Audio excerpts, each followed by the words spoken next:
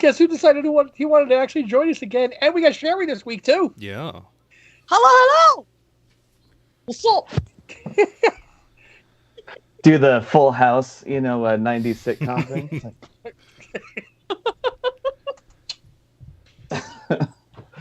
I moved it back to the 80s.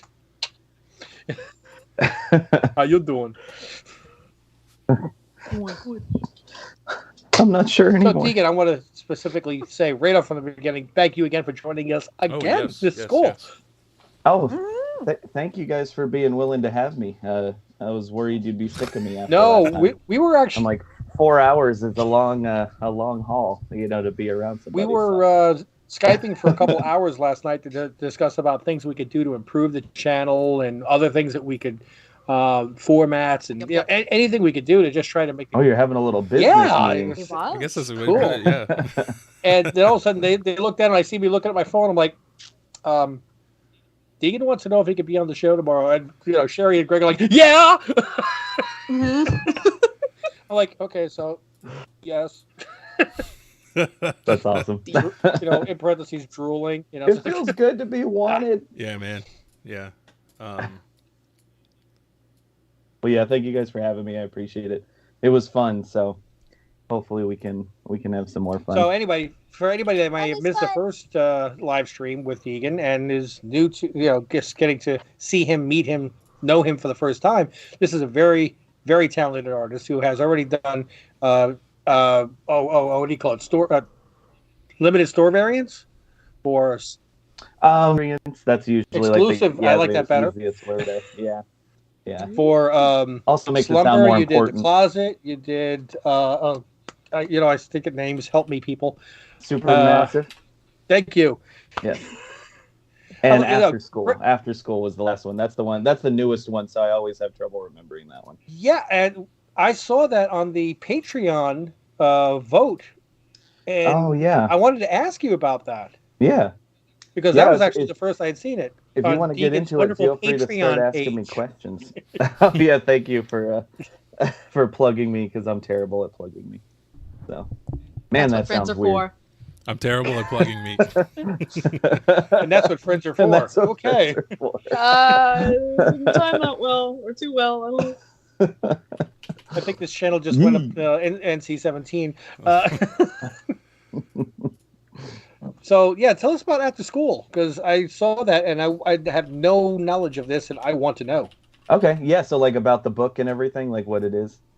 Yeah, sure. Cool, yeah, so After School is basically, it's from Skybound Entertainment, the company that's owned by Robert Kirkman. Mm-hmm. And it's basically an anthology horror series where every issue is a different story, but the thing that kind of ties them all together is it's always about high school kids. Okay. So yeah, it's really cool. And that first issue, so I did issue 1, a cover for issue 1, and yeah, it's really awesome. It's about a young girl in high school who's kind of she doesn't really fit in anywhere. She's not doing good in school. She's kind of having trouble at home, and basically her parents are trying to help her, so they get her an emotional support dog.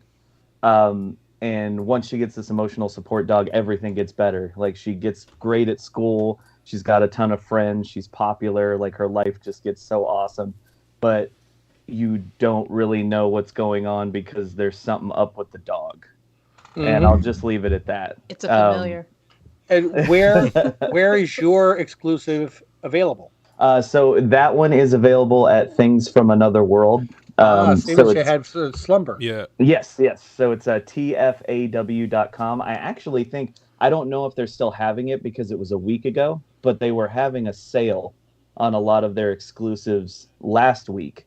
And I think instead of it being $14.99, it was $8.99 or something like that. So if anybody's interested, definitely feel free to check that website and see if it's still on sale. Because I'll be honest, anytime somebody buys one of my covers from a place like Things from Another World, it really helps me out because the better that a cover performs, the more that they want to work with an artist again. So if my covers do well, there's a better chance of me getting more opportunities at that. So anytime somebody picks one up, even if it's not from me directly, if it's from them, it's a huge help. So, and I'm looking at the site right now, and I see they also offer a CBCS rated 9.8. Yes, so they do. I will say the only bummer with that is I don't know if it's just because it's too much work on their end, but I wish that they would actually work with the artists that they have do the covers, because I would be more than willing to do yellow label signature, graded comics. But I will say that I am through John at Syndicate Comics. Didn't take me long to plug them. But John over at Syndicate Comics, he's sitting there going, yes! But he actually has the ability now to anything that I sign, do a remark on, or if I do a sketch cover, he can actually submit it for verified CGC signature series. So it gets the gold label, it gets the authenticated signature, all that good stuff. So if anybody is interested in picking something up that I've done and having me sign it, they could always reach out to me and ship it to me. I'd be more than happy to sign it, and then they would just have to pay for the CGC submitting fees. That's super cool of you. That is cool. I'm always willing to do that. Yeah, because I'm like, because I feel like a lot of people really love that yellow label. Like there's something about when you get a signature on a book and get it slabbed and it just has a blue label that says some person wrote on your cover. It's just not as cool, So having that like verified, this was the real person, is always kind of neat. So I've got the cool. Things from Another World page on the stream. It looks like it's very looks cool. like it's normal price. Okay. Yes. Shoot. Yeah. So they must have been just doing a weekend sale or something. But flash you sale. can definitely tell Dog's got something going on there with the eyes. Oh yeah. So that's what's cool is like, what's funny is, not to get off on a tangent already, God forbid. But something that I've noticed. It's only 9:07. Yeah. What I've noticed doing these exclusive covers is since I'm kind of new to it still, I was always kind of under the impression that you don't want to spoil anything major in the book on the cover. So like what I tried to do in my slumber cover, in my the closet and after school covers, was I wanted to hint at what was going on in the book to intrigue people, but I didn't want to just give it away, because like in that book in particular there's a really cool twist about halfway through the middle that you're like, oh shit, that's what's going on. And so I want to like give it away even though it was really cool. And then the more I do these exclusives and I see other people's exclusives, there's people that are just flat out like, here's the main monster from the book, here's the twist that happens 20 pages in, like right on the cover, and I'm just like, oh, okay. I'm like, apparently we can just, just blow the lid off of these things. But, and I'm like, it would have been so much easier to do that after school cover if I could have done that. I wonder if they want to be credited with like the first cover appearances, maybe. Uh-oh. Everybody's Larry. Hopefully it's not. You rose a little while ago, but we caught all the audio. We turned it into a podcast. And in about 6 minutes, we're going to lose Sherry for a quick second because it's twice during the weekends. Remember, it's like twice during weekends now. Oh, my internet likes to load and reload without permission. How dare I did you. not get consent. So yeah. Can you Yes, guys I hear me? can. I can hear. I don't have my Okay. my wallet's upstairs. As soon as get a break a little later on or whatever, I'm going to run upstairs and order 2 of the copies of the. I've already got the checkout ready. I was hoping PayPal would be an option, but it's not. So. Well, yeah, sorry guys, I don't know what happened. All of a sudden everybody was like fragmented and going really slow, and I was like, oh shit, I think my internet's dropping or something. Let's see. That's So okay. on I'm that- next. On that exclusive after school, how many copies is that? Sorry, what was that again? I'm sorry. The exclusive Skybound, how many copies is that limited to? Yeah, so that was a 500 print run. Nice. So it was pretty small. Yeah. So all the covers that I've done so far have been pretty small print runs. But which stinks because once they're gone, and that makes me kind of sad, because I like to have some at my tables at conventions and stuff. Yeah. So I'm like, man, eventually these are just going to be gone and I can't get any more. But at the same time, it makes it more collectible, you know, because those small print runs like that, I mean, eventually, you know, I mean, God, a 500 print run, like that's nothing nowadays. Oh, yeah. You know, most of the time exclusives are like 1,500, you know, somewhere in that range. So, well, I mean, everybody's freaking out over the cool. Frank Miller Presents Ash Cannon. That's 12,000. Oh, geez. Yeah, I'm like, that's more than a few. So I'm looking at your Slumber on, and that one's on sale. Do you still cool. see advantages when sales are happening for when people purchase them? Yeah, 100%. Okay. Yeah, like, because as far as I understand on their end, the more often that they sell out of exclusive or at least get close, the more beneficial it is, and the more that they are like, oh, well, hey, that this artist seems to, you know, because it's a mixture of a bunch of things. Is the cover cool? Is the story interesting? Is it something that people cared about in the first place? You know, because like the artwork is definitely a big chunk of it, but then another big chunk is if the book is interesting enough to people that they want to pick it up. Because sure, there's a lot of like people like me who will just buy stuff if the cover artwork is cool. But there's also more people I feel that like, yeah, if the cover artwork is cool, that's one thing, but like I still gotta want to read it, you know, like that sort of thing. So, but yeah, there's a lot of factors that go into it. But yeah, definitely, I feel like with any business, sales are the biggest thing. You know, like money talks. So it's like if something sells well, they'll probably want to, you know, go back to that well a little bit more often. The other thing I found that I don't like from Things from Another World in ordering, and it's a small thing. At the bottom, at the place order, there's a little checkbox that says add bag and board. Oh. And if you don't, they're going to be raw comics flopping around in there. Yeah. And it's only 30 cents a book, so it's not that bad. But it's just if you forget to check that, you're hoping that USPS or DHL whomever did it is really nice with your package. Yeah, I definitely get that for sure. I do have to say, though, that everything that I've ever ordered from them, when I do select bag and board, like they package stuff really well. Yeah. So like, even though their shipping is a little bit higher, and you have to pay for the bags and boards, I'm like, at least when you do that, it feels more premium. You know, there's nothing worse than spending extra on something, and then it doesn't feel like they took more care in it. And I swear I'm not just trying to shill from Things from Another World because I want them to give me another cover.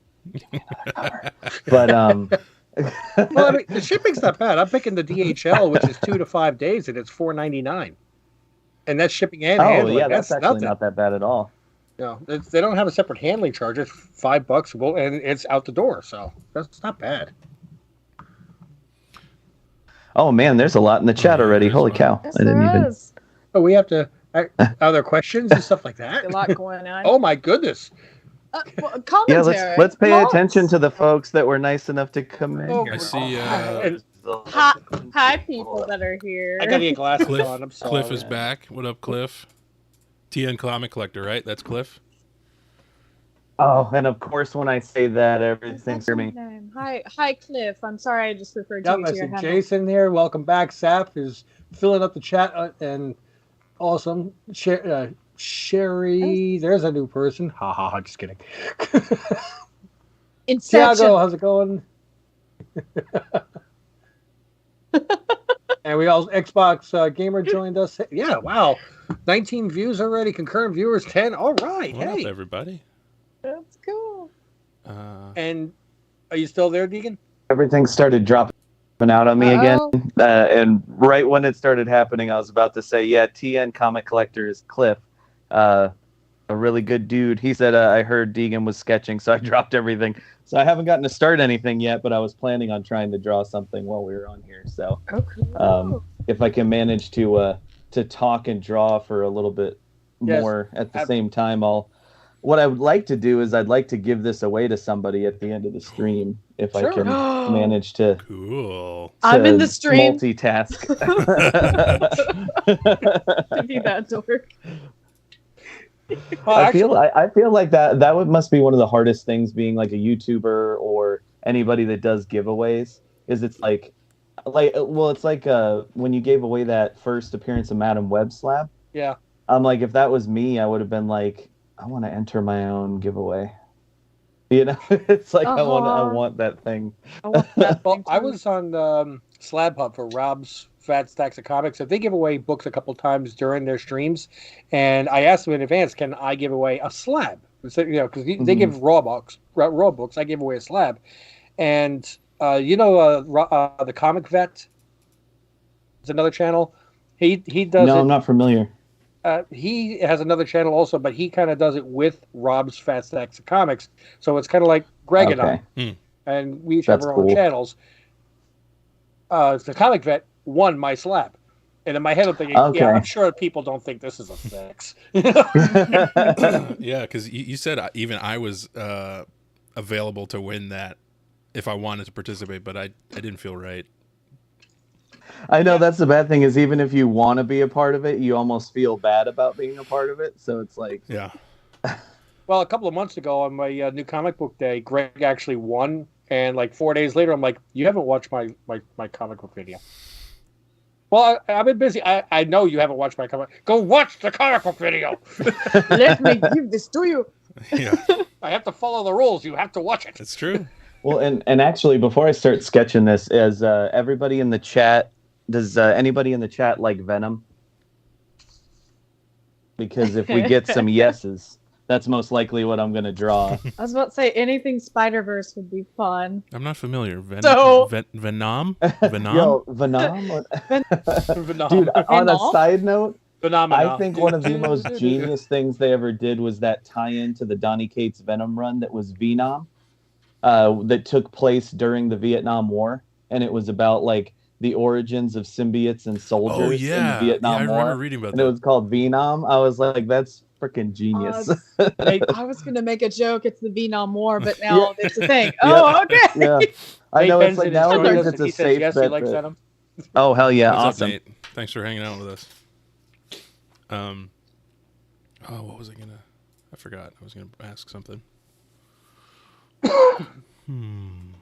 Oh, didn't you ask enough questions last time? Don't do that because I'm a gentle boy and I worry about these things. I'm kidding. I'd be the same way, dude. Like if he said that, then I'd immediately be like, "Oh shit, did I really ask too many questions?" Silent the rest of it. I mean, that's kind of the whole purpose of this live stream is to ask questions. Maybe Carnage with Venom if tongue. people want silence, they'll just tune into our reaction. Forget videos. Bully McGuire. We got Bully Richard over here. Yeah. Tiago said Carnage with a Venom tongue. Oh, how dare you! You know my feelings on that. You know, and the teeth. You were Don't here last teeth. time. Oh God, the teeth. You're just gonna see like the lights start flickering and my eyes roll into the back of my head and I just fall out of my chair. So, quick, call 911.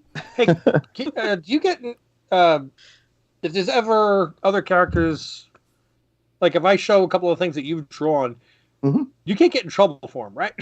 Like if you're drawing Venom, you're not going to get in trouble with it with Marvel, right? So I almost hate answering this question too because the answer is kind of not great realistically, but basically, because obviously I sell prints, art prints of characters that are not my license, and things like that. Mm-hmm. So it's like technically, yes, anybody who sells artwork of a character that they didn't pay for the licensing is technically not allowed. But it's one of these things that in the years that I've been doing this and the more artists that I talk to, it's basically kind of a thing where a lot of the property holders, they don't tend to give you too much trouble with it. Sorry, my dog is like circling me. No, you're good. I'm like, are you going to eat me? Like, what's happening? Why are you circling me? But basically what happens is the property holders, especially like what I've noticed, knock on wood too, I don't want to jinx myself, but Marvel seems to be pretty lenient with it as long as you're not making, a bunch of money. And a lot of these companies seem to really take umbrage with logos. So like I never put logos in anything that I do. It's like I'll draw the character, but I will never put Spider-Man on it or Venom on it. Like it's okay. So character's fine, but so you're not going to make my shirt. It's like characters still this is okay, fine, but they take it a lot less. They don't go after people nearly as much if it's just a character as opposed to having logos and trademarked things like that. Because I think the way that a lot of them think about it, at least in my opinion, the smart companies think about it is it's a lot of free advertising. It's like for It me, I'm really like, is. I'm barely making enough money to get by every month. It's not like I'm raking in the dough. It's like the thing that bothers me is when companies get real, like Nintendo is notoriously really bad.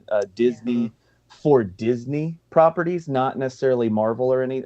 It's mostly like Disney princesses, Winnie, stuff like that. Mickey They're himself. they're pretty hardcore about those properties. And what I think annoys me about that is I'm like, especially when you're first starting out as an artist, is a lot of people will argue, well, just create your own characters, like. And it's like, yeah, I would love to create my own characters, but the thing is when you're just starting out and you have zero following and nobody gives two shits about your character, you can't make a living off of that. There are very few people out there that jump into the comics industry, create something original, and then it takes off. It takes years for original properties to get any sort of momentum to actually be financially viable for a creator. So it's one of those things where it's a slippery slope because I feel like the companies should let it slide, which most of them do when it's not a bunch of money being made. And they're not. I think they also take umbrage mostly with people who don't present the characters in a way that they would like. Like I'm sure if I drew Spider-Man in not great scenarios that they don't necessarily approve of, I'm sure that might be more of an issue. But where I tend to lean towards, I'm a comic book fan, so I draw these characters very in line with what they are and what they're supposed to be and what they have been. So I think that that's also kind of what helps with it a little bit. But yeah, long story short, it is not allowed technically, but most of the time they let it slide as long as you're not using logos, pretending that you own the property and raking in a ton of money. So I'm sure if I was making thousands of dollars a month, they would be like, and knock on the door a little bit more. But thankfully, exactly. Yeah. C&D. If they get to the point where they could actually pay for the lawyer to come and knock on your door, then yeah. And that's the thing is most of these companies are not companies you want to screw with if they start, getting legal action going. But yeah, Greg said Rockstar also shut down a fan-created remaster of GTA and made a worse version for sale. Sleazy, in my opinion. Yeah, and that's the thing is it's like, some companies are just really hardcore about it, and other ones seem to be a little bit more lenient and cool about it. So thankfully, Marvel has been pretty cool. I will say DC, not as cool. Back a year ago, when I wasn't even where I'm at now a year ago. Like this year has been really big for me. So I was much smaller a year ago than I am now. And that's saying something. But a year ago on my Etsy store, I got flagged on I got a Batman and an Aquaman print flagged by DC, and Etsy reached out to me and was like, hey, this is a 3 strikes you're out situation. If you get a third flag, we're going to pull your whole store. And I was just like, I'm like, I can't afford to have my whole store go down. So I just said, screw it. I took anything DC related off of my store. And ever since then, it's only been Marvel and,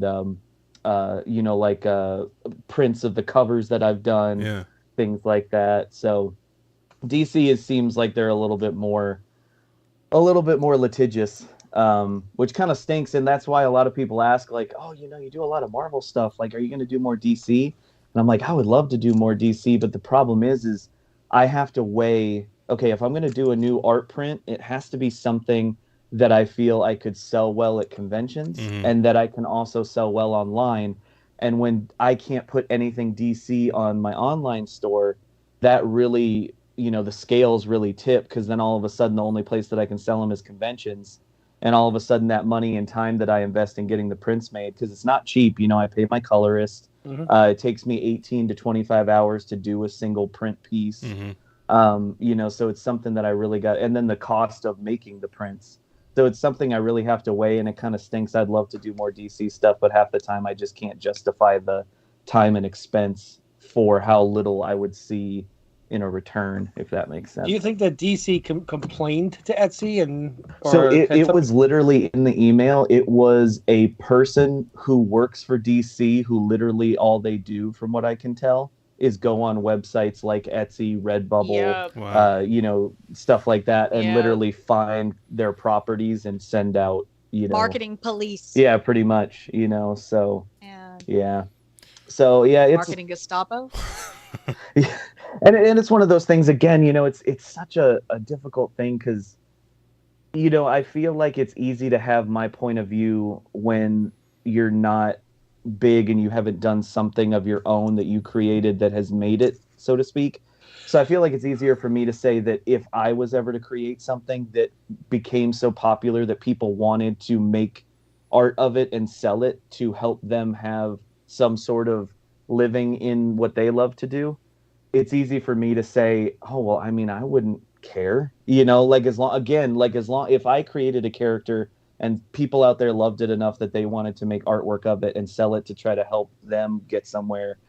The point that I'm at right now, it wouldn't bother me, again, unless they were raking in the money. If they were doing it in mass market, trying to basically corporatize it and really, bring in as much income as they could with it, then that might be a slippery slope. But I mean, if it's just somebody who was like me a couple of years ago, who was just trying to do artwork of characters they love so that they could get their name out there more and maybe make a few bucks so that they don't have to work their shitty job the rest of their life, I wouldn't exactly be like, oh no, stop it. I'd be like, that's fucking cool that you love what I do enough that you would want to do that. And, so again, it's easy for me to say that when, these multi-million-dollar corporations have so much time and money invested in their properties, but at the same time, I'm like, am I really affecting your bottom line? I think that they should save the money on the marketing police and spend a little bit more money on the movie scripts. Well, not only that, but just maybe I don't know, because another thing that I've always thought about is I'm like, if somebody's Etsy store is doing so well that you feel the need to tell them to stop selling artwork of their characters, don't you think that if I was working at DC, I'd be like, maybe we should fucking hire this person. What I was going to say. Maybe we should bring this person on, because obviously people like what they're doing. And if it's big enough to where we took notice, then maybe it would be smart to let this person do it for real. Yeah. But I just don't think they think about it that way. Who's the guy that did the deep fake remake of, and I don't want to say what he remade because somebody hasn't watched it yet, Mandalorian season 2 finale. He decided on his own to do it better and release it on the internet. And a couple of days later, it was a knock on his door. It was Disney going, "You want a job?" Yeah, that's what I'm saying. Is I'm like, if you do something well enough that people enjoy it, and it's for a property that's that big, it is so hard to get people's attention even with known properties. So if you manage to do something that resonates with the fandom, why wouldn't you as a company want to snatch that person up? And and they've done it in the past. I'm pretty sure Boss Logic, if you guys have heard of him, I'm pretty sure that's a big way that he got to start doing what he does, which is in more of an official capacity, was he just had fan art that blew up so big that they found him. But that was more that his social media following just got so big that they found him and snatched him up, as opposed to, I don't think it was because they found him selling that artwork on an online store and were like, hey, this is selling well for you. Come on over here so that we don't sue you and kill you. But it's the same idea in the record industry. If you see a band that's doing cover songs and they're doing it really well, you don't tell them stop doing the cover songs. You give them a record deal. Yeah. Let's catch up a little bit here on the chat. Yes, absolutely. S&J picked up a bunch of your prints at Terrificon this year. That's so cool. Thank you so much. What is your name, by the way? Because every once in a while, because I'm much better with faces, but every once in a while names will click in my head, and especially if I attach it to a specific convention. So I'd love to see if I could remember the interaction, especially because Terrificon was kind of slow for me, so there wasn't as many interactions as I'm used to at that show. And then Jeremy Simpson, Deegan is a phenomenal artist and a great guy. Hope he continues to find success. I love Jeremy. He's biased. He's one of my best friends, and I've known him for 10 years now. So he's a little biased, but I still really appreciate him. He's such a sweetheart. He's like one of the nicest dudes I've ever met. But yeah, he's a good man. He's like one of the smartest dudes on the fucking planet too. Like, I'm gonna pump you up a little bit, Jeremy. So this is something that I haven't really told anybody outside of like friends and family. But I do have my own creator owned character and comic book series that I've basically have been chipping away at for over a decade. Oh. You know, it's just one of those things where it just takes a really long time. Okay. And what stinks is I'm just in the position right now where I just can't afford to take the time necessary to develop it as much as I want to. But Jeremy is an incredible writer. And a couple years ago, I basically came to the determination that this is never going to happen if I want to write, draw, and, you know, do everything for it. Like, it's just never going to happen, you know, because the drawing of the interiors alone takes, you know, if it's a 30-page script, it's going to take me probably 35, 40 days. You know, so that's just for one issue. So I'm like, man, I need to reach out to somebody who can, you know, help me write this and do the heavy lifting, you know. And Jeremy is an amazing writer. He went to school for screenwriting. He's always been a great writer. I went to him and I was like, dude, can you help me? I was like, I love your writing. Could I just give you these broad stroke ideas and kind of like, you know, pinpoint major events in the story, and then you just kind of do all the heavy lifting and write the script, write the dialogue, you know, like really flesh this thing out for me. Cool. And I'll just kind of be a big idea person. And he did an amazing job. We have one issue fully done script wise, and I just haven't gotten a chance to draw it yet. So, cool. But yeah, so that's something that nobody's heard. Yeah. I would love to say the name of it too, but I'm always terrified since I haven't copywritten it yet, that I don't want to put the name out there and then somebody, you know, being a jerk, you know, scoops it up or takes the name, and I can't. Yeah, but if they're a struggling artist and you know they're not making boatloads of money on it. But the key is I haven't made any money yet. Right. So it's like maybe one day when it's actually done something, then I wouldn't care so much. Apparently you're calling it Batman, according to Jeremy. Oh my god. Don't pick a DC character. Don't pick just kidding. Just kidding, DC. Just kidding, DC. Yeah. We've learned nothing. He said we're calling it Batman. I hope it sticks. But yeah, no, it's really cool. Like, I'm really proud of it, and it sucks because again I want to go hard at it so bad, but it's just like I'm at the point right now where I'm so overwhelmed and busy with just the stuff that it takes to basically like attempt to get by and keep a roof over my head, that there's like no time for stuff that I want to do, you know. And what stinks is I feel like in the long run doing my own creator thing would be more beneficial long term, but it's one of those things where I can't afford the short term to get to it being beneficial long term. Can I say something real quick? And I know your schedule coming up over the next few weeks, and I know your schedule day to day, week to week, month to month is super hectic.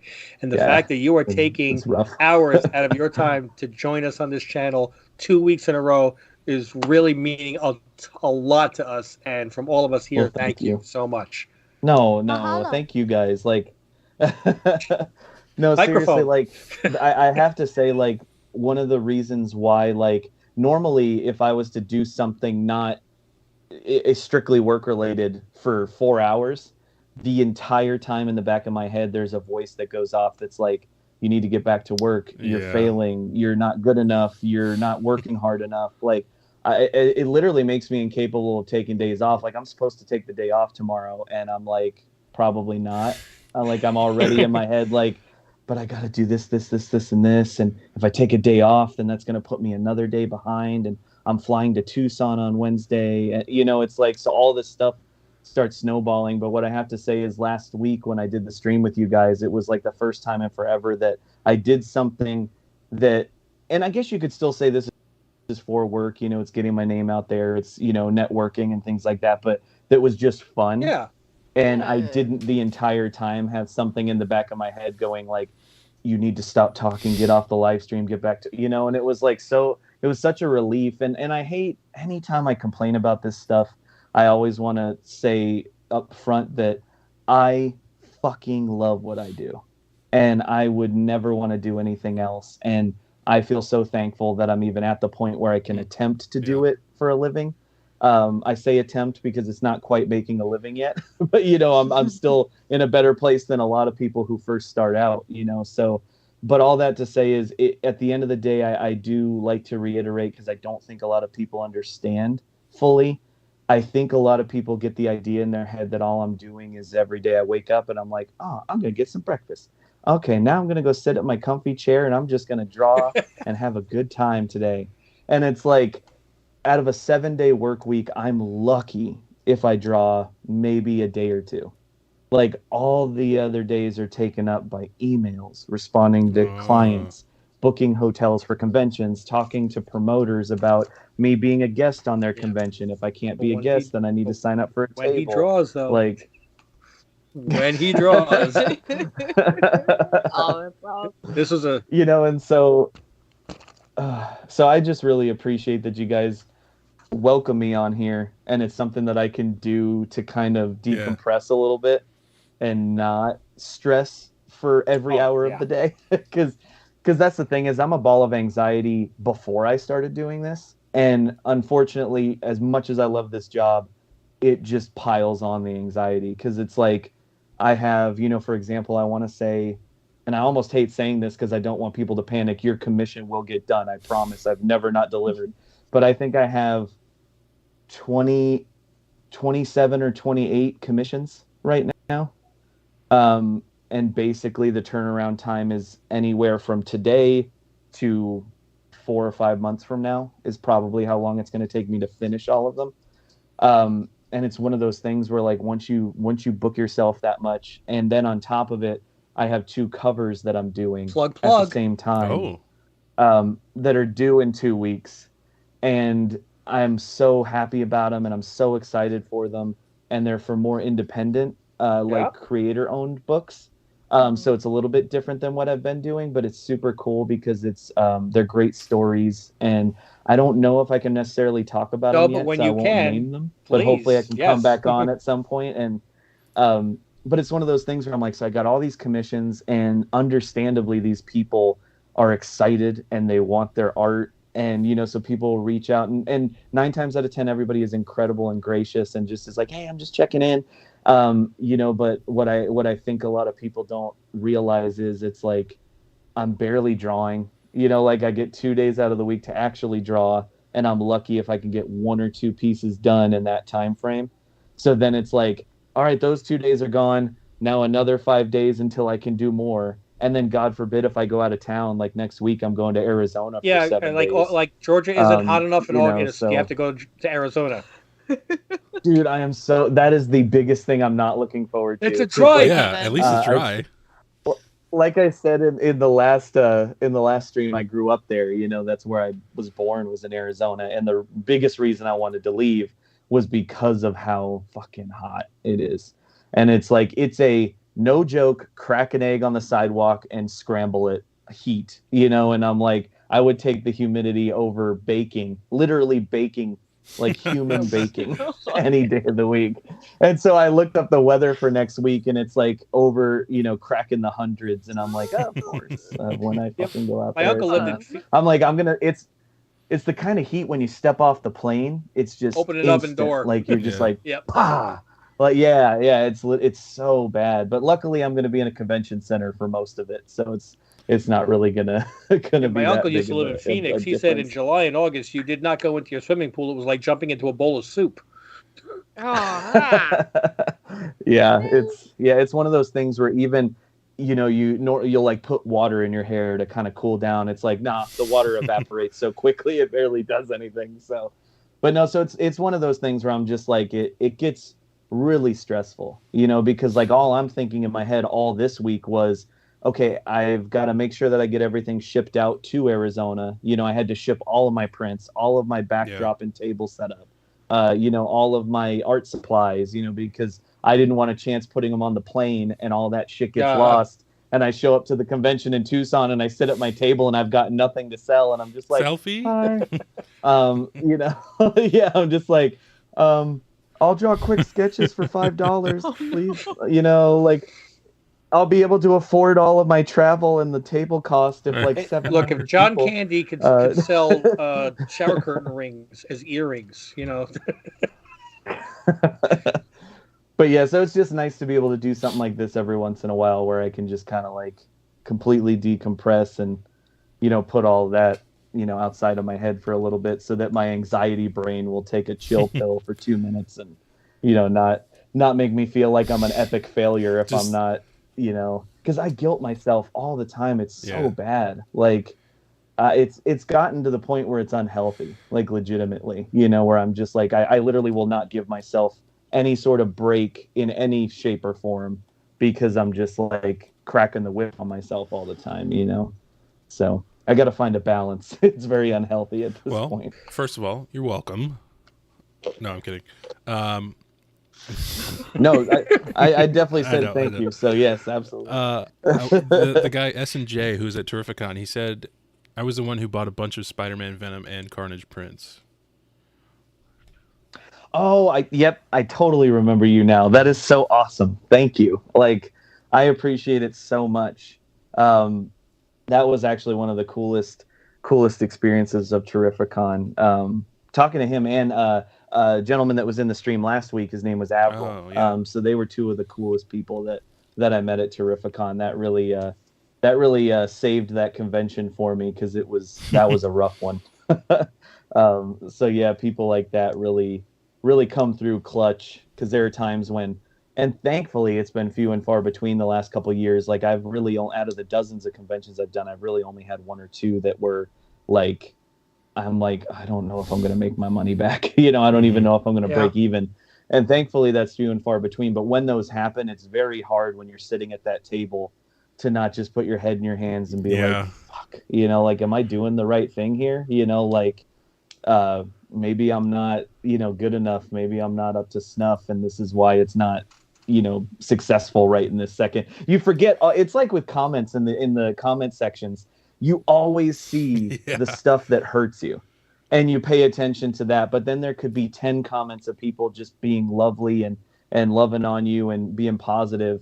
And it's like that one asshole cuts through everything, you know. And it's like that with this. It's like I could have one bad convention and it nullifies the 10 in a row that I had before that were fantastic. Do you ever follow like George Sakai? No, but I definitely know who he is, of course. On Facebook, I should follow him because he's pretty entertaining. I think on Facebook he's got like, no, not Facebook, Instagram, one of the two. He's got about like 3-4 million followers, and he's at one point he was getting so much hate messages, email comments, and stuff like that.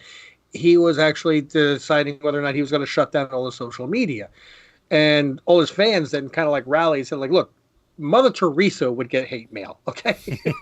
Gandhi would get hate mail because there's just people out there that just want to hate. Yeah, that's their sole purpose in life. Yeah, unfortunately. When I first started the channel, I reached out to Reggie Collects. And I mean, even though he's got about 30, 40, whatever thousand followers, he still will take the time to talk to anybody. And he's a really sweet guy. And I asked him, what does he do about like people in the chat or on the channel that say bad things or mean things? And he responded with like, it took me like a half an hour. He actually recorded videos specifically for me and sent them through Instagram Messenger for me to watch this one, like a 15-part thing that he was saying to me, saying my name. It wasn't like pre-spammed. Just build a strong community, and you don't have to say anything. The community will govern itself.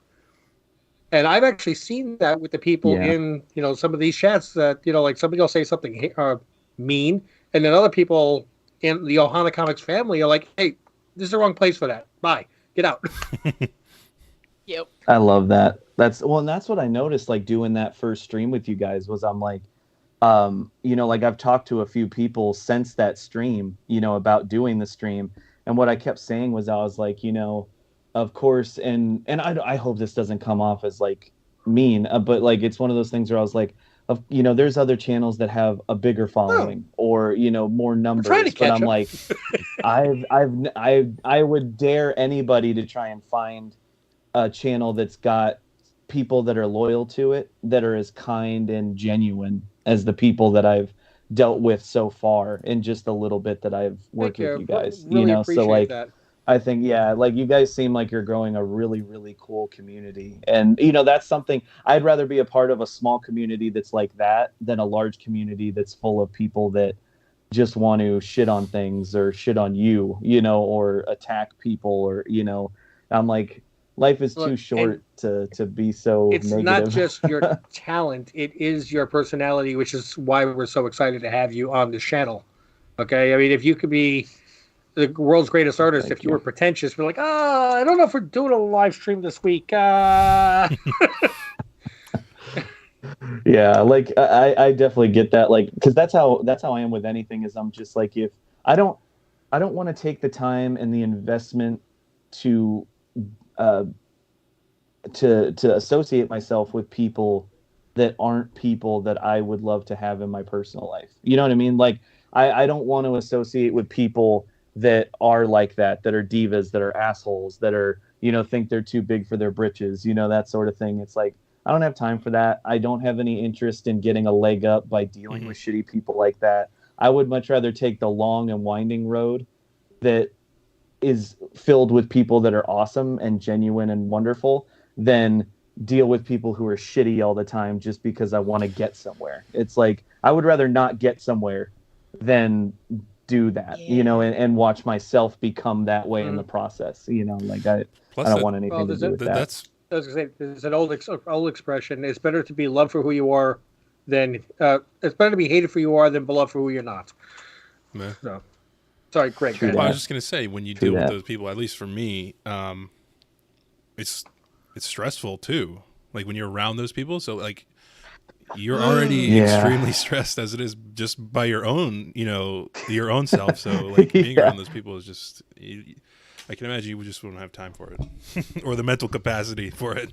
Yeah, exactly. It totally gets to that point where it's just like, man, I'm stressing myself out, and my dumb brain is making me miserable enough on its own. I don't need any outside forces to help in that. You know what I mean? But real quick, a cool thing. So Jeremy, my friend that's writing my comic with me, he actually sent me a text. I hope he doesn't mind me reading it. But he texted me and he's like, almost done with the first draft of the second issue, by the way. So if you get some free time, I can send it to you. So that's pretty cool. I didn't know that, so I'm pretty excited. So when reveals here, reveals there. So he's doing the writing of not the artwork.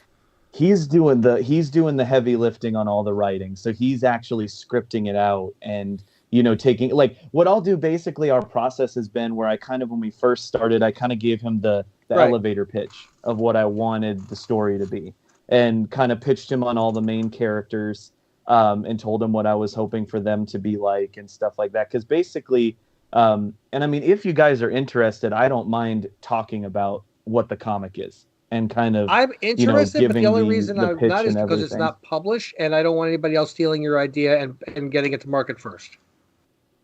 Yeah, that's the only thing that always worries me. I'm like, I always want to just tell people about it, but I'm always like cautious. Right. Gun shy. I mean, again, it's at the not same just time. the people in our chat that we know and love, but who knows who might watch this on a replay 3 days from now. So you could just be very cautious on that one. You could maybe very high level, if I don't know, if you're comfortable. Only if you're comfortable. Well, so I've always been a sucker. I don't know why, and it's such a weird thing because I'm a 34-year-old man at this point, so I feel like it's almost weird to admit it. But I've always been a sucker for high school stories. Like ever since I was a kid up until now, if something has high school students in it, I'm just like, I'm all about it, because I just love. It was such a, even though we didn't think it was at the time, it was such a simpler time where the things that we thought were a big deal weren't a big fucking deal at all.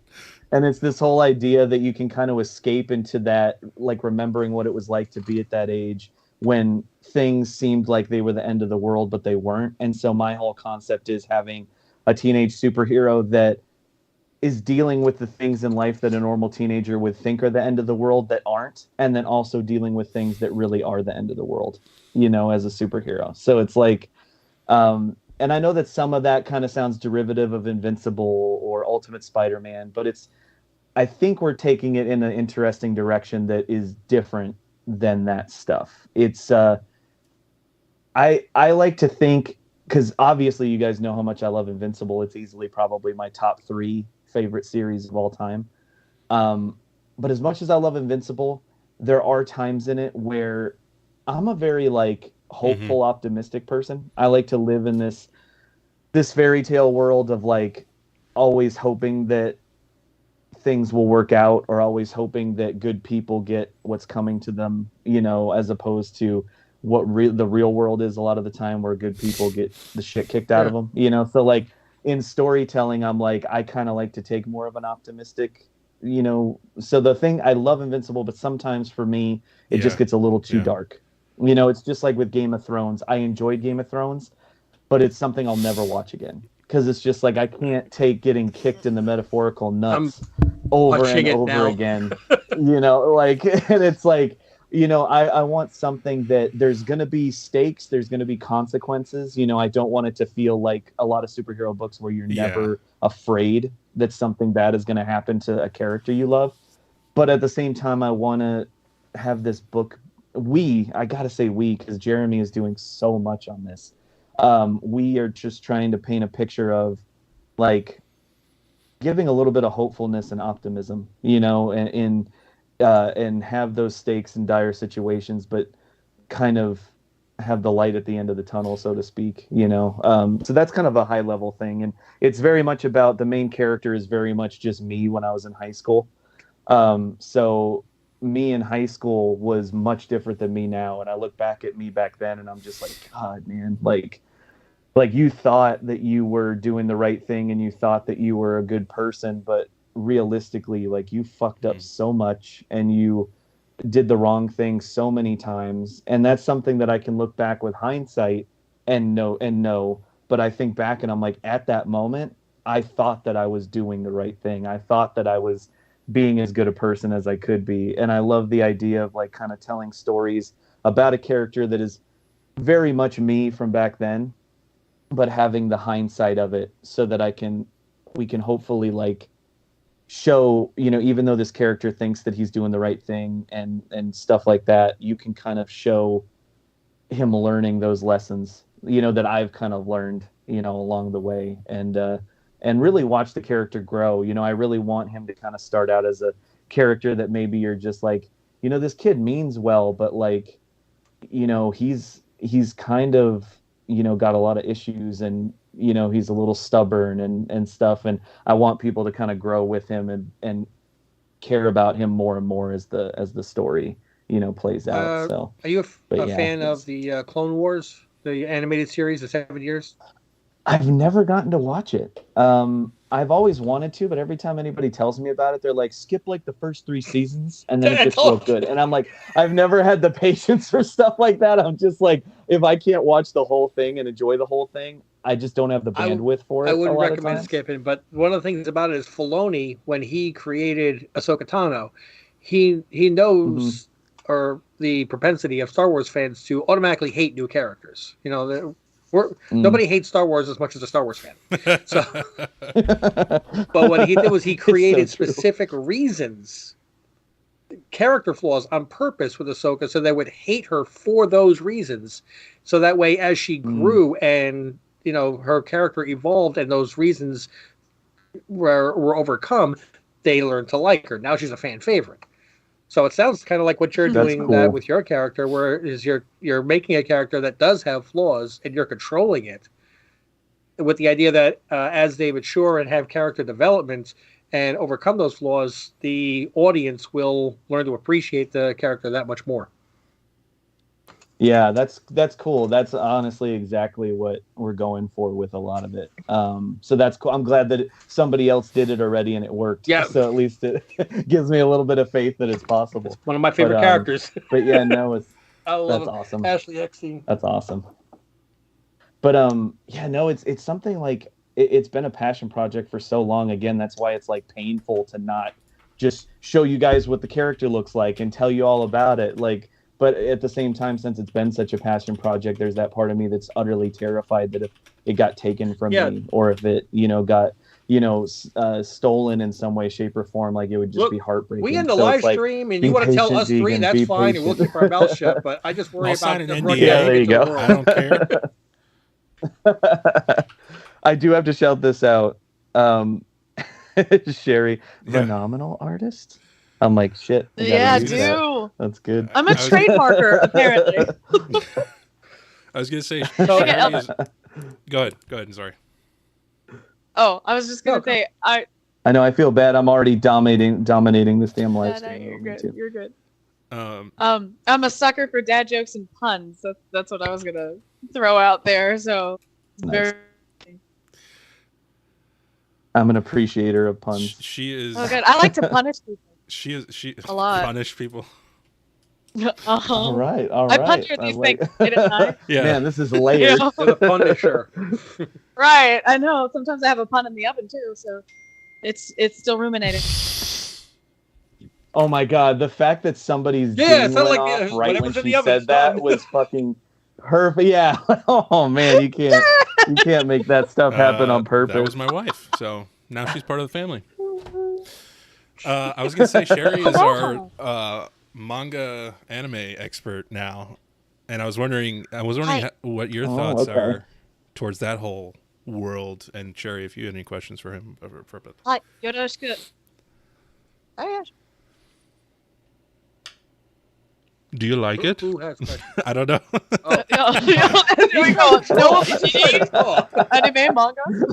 Everybody's like, "Oops." What's that? Do you have any thoughts towards the manga community artwork?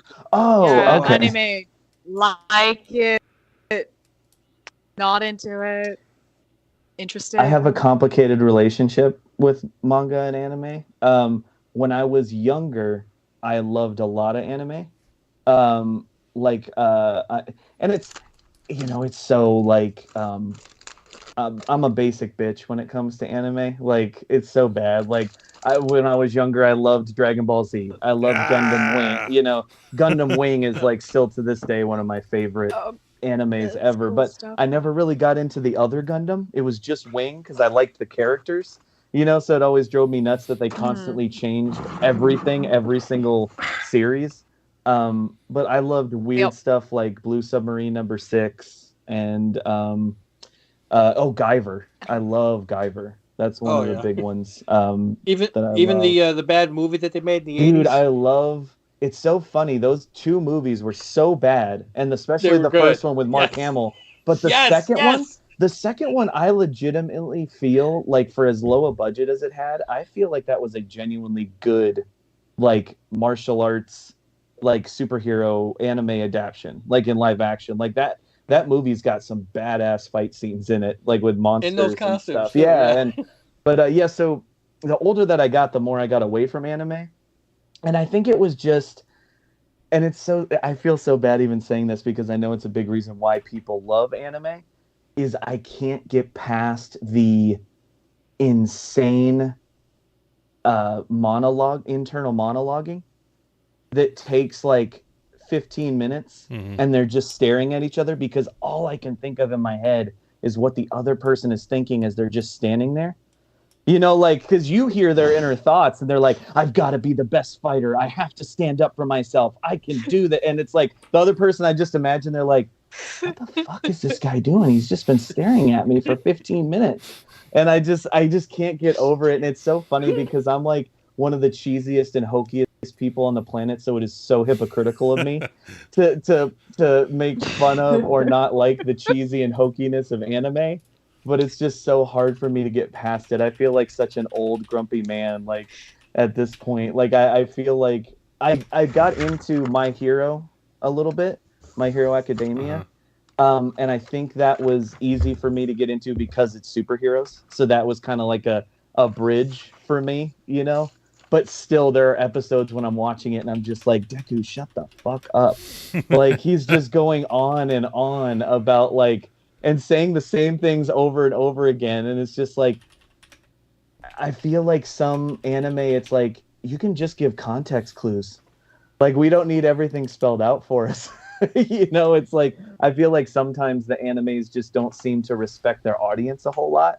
I feel like they almost feel like they have to spell it all out in monologuing, instead of just kind of telling that story more naturally. So that's something that I have a hard time getting over. But I very much appreciate it. I very much love the artists and the writers that do it, because it's like with anything. It's like when I was really into music, like I didn't like certain types of music. I wouldn't listen to certain types of music, but I always had a shit ton of respect for people that did it and did it at a high level, because not everybody can do different genres at that high level, So there's a reason why anime and manga is so popular. It's obviously really good, and they're doing well at what they do, and it's resonating with people of that. Like, it may not be something that I'm necessarily into or that I would, partake in a lot, but I still have a ton of respect for it, So yeah, I feel bad if I hurt anybody's feelings. Sometimes when I tell people I'm not into anime or manga, they're like, "Oh," and I'm like, "I'm sorry." Well, she's got to get me interested in it, because I have no knowledge of it. So, I'm going to be her first. I will find the right one. Convert, I guess. If anyone knows it, so we just hit on Trigun. We just hit the 1 hour mark. Oh, I like Trigun. And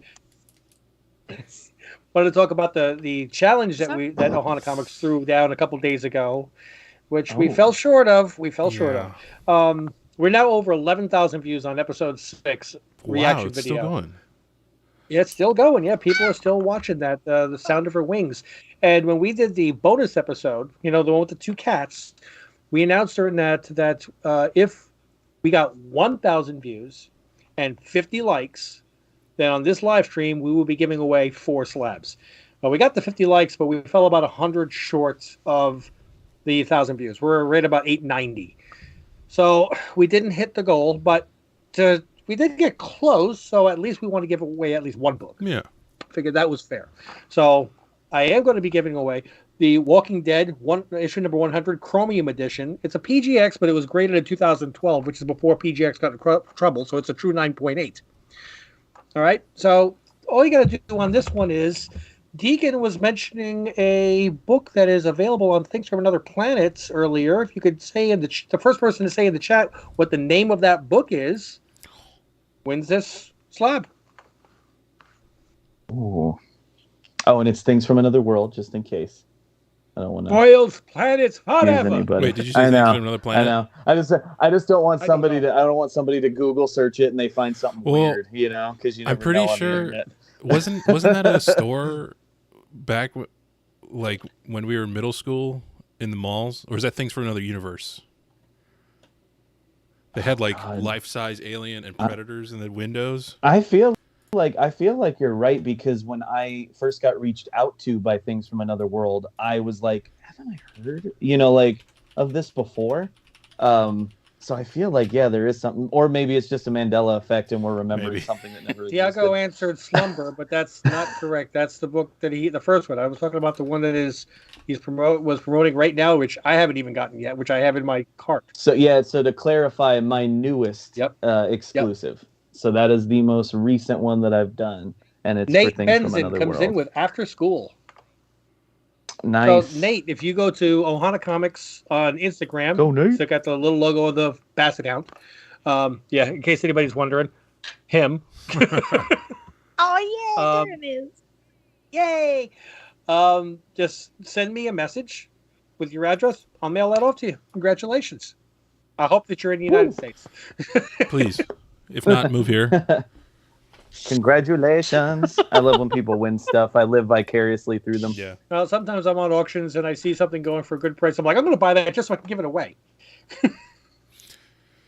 See, you're so generous. That's why I love you guys. I feel like we really need to catch up on the chat, because I'm reading some stuff and some people are saying some really cool stuff, and I feel so bad not responding to I worry about giving away stuff. I don't want to come across as like we're trying to buy viewers. Oh, I don't think it's that way. No, everyone loves free stuff. Yeah. It's a good incentive. It's a compensation for, I don't know. For your time. Yes. For rambling. or my lame puns. So bye Walking Dead. You've been one. Where do I want to start? Let's see. I'm trying to see where we should pick up the chat from. Because I think the last thing was back when.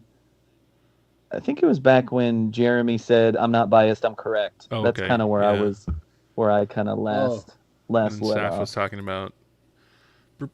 Bridgerton being. They're shutting that down. Oh, I didn't know about that. Make it official licensing, but the creator said no. As an artist, he had a question. Okay, that's a good one. So he's a painter. Oh, okay. As an artist, how do you normally get around letting someone else color your art? It's so foreign to me how the comic world people work in tandem so easily. Well, first off, that's really cool that you're a painter. I think I remember you talking about that on the last live stream too. So that's cool because, like I've mentioned, I can't paint my way out of a paper bag. I'm a toddler with a brush in my hand. I'm just like, like it's so bad.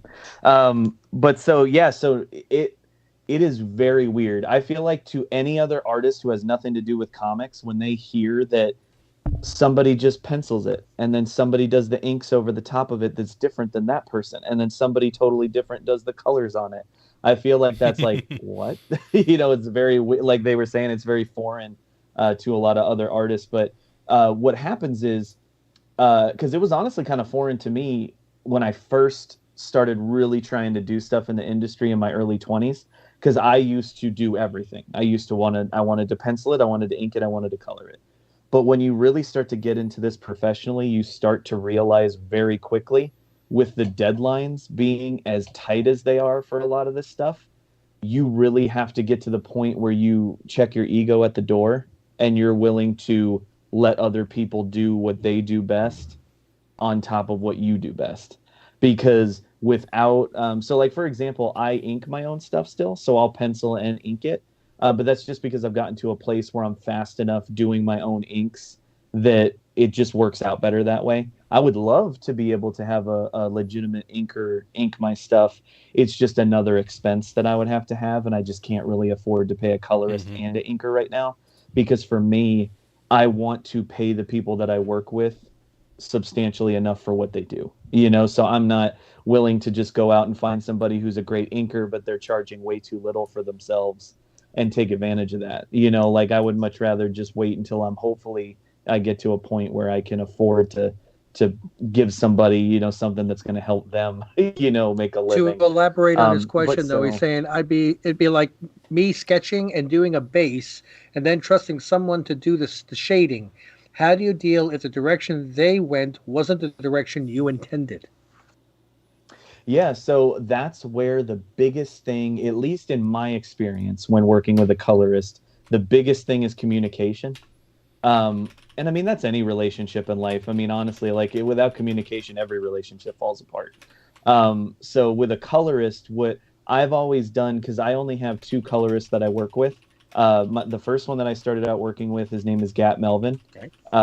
And he's incredible. And then the other colorist that I work with is James Offreddy, and he's incredible. But they both have very different styles. And what I've done from the beginning of working with both of them was I always made sure when I would send them a piece, I would always very explicitly say, what vibe was I going for? What mood was I hoping for on this piece? Even sometimes I'll tell them like the overall kind of color palette, like I'll be like, I'm thinking of something very cool for this or very warm. But 9 times out of 10, it's a delicate balance, because I know this from getting commissioned to do pieces for people. I don't like when people over micromanage me, because then I can't do my best work when somebody tries to dictate exactly to a T what they want me to do. So I try to do that with colorists as well, as I try to find a balance of, hey, here's what I was going for, but if you think with the vast knowledge that you have of being an expert in what you do, you think that there's something that could be better or fit the piece better, let's go for it and let's check it out. And it's a very back and forth process. It's like a colorist will send me the first take on it, and they'll be like, what are you thinking so far? Let me know, if they, and After School, for example, was a good example. When I originally sent the black and white finished artwork to my colorist Gat Melvin, he originally sent me back a version that was, and actually, would you be able to pull up that cover so that people can see it? But thank you, by the way. I don't No, like, I love it. I love being the guy in the chair. Excuse me, assistant. He's the guy in the chair. Yeah, excuse me. Tech. But so with that cover, originally he sent me a version of it where the entire background was much darker. It was like dark purples and dark reds, and it looked almost like it was in another dimension. Like it kind of looked like it was in the upside down, but a more colorful upside down. And even though it looked really cool, I responded back to him and I was like, as much as I love this, what I was kind of going for was I want everything to look normal and bright and happy. I want it to look like this girl is just loving life and things are going well for her. But I want the things that aren't right to stand out and be those little hints of like fuckery is going on here. You know, like not everything is what it seems. And so I kind of gave him that note, and then he came back to me and he was like, you know, that actually, like, I really like that better. I think it makes it kind of fit together a lot better. And when you look at that cover, you see there's like rips and tears in kind of the fabric of reality in the background. And those parts and the dog's creepy ass eyes are the only things that are kind of emphasized as dark or sinister, because I wanted it to be a drastic contrast between the bright and happiness of the rest of it. And so it's one of those things where you just have to be willing to communicate, and you can't be afraid to respond back to them and be like, hey, I don't think this is really what I was looking for. Can we maybe try this or this? And the good thing is most people who are in this industry, if they've been doing it for a little while, they know how to work with people. You know, they understand that 9 times out of 10, it's not going to be a tell me what you're looking for, I do it, you love the first try, and we're done. You know, like it's very much a push and a pull and a, hey, try this maybe. What do you think of this? Oh man, that's actually better than what I was thinking of. I can't tell you how many times. And again, that's why I work with these colorists who are great at what they do, because even though I can color my own stuff, the things that they think of and come up with are just well beyond anything that I could come up with. And there's been several times when somebody, you know, James will send me something and he's like, I kind of was thinking this, let me know what you think. I know it's different than what you were saying you were looking for. And I look at it and I'm like, holy shit, like that's way better than what I was thinking, you know? And so it's tough at first, but once you realize, and the big thing is finding people to work with that you trust. Because if you work with somebody that is good at what they do, it's much easier to kind of let your baby, you know, like give your baby to them and trust that they're not going to drop it on its head, you know, and it's such a cool feeling once you get used to it of handing it off to someone. And then you just get to be a fan at that point. You know, like whenever I send something to my colorists, I'm like waiting. I'm like at home, like just waiting for that email. I'm so excited. And to get it and you just see it come alive with that color, you're just like, oh, this is so cool. I get to see it from an outside perspective as opposed to it, you know, because I don't know about you guys, but whenever you do something yourself, I feel like it's hard to look at it from a perspective other than you made this, and you can't really see it from that magical point of view of just seeing the image, you know, and not having been a part of it, you know, so it kind of gives you a little bit of that excitement. But hopefully that answers Zaf's question. Sorry, we got off tangent in the chat. We're talking about solar powered and battery operated toasters. So Yep. Jesus Christ, whoa. It's devolved freaking. But you know, that's why I'm kind of laughing. I'm not laughing at you.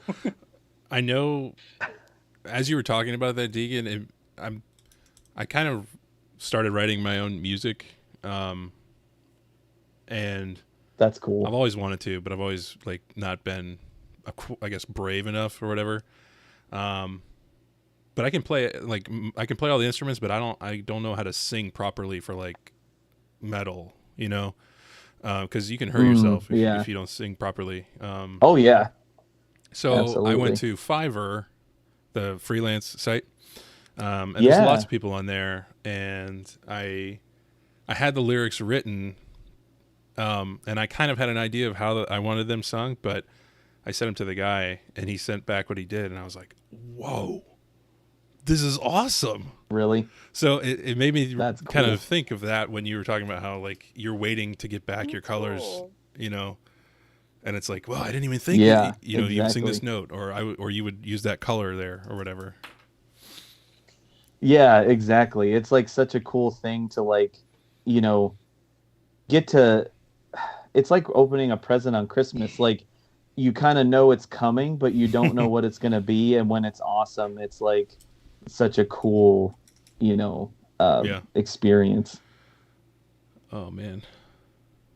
So what I'm hearing is, I know. I feel like we just keep falling more and more behind on the chat. I feel so bad. So what I'm hearing is, if your colorist adds no black to Carnage and no teeth, you won't be mad.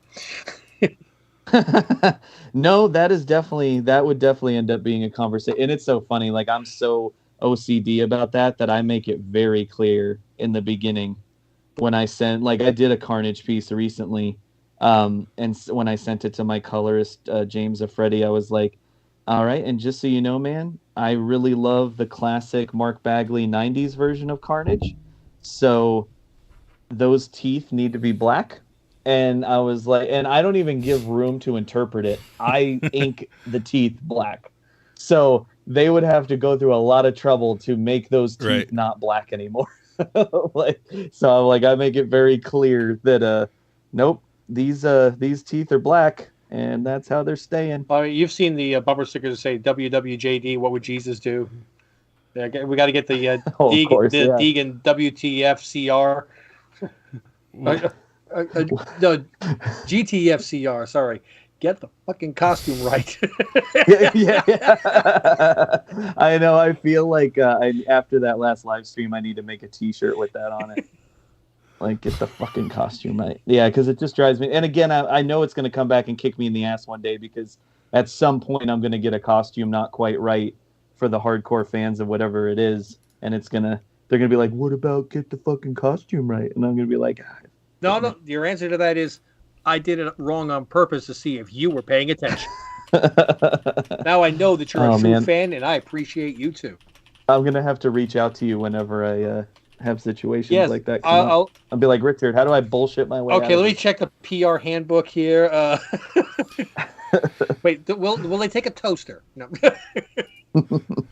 So what was after that? A lot of toaster stuff. What else? And then oh jeez. Glad to know that we're interesting enough that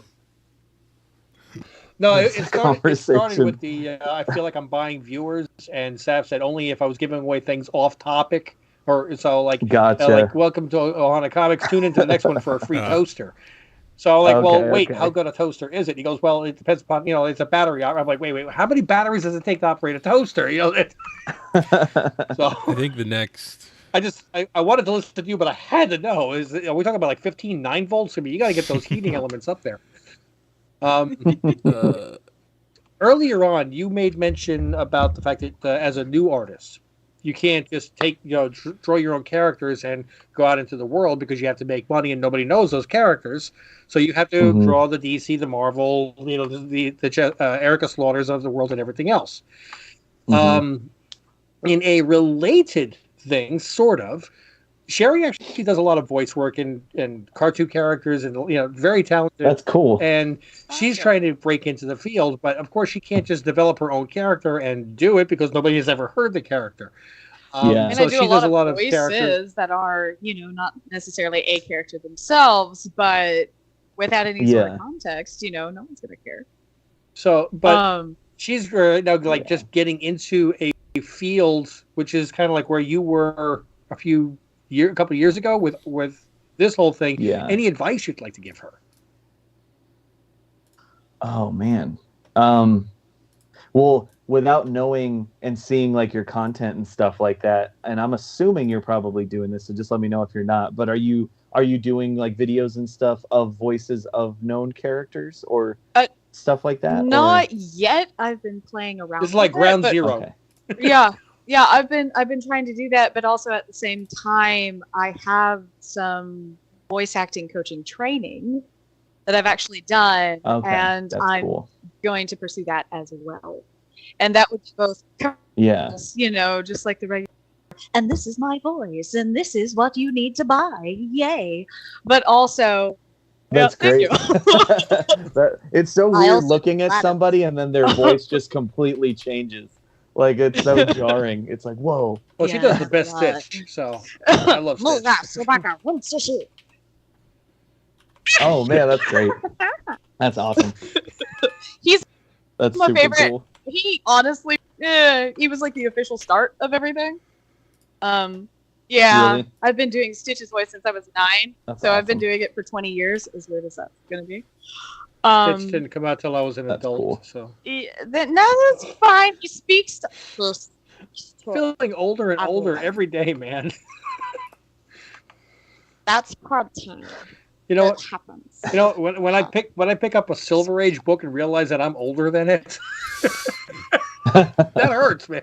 Especially when the book is in better condition than me. So hey, it's a 6.0. I'm not a 6.0 anymore.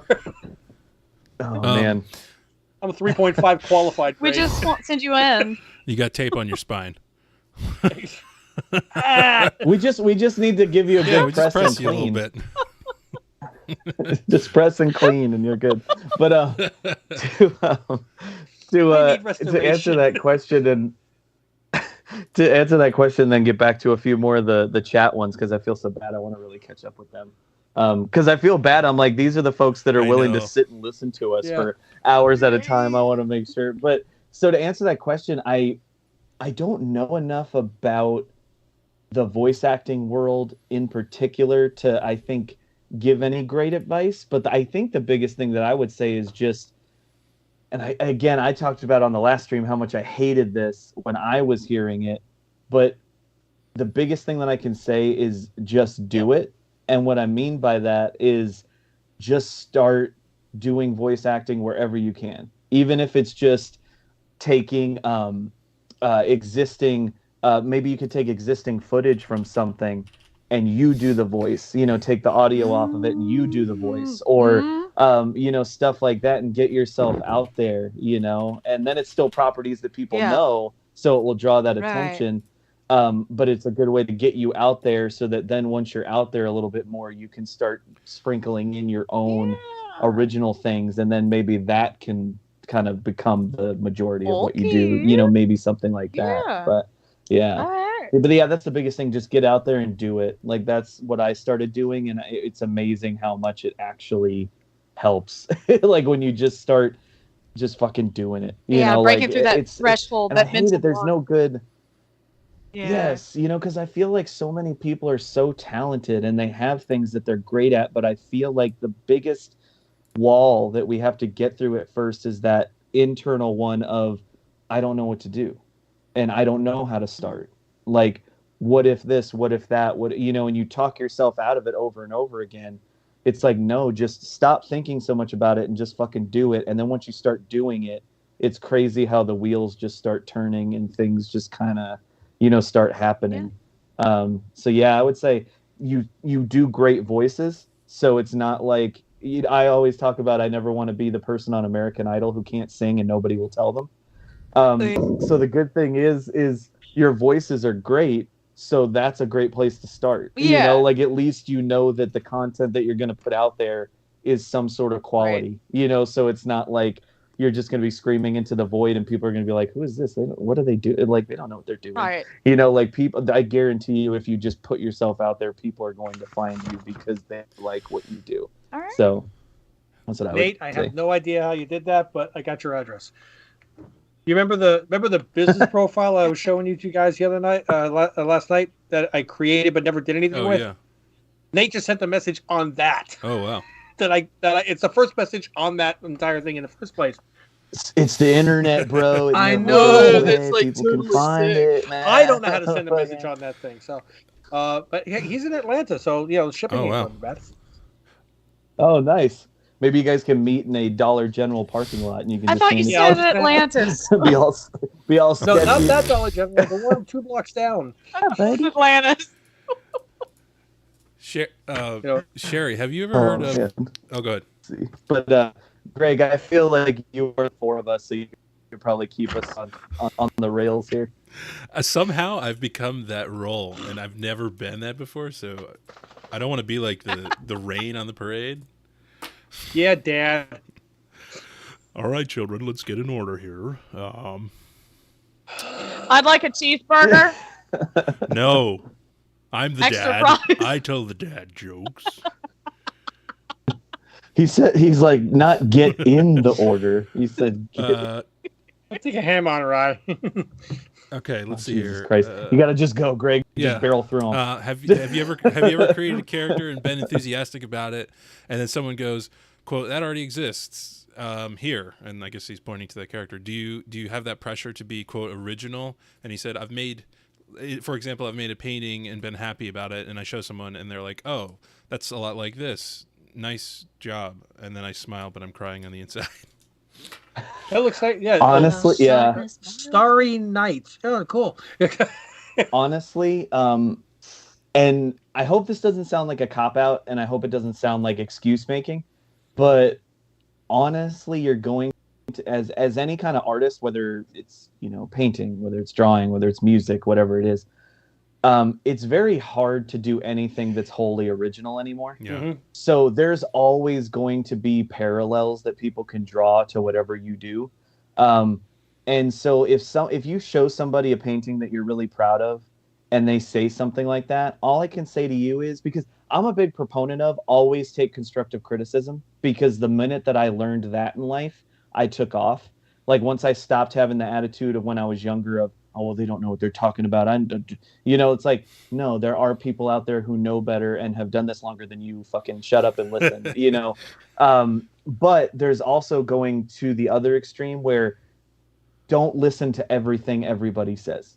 Because I can't tell you how many times early on, since Mark Bagley is my biggest influence, obviously a lot of things that I draw tend to look like some of his style, because that's the style that I grew up on, and that's the way I like certain characters to be drawn. And I can't tell you how many times, it's so funny, I'll get comments on stuff like that Carnage piece that I did recently, where people will be like, oh my God, I thought this was a Mark Bagley cover. It's amazing. I miss Carnage looking like this. And so you have that side of it, which is people that are excited that it looks familiar to something that they love. And then you get the opposite side of people that are like, oh, kind of looks like Mark Bagley. Like they're trying to make do you something original. Feel like like trying to make you feel like you didn't do something original, or somehow what you created isn't as worth it because it looks similar to something else or someone else's style. And the simple answer that I have to those people is, fuck those people. Quite honestly, because I'm just like, a lot of people you're going to find out there, a lot of the people that say stuff like that are like, oh, it's not original, but I mean, it's cool. Or, things like that it is very easy to look at other people's look at people's stuff that they're taking time on and creating and pick it apart and talk about how it's similar to X, Y, and Z. But then you look at what those people are doing and they haven't created a single thing. And it's like, it's very easy for you to pick apart what I'm doing and, talk all kinds of shit or make me. And that's what they're trying to do. Even if they're not doing it intentionally, a lot of those people are doing that to try to bring you down a notch. Because a lot of those people in their mind, a lot of people in their mind are like, I wish that I had the courage to put myself out there like that. And when they don't have that courage, it's easier to bring that person down to where they're at, So, well, I mean, I don't know if that answers the question, but that's what I would say is, if somebody has legitimate constructive criticism that when you try to look at it from an outside perspective is something that could actually help you get better, absolutely listen to it and take it in and absorb it and take it to heart. But if it's just somebody that seems to be coming off as like trying to make you feel less than because something that you're doing is somewhat similar to something else, then just say, you don't have to say it to them. You don't have to be as blunt as me, but you can internally be like, fuck that and move on. Call me, I'll do it for you. Well, and I think the human brain likes to connect things, So especially if somebody sees, it's in our nature. So if somebody sees a painting and it reminds them of something, I I think 9 times out of 10 they're probably just trying to be complimentary. But like you said, if they're not, then sorry, don't need you in my life. Well, look, I can't draw at all. So if I drew something on a piece of paper, there's no way those people would know what it looked like. So the only thing they can compare you to is good pieces of art. If you go to the music field, for instance, and take Elvis Presley, Aretha Franklin, Paul McCartney, any awesome, great person you can, and a couple of them you can't anymore, but if they were asked who were their inspirations, okay, they had to listen to music and everything and get a certain style growing up. And you go back and listen to their music, and then go back and listen to Elvis's music. You can hear their, the influences, the inspirations in Elvis's music. You can hear it in Aretha's. You can hear it in Paul McCartney's. It doesn't mean they're trying to copy him. So and there's nothing saying that you can't take it to the next level, where 20 years down the line, that same person that might have said something that made you feel inferior says, you know what?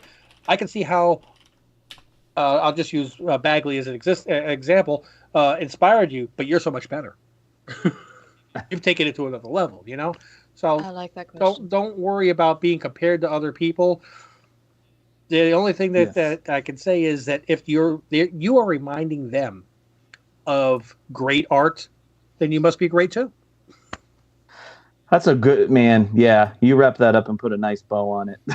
Like I think you said it. I mean, if someone calls you like the Van Gogh of comic covers, I mean, what's not to love about that? So yeah, that's what always gets me is when people, when I can tell that somebody is trying to be negative when they compare me to Mark Bagley or something. Ooh. It always kind of baffles me because I'm like, do you really think that I'm going to be upset that you're comparing me to one of the most prolific and like one of the biggest originators in the last 40 years in comics? Like this dude, basically he helped create Carnage. He was a big voice of Venom, after McFarlane, it was Eric Larson and Mark Bagley, like that really made Venom what he is today. And it's like, so you're going to think that I'm going to get upset that you're comparing me to somebody that's that great? I'm like, and that's what I tell people in comments, honestly, sometimes is I'm just like, thank you so much. I'm like, if I could even look half as much like Mark Bagley's art, then I'd be super Rick, fucking you happy. have to ask Nate's question. Do ask Nate's question. All right, so Nate bends in, has Mark Bagley ever seen your work or given you feedback on it? So I have met Mark Bagley, I think 3 or 4 times. Because what's cool is he lives really close to us. Wow. Like he lives in Georgia. That's cool. So yeah, like he's right in this area. Package, I might have to take a detour. So yeah, I got to meet him. I met him a few years ago before I started doing this full time. And back then I wasn't showing my artwork a whole lot. I had a portfolio, but it didn't have much in it. It was like a few bits of story pages that I had started working on for my comic, a few pinups, things like that. And I don't remember that first time as much because it was a few years ago. But the most recent one was last year at Heroes Mini Con. It was basically they had postponed it for 2 years because of COVID. And they came back and did like a miniature version. And by miniature, it was still pretty big. But like it was them trying to kind of get their feet wet again before they did the big show this year. Mark Bagley was there and I had a table. And I was like, this is the first time that I've tabled at a show and Mark Bagley is tabling at a show. And so I took my portfolio over and, just told him, I was like, it's I've met you before, but like it's so nice to, get to talk to you again. And that was one thing that he had told me years ago was he said, just keep drawing. He was like, you're obviously talented, but you got to just keep drawing and keep going and keep doing it. And that's how you'll get somewhere. And I remember telling him last year, I was like, you told me just keep drawing and just do it. And I did. And it's been a couple years now and I'm doing it full time. And I'm not making a lot and I'm scraping by, but I was like, I am doing it, as my job. And he was like, and what you have to understand about Mark Bagley, because he gets a bad rap sometimes because he is unbelievably sarcastic. Like, I think I'm sarcastic. He is on another planet, sarcastic and dry humor. And I don't think many people get that he's being fun or joking sometimes. Like, it just comes off as he's being a jerk. Simon Cowell. Because I've met so many people that are like, I met Mark Bagley and he seemed like a jerk. And I was like, no, you just gotta like read it properly. You know, like he's just being a smart ass and he's just like having fun with you. And you know, he was like, well, I don't know about all that, because he hates getting complimented too. Like, it's so funny that a guy that's been doing this as long as he has hates getting complimented. But you know, because I told him, I was like, you know, you gave me that advice, and you're the reason that I started drawing in the first place. You know, when I saw your work on Spider-Man and Venom, that's what made me want to draw when I was a kid. And he was like, well, I don't know about all that, but, you know, I appreciate it. And he's like, you know, I'm glad that, you know, you just started doing it. And I showed him some of my pieces, and he's very old school. So he's one of the guys from the era where if you had a portfolio that didn't have storytelling in it, that didn't have pages from interiors of comics, he basically doesn't want to see it, you know, because it's more of a last 5 to 10 years thing for people to really focus on covers. Which we and talked about in pin the up last art. live stream, yeah. Yeah, so it's like, it was funny, like he's looking at it and he's flipping through it and he shuts it and he stops and he goes, you obviously can draw. And I was like, thank you. And he was like, yeah, you're obviously a great artist. He's like, but where's your storytelling? And I was like, I know. I was like, you know, and I tried to explain to him, I'm like, you know, I'm just in a place right now where storytelling isn't paying me. Yeah. You know, like this stuff is what's making me money. And he was like, I get that. He's like, but the next time that I see you, I want to see some story pages. Whoa. And I was like, okay. And so, in my head, I was, so now, even though I've been at 2 other conventions where he's there, I haven't gone up and talked to him because I don't have any story pages. And I'm terrified and he probably wouldn't remember me anyway. But in my brain, I'm like, he's going to remember you. And he's going to be like, you got some story pages? And I'm going to be like, fuck. And I'm going to want to run and hide. But one of the coolest things that doesn't have to do necessarily with my art, but something that made me know for a fact, if I was doubting it, that he is a really good person, is I had always wanted to commission him to draw something. You know, like I wanted an original Mark Bagley piece. And so he was taking head sketches, you know, neck up, black and white head sketches. And I was like, I would love to get you. I know you've done them 1,000 times, but your Venom is what made me want to do this. And he was like, oh, that guy. And I was like, yeah, I'm sorry. He's like, no, I got it. He's like, I'd love to do that. So the next day I come back to pick it up. And he's like, oh, thank God, I was, you know, getting ready to leave because I was so busy at my table. I didn't get a chance to go back over. And I was like, no, I'm so sorry. And I'm like, and he shows it to me. And God, if I wasn't so lazy, I'd get up and get it. But it's actually right back here. I'll get up and get it. I'm not gonna be lazy. Show it.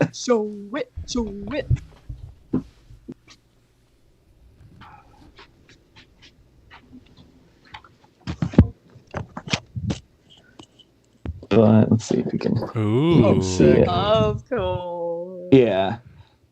And what's ridiculous is he's one of these guys, you know, again, he's been doing it so long. He did this in like 10 minutes. You know, I mean, he just whipped it together like it was nothing. And I'm looking at it like, oh my God. Yeah, his hands on autopilot. Yeah, you know, like he's drawn it so much by now that, yeah, he can just do it on autopilot. But so he hands it to me and I'm just like, thank you so much. I'm like, this is so important to me. You know, I've wanted to have you draw something for so long. Thank you. And it was $100 was a head sketch from him. And so I hand him $100 bill and he takes it and he hands me back a 50. And I was like, no. I was like, I'm like, don't. And he's like, consider it a courtesy from one artist to another. And he gives me $50 back. And I'm just like, fuck, man, you know, like that to me is, I'm like, that tells you more about a person than any sarcastic comments, you know, like that to me was like, this dude, he has no reason to care at this point. I mean, he's done it for 40 years. He's at the top of the industry. He's still one of the most sought after artists. He doesn't have to do that for me, you know, for somebody. He doesn't, you know, have to be nice and, you know, go out of his way like that. And the fact that he did, I'm just like, I feel like that tells you a lot about somebody. So totally. that's always going to be, and that's going to, you know, that's the thing is what And that's why when I'm doing what I do, I try so hard to give everybody as good of an experience with me as possible, because you never know what somebody that you interact with in this industry is going to take with them forever. And if they're going to take something with them forever from me, I don't want it to be something negative or that hurt them. I want it to be something that they can recall and be like, that was fucking cool, of him to do that. Or, man, that was such a good, that made the weekend, or, something like that, so that will always stick with me. So you heard it here, folks. If you buy something from Deegan, he'll give you a $50 bill. Oh man! No, it's just half off. You should have asked him to. You should have asked him to sign. I don't think that story meant what you think it means. No, that's awesome, man. I love when you meet one of your people you look up to, and it turns out that they're cool. They're cool. Yes. So, because that's the thing, man. Is like I've met a lot of other artists that I really admire, and I'm sad to say that it was the polar opposite of that. And again, I don't want to name names just because I don't want to, because again, it could have just been one bad experience and 9 out of 10 times they're great. And I could have just been the one, that got the short end of the stick, but especially like at C2E2, there was a couple guys that I met that I was just so excited to meet because I love their work. And I basically just got shrugged off, and there wasn't anybody else around, so it's not like they were busy, and I was taking up all their time. I was just literally just trying to say, I love your work. Thank you so much, for doing what you do. And it's such a big inspiration. And they're just like, thank you. So next question. And it's like, I don't know, and then you're just standing there awkward, like, how do you play off of that? How do you keep the conversation going? Yeah. Yeah. And it's like, that's the thing is like, I do this, obviously I don't do it at the level that those guys do, but I do this for a living now. So I understand it gets very busy, but at the end of the day, I'm like, I would rather tell a client at the end of a convention that I wasn't quite able to get their commission done because I was wanting to make sure that I was giving everybody that came to my table a great experience, then get all my commissions done before the show ends and not have to take any home, but sacrifice 10s or 20s of people having shitty experiences with me, like hundreds and it's thousands of people. Yes. Honestly, not to sound braggadocious, but C2E2 was more along those lines. Like other conventions, it's more like 10s or 20s, but C2E2 was like, Jesus. The fact that you did C2E2 and were such a success, I was so happy for you. You have no idea. I came home and I was bragging to Mrs. Ohana, and she was happy for you. So it was great. She's like, "That's cool. Awesome. What's C2E2?" Oh man. Seth wants to know, how do you manage what you like to draw versus what people like that you draw? People love my landscapes and etc., but what I love to draw will be like Akira or Mega Man, but people think that's lower art. So was that from Saf, you said? Well, first off, Saf, man, hitting well, actually, Saf, can you let me know, are you a gentleman, a lady, or other? Because I feel so bad when I'm saying him or something, and I'm like, God, if this isn't, somebody who identifies as him, I'm going to feel so bad. So, yeah, please let me know. I hope that's not a weird thing to ask, but I always would much prefer to say the correct thing. But, man, hitting the heavy questions, because that's tough. It's you got to weigh what pays the bills first. It's a hard balance. Yeah, like I would say it all depends on where you're at in your career. Like in your art career.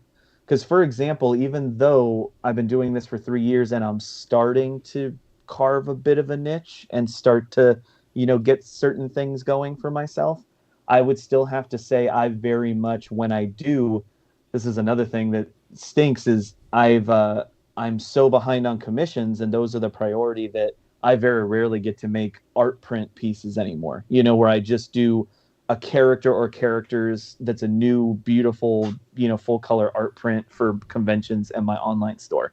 I don't get a lot of time to do that anymore. But when I do, what I always have to do in the position that I'm in is I have to look at it, and I have a list of characters that I desperately want to do. And then I have a list of characters that I know that I desperately need to do. And basically I put them in order, and I go back and forth between the two. And so one list is the ones that I obviously want to draw and would have fun drawing. And then I have the list of ones that I get asked about at conventions all the time. You know, like for example, before I did my Teenage Mutant Ninja Turtles piece, that was the one at every convention. It was like people were like, "Oh, have you done Turtles? Did you do Turtles? Are you going to do Turtles?" And so I'm like, I got to do fucking Turtles. Like I have to, I have to do Turtles. Like people are constantly asking about it. So, so I would, I drew the Turtles piece, and that's been one of my top selling prints ever since I made it. And luckily, TMNT was a cross section from both lists. It was like the third or fourth highest on my list of wants to do, and it was 2 or 3 on my lists of need to do. So every once in a while, you can try to pin them together to where it's like, okay, I want to draw this character, and it's also a character that I think will sell well and do well for me financially. And that's what sucks about one of the things that sucks about when you get into doing it professionally is it is that balance of I need to make money. And it's like I told you guys on the last stream, it's why I never pimp my stuff, or like I don't talk about my Patreon. I don't talk about, how to support me and stuff, because I feel bad when I have to bring in the money side of things, because it's always hard because you don't want people to think that you're just doing it for the money. But the sad reality is it's a huge part of it, because I can't keep doing this if I don't make enough money to sustain myself and live, because if I have to go back to a normal job, my art is going to go way down because I'm not going to have nearly as much time to do it. And I'm not going to be able to take as much time on it to deliver the quality that I'm delivering now. Now, what was it, Xbox? Yeah, Xbox was saying that he met Adam West and had him sign a book, and Adam West flipped through it and signed it and didn't even charge him for it, because he really enjoyed the book that showed the Batman history. That's awesome.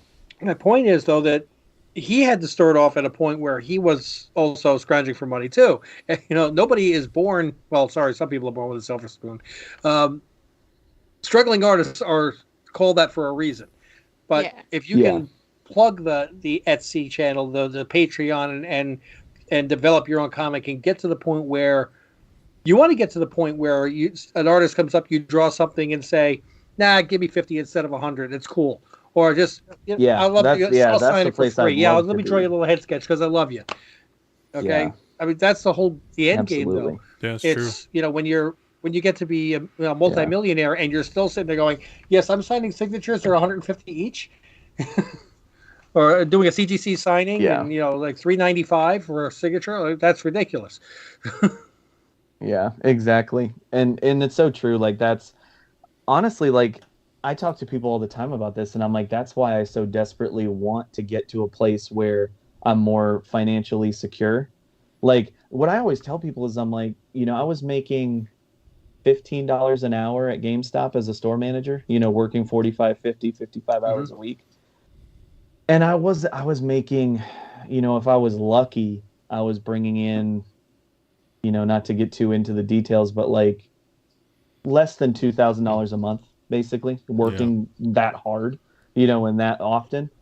And I'm like, but it was enough to be comfortable where the bills are paid and there's a little bit left over to put into a savings. So if something bad happens, we're not fucked, And basically my goal from the very beginning has always been to get to that point with art. I don't want to make a shit ton of money. I don't want to be rich. I don't want to have a giant house. I want to just be able to live comfortably enough to where I'm not terrified every second of the day whether or not I'm going to be able to pay my bills. That's it. It's very simple. And if I can get to that point where I am a little bit more comfortable and I have an emergency fund and I know that if something bad happens, I'm okay, I would love to be able to get to that point so that, like you said, I can give back in a way that a Mark Bagley did, where I'm like, if somebody can't necessarily afford a commission from me, or they can only afford a black and white head sketch, I want to be able to be like, okay, yeah, absolutely, I'll do a black and white head sketch for you, and then come back with a full body, full color. and do that for them because they were excited about it. And I know what it's like to not be able to afford to do something that you really want to do, so I would love to be able to get to that point. So it's like, more often than not, I don't think about wanting to become more successful because I want to be more successful and I want to get more money. It's mainly because I just want to get to a point where the money isn't having to be thought about as much. You know what I mean? Like I would much rather be able to focus on, okay, in this moment, if I want to do something awesome for somebody, I don't have to worry about, but how much time is that going to take, away from stuff that I need to be doing to pay the bill. You know what I mean? Like I want to be able to do that more often. And I already do. Like it's bad. Like I get yelled at by my friends all the time because I'll do sketch covers that are supposed to be black and white. And I'm like, fuck, this will look so cool with color. And I just destroy it with color and blow it up. And they get it and they're so excited. And I love that. And then my friends are like, that's super nice that you did that for them.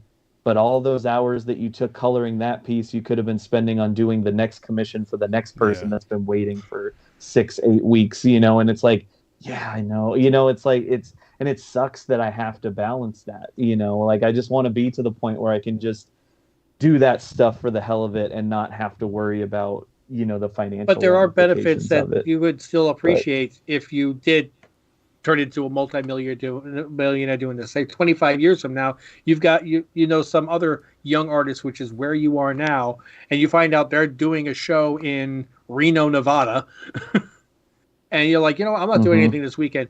I'm going to hop on a plane to go over there and hang out with him at the table, which will then increase his exposure because everybody will also know me.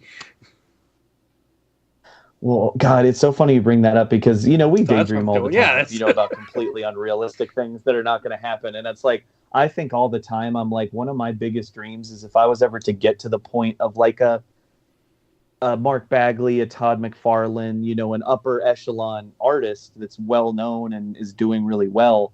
I'm like, God, I would love at a convention that I'm at, because I'm not worried about doing conventions to make money. It's more to just be out there and talk to people and do stuff for people.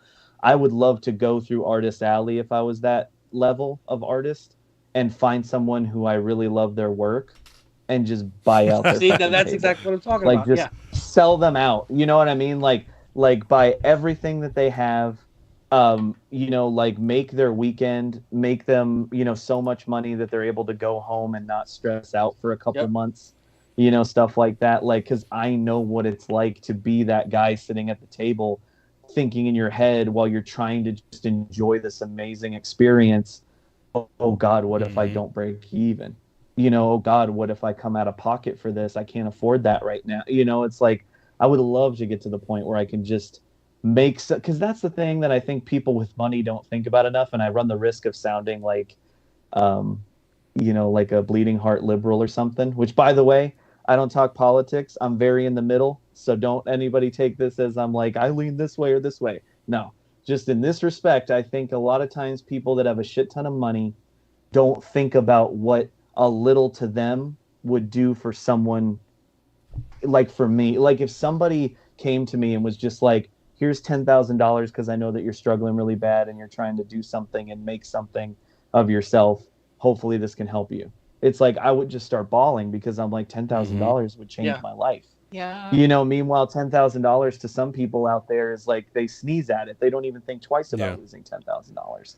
And it's just like if I was ever in a position to where I was able to think of money as not as big of a necessity, I hope that I would still have the mindset I have now where I would want to make someone's month, make someone's year, and do something for them. Yeah, it's like driving on the highway and seeing somebody driving a $600,000 Bentley. I'm like, for a car that's going to do nothing but depreciate, you could have bought 4 houses and rented them out to extremely low, just enough to pay off the mortgage, and actually had an investment and made. And that's where it gets complicated.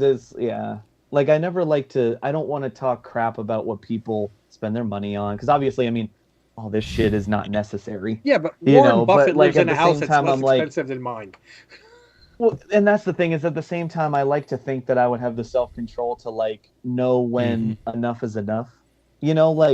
like at a certain point, I feel like you have so much that does it really mean anything anymore? You know, like I collect a lot of action figures, and I'm even at the point now where I'm just like, so many of these are just in boxes. You know, like I'm not even able to appreciate them and do something with them on a regular basis to where I really enjoy having it. So why do I even have it? You know, and again, I don't mean to get philosophical and stuff like that, but yeah, no, it's like I would love to get to the point where I'm just less focused on getting by and trying to make sure that the bills get paid so that I can start focusing on maybe helping other people who are in the position that I'm in or have been in to get further and to do more, you know, like, but, well, you guys check the chat and see what the next questions are. I got to run and let my dog out. He's very upset at me. He's like, let me out. I got to go. So I'll be right back.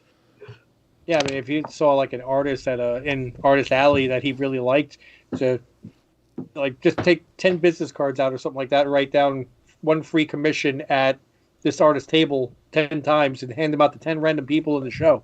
Yeah, and if you did buy out the store, you could like give all his art away to people, and then they would have that artist's art, you know? Yeah. And I mean, seriously, also, if he was famous like Todd McFarlane, to co-sign everything too. Yeah. Yeah. If yeah. I mean, it's the whole thing is that you'd be able to help the next one in line. You know, there's a line in Tim McGraw said, when you get where you're going, don't forget to turn around and help the next one in line. Absolutely. And unfortunately, one of the big things one of the big things that help people do that is money. So yeah, it's not that I want to have $10 billion in my bank account. I wouldn't mind, but I'd be okay with $8 billion. But what I could do with that, though, you know, is just amazing. I wouldn't be worried about continental United States for shipping, please. Yeah. And remember, just the three of us, we don't live in the same circumstance that Deegan does. You know, we do this, but we have day jobs. Our day jobs pay the bills. Yeah. This is where we have fun. His fun is also his day job. So it's like if our channel doesn't get a certain amount of views, we're like, oh, that kind of stinks. But it's not like we're not going to pay our bills. Let's go get steak. Yeah, right. I still can't afford steak. Yeah, I know that was not that I eat it. That was a dumb thing. No, it was funny. Cauliflower steak. Cauliflower steak. I will try it. Yes, there's a head of cauliflower in my fridge, which now everybody on the chat knows. That's embarrassing. Yeah. Right. Oh no! Don't forget smoked paprika. Smoked paprika is the key to that. Okay, everyone, are you writing this recipe down? I definitely thought you had a latex glove on your hand because of your bracelet. I thought it was like the rolled up end of a glove. Oh, Deegan? No, Sherry. Oh, Sherry. Okay. Yes, her day job is exams. Are you okay? Are you okay, Annie? No, let's just. The question is, are you okay? Yeah, she has a latex glove. This is from my pressing station. I don't want fingerprints as something in the grader's notes, if they even decide to give them to you, assholes. Did you get grader's notes? Barely. Yeah. Holy cow, we got 13 people hanging out with us. Yeah. That's We've had awesome. 75 views so far. And don't forget to click that like button, guys. Let's see. I don't think it counts us 4. Avril, the guy you mentioned before, he mentioned that Deegan's going to be... Yes, yeah. Deegan's going to be the next Bagley / Romita Jr. Nice. Cool. How about Romita Sr.? I like it better. That's a massive... I know, I don't want to get into it, but I like Romita Sr. better as well. But that's a really huge compliment. Like, if I can even live up to half of that, I'll be happy. Like, yeah, I feel like... trying to get my hands on a nice... That would be a pretty good place to be. Signed book. That's awesome. And yeah, you were at the store this week, right? So you saw the Steranko that I picked up. So that seems to be the common... The most common response on that is to send it to CBCS, but insure the living hell out of it. Speaking of CBCS, did you see what happened? 300 and some 47 almost comics? 400 books. They're just like, oh, sorry, we don't know where they are. Did you see the time frame? It was last year, right? exact same time frame that my Stan Lee signed book disappeared. There you go. Ooh. I haven't gotten very far at all. Like, it's a long way to go, but hopefully, where's my battery at? I'm at 58%, so hopefully plug it in. Get this done. Yeah, but they just came out and they were like, we lost 347 books, and they're having an investigation. And somebody was saying from the inside that somebody leaked that they were so backlogged. Now this is just conjecture. I don't know how true this is, but they were saying that they would pay people outside of the company to do grading to help catch up. So they would literally get your books, ship your books to these people's houses. They would ship the books back to CBCS, and then they would ship them back to you. So, I mean, that is wild. Oh, boy. That is wild to think about. You think PGX has a chance of taking over the number 2 spot now? I don't know, man, but it makes me think of like that, that meme, you were the chosen one. You were supposed to bring balance. Oh, yeah. Bring balance to CGC, CBCS. Bring balance to the boys. I honestly, I most of the time I hate getting into the conversations about the grading companies, but I will say this: it seems like I feel like the top 2, CGC and CBCS, it's kind of to the point where they could kill a baby in the street and people are still gonna send stuff into them. It's like they've gotten so big and so prominent in the industry, and resellers see no value in any other grading company, to the point where it's just like I feel like they could do anything they want. I mean, look at CGC. The wait times, people are still waiting on books only over economy. A year later, and they're still killing it. The modern books, they're oh yeah, those are coming in and out. But it's like people. I sent books in 2 months ago with John at Syndicate, and I already got them back. And I'm like, how fucked up is that? That there's people that have been waiting like 14, 15 months, and their books aren't getting taken care of, and mine are getting, taken care of before theirs. It's like, but people still keep sending them in. And it's kind of like when you're in an abusive relationship. If you don't put your foot down and stop the abuse, what's the incentive for the abuser to, stop abusing you? When my Stan Lee signed book, I was an idiot and just looked at it like I realized how much I spent on the signature and the book. So I insured it for that value instead of what it actually really was worth since Stan Lee was passed. I only insured it for $150, like an idiot. So they offered me $150 return to my credit card or $250 credit. And I'm like, well, you know what? I'm going to send in $251 worth of books that need to be graded. And that'll be the last submission I ever do with CBCS. But then I got that Steranko. I'm like, oh, I really want that in a slab, and I don't want a green label. Yeah. So, I don't know. Have you guys heard of, or Deegan, have you heard of EGS? So I decided to give them a try just because I thought it was cool because you could kind of customize a label. So I was able to like pick a color. That's not bad. It's kind of cool. Okay, this is my biggest pet peeve. Being an artist, it's kind of where my mind goes. My biggest pet peeve with every grading company is why are these labels so fucking ugly? It drives me nuts. I'm like, I could take a couple hours and destroy any of these CGC labels on my wall. Don't do it. You got to get those commissions done. I know. Yeah, exactly. But it's like, it makes no sense to me. I'm like, you could hire, there are so many brilliant graphic designers out there that are begging for work. That is nothing. Look at that. It's like some dude printed a Word document and turned it yellow. It is a Post-it note. It's just not. It's like, wonderfully God, yellow. It's so ugly, they man. use like impact font. It's like, dude, any high schooler that's like learning Photoshop can do better. But at least it's not Comic Sans. Oh, it's so bad. Man. It would be Comic Sans. We have a guest star. Not Comic Sans. We have a guest star. Oh no! Pull out your fantastic. Oh yes! Oh, hello. This is what he does whenever I work at my desk. Is every once in a while he'll be like, "Dad, I'm so tired of you being in this room. Can I?" And he just jumps on my lap, and when it's daytime, he'll look out the window that's right in front of me. Show Deegan your Fantastic Four custom label. Oh. This is so stupid. This is you have a doggo? Deegan. Just wait 1 second. I do have Okay. a doggo. In fact, he's Oh, there's the he's doggo. pretending that he's not interested. He's looking in the now fact like that I'm in the room. And hi, am I talking about you? Do you want to sit on my lap? Want to sit here? Come on, needy. All right, come on. He's totally pretending he doesn't want the petals, but he does. Now we're gonna have to struggle to get you back down because you have no problem getting up here, but getting down is a whole other story. Sprocket, why are you still?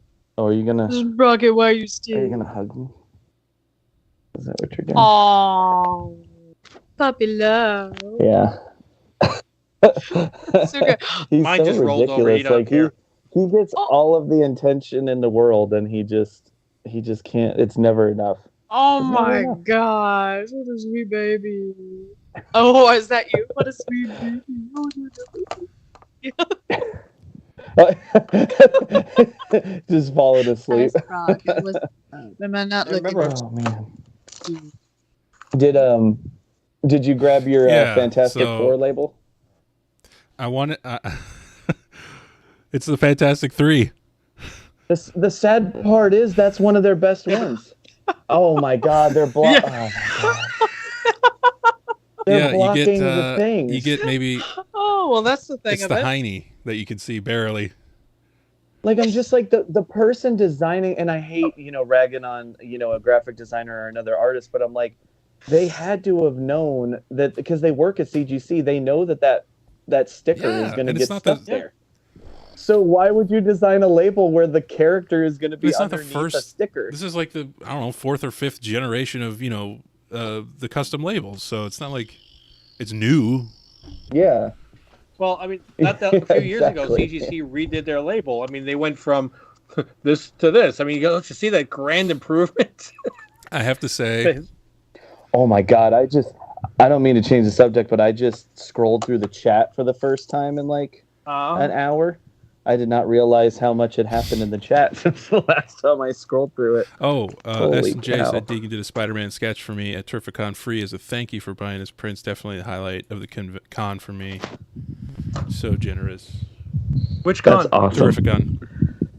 I'm glad that you liked it. Terrificon. I'm glad that you liked it. Oh, okay. Oh, be careful, buddy. Be careful, buddy. Oh no. Terrificon. And there you go. I wish I was the highlight of anybody's con.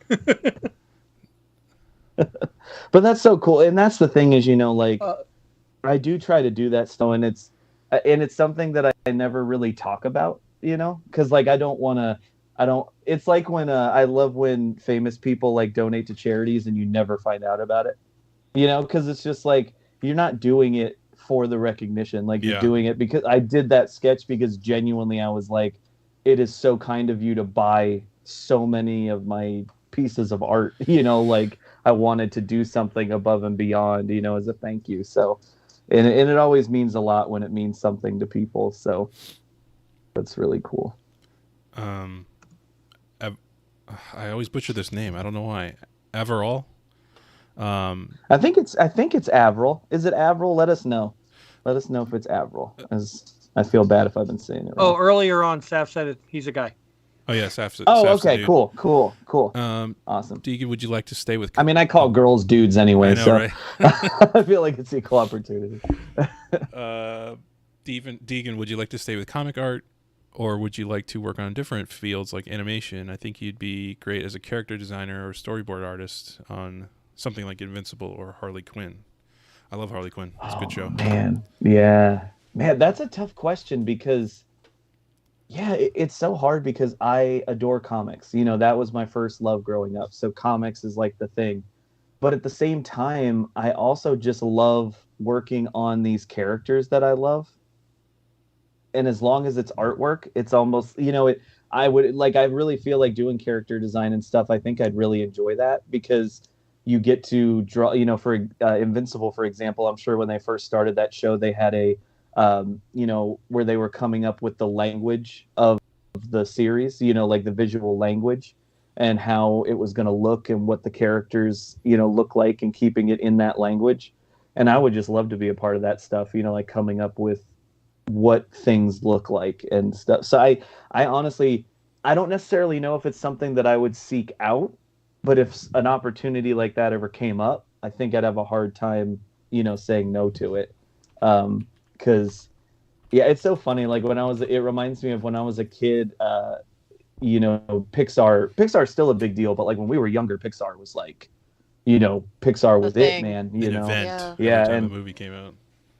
yeah, and I remember watching a documentary where it showed their offices, and their offices were like insane, like Disneyland. You know, like you would crawl through a crawl space and enter this crazy room with all this stuff in it, and it's somebody's office. You know, and it's like I remember my mom would always be like, "Isn't that so cool? Like, wouldn't you love to work there?" And when I was a kid, I was so stubborn. I was like, "No, I want to work in comics. I don't want to do animation. I don't want to work at Pixar. I want to work for Marvel." And as I've gotten older, it's just like, no, I just want to be able to draw and create and do things with characters that I love and work happy. You know, like I want to work in a place that makes me happy. So, you know, as much as I love being self-employed now, if I was to get an offer from a company that has that vibe and that mindset of where I know that if I went in there and worked with them every day, I would be as happy as I am right now, I think I would be open to it. So it kind of just depends. But I honestly don't think I'll ever stop doing this. You know, even if I didn't do covers or stuff anymore because I was doing concept design or character design, I would still do commissions all the time. You know, like I would still do sketch covers. I would still do, you know, comic book commissions and things like that. Cause it's kind of in my blood at this point. I don't think I would know how to not do it, you know? As you're talking about this, I'm just getting this mental image of you getting hired by Marvel and being walked through the Marvel offices and being shown around by somebody, and then you hear a voice in the background, "Hey kid, did you do that story art yet?" You're like, fuck. God, I know, that'd be hilarious. God, that's such a dream though, man. I hope that I get to do something for Marvel before they close those offices or something, you know, because I feel like, unfortunately, with the way that the comics industry is going, I feel like whether it's 5 years from now, 10 years, 20 years, I feel like at some point, if things don't get a little bit better in comics, at least with the big two, there might not be offices like that anymore. You know, like I get really nervous with how many rumors there have been over the years of Disney possibly closing the comics division, you know, at Marvel, because they just don't see it as valuable, you know, and books just don't sell super well anymore. And it's like, I was talking to a friend of mine about it, and he was like, yeah, but you know, even if Marvel or DC go away, like there's still going to be tons of comics, because look at how successful indie comics are, you know, like Image and Boom and stuff like that. And I'm like, yeah, don't get me wrong, I love those series, but I'm like, I think it's going to be a fucking sad day if one of those big two companies goes under, because for as much as a lot of people who buy comics nowadays don't like superhero comics very much, I'm like, there would be none of this other stuff without the big two getting us to this point, you know? And so I think it would be a sad day if there wasn't a new Amazing Spider-Man on the shelf every Wednesday, you know, and stuff like that. So I really, like, it's gotten to the point as I've gotten older, I never would have thought this way when I was younger, because I didn't think it was possible. But as I've gotten older, I'm like, God, I just want to work for Marvel officially before anything ever happens where they're not making comics anymore, you know? Right. But what you were saying earlier, but it's getting very hard to make any music that doesn't sound like something, or draw something that doesn't sound like something, look like something. Yeah. Spider-Man's been around for 60 years, and what do you call it? Batman, Superman around for 80 years. You're running out of stories that you can tell. Well, yeah. Well, and I think one of the biggest problems in the comics industry is it's just like, you know, and not to speak derogatorily about older people, because I mean, I'm getting up there. We're all, you know, getting up there in age. It's like, I don't mean to sound like I'm picking on older people. Careful.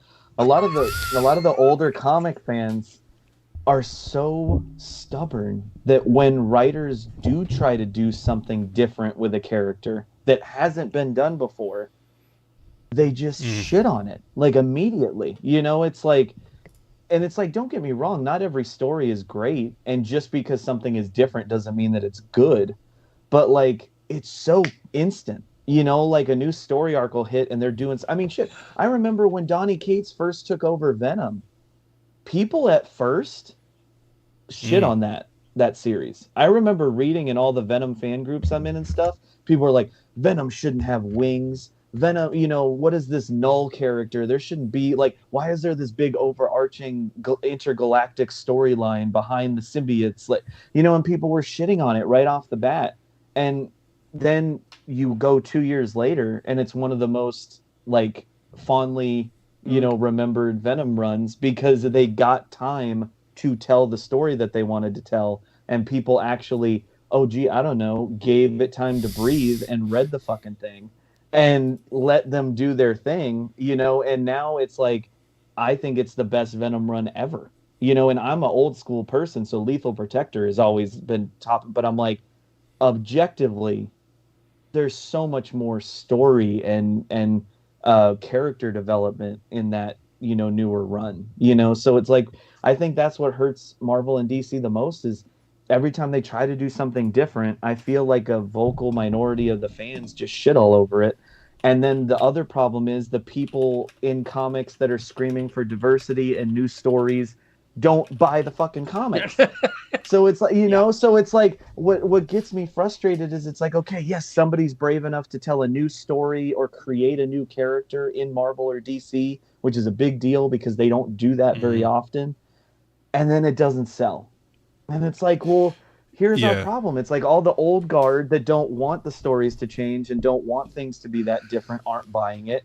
And then all of us that are harping on them for not doing new things and not bringing in new characters aren't buying it. So they're not seeing sales. So what does a company do when there's no sales?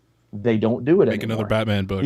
So it's like, so it drives me nuts. I'm like, we want diversity and we want new characters and stuff, but I think it's just as much to blame the people that are chanting for that, but then they don't financially support the comic. Yeah. It's just like how, I had this conversation with a friend of mine where, because a lot of people are like, why is Miles called Spider-Man? Like, why doesn't he have his own name? And it's this dichotomy of, well, Marvel looks at it as, if he's got the name Spider-Man, that's going to sell better than, and I know this is Gwen Stacy's name, but Ghost Spider.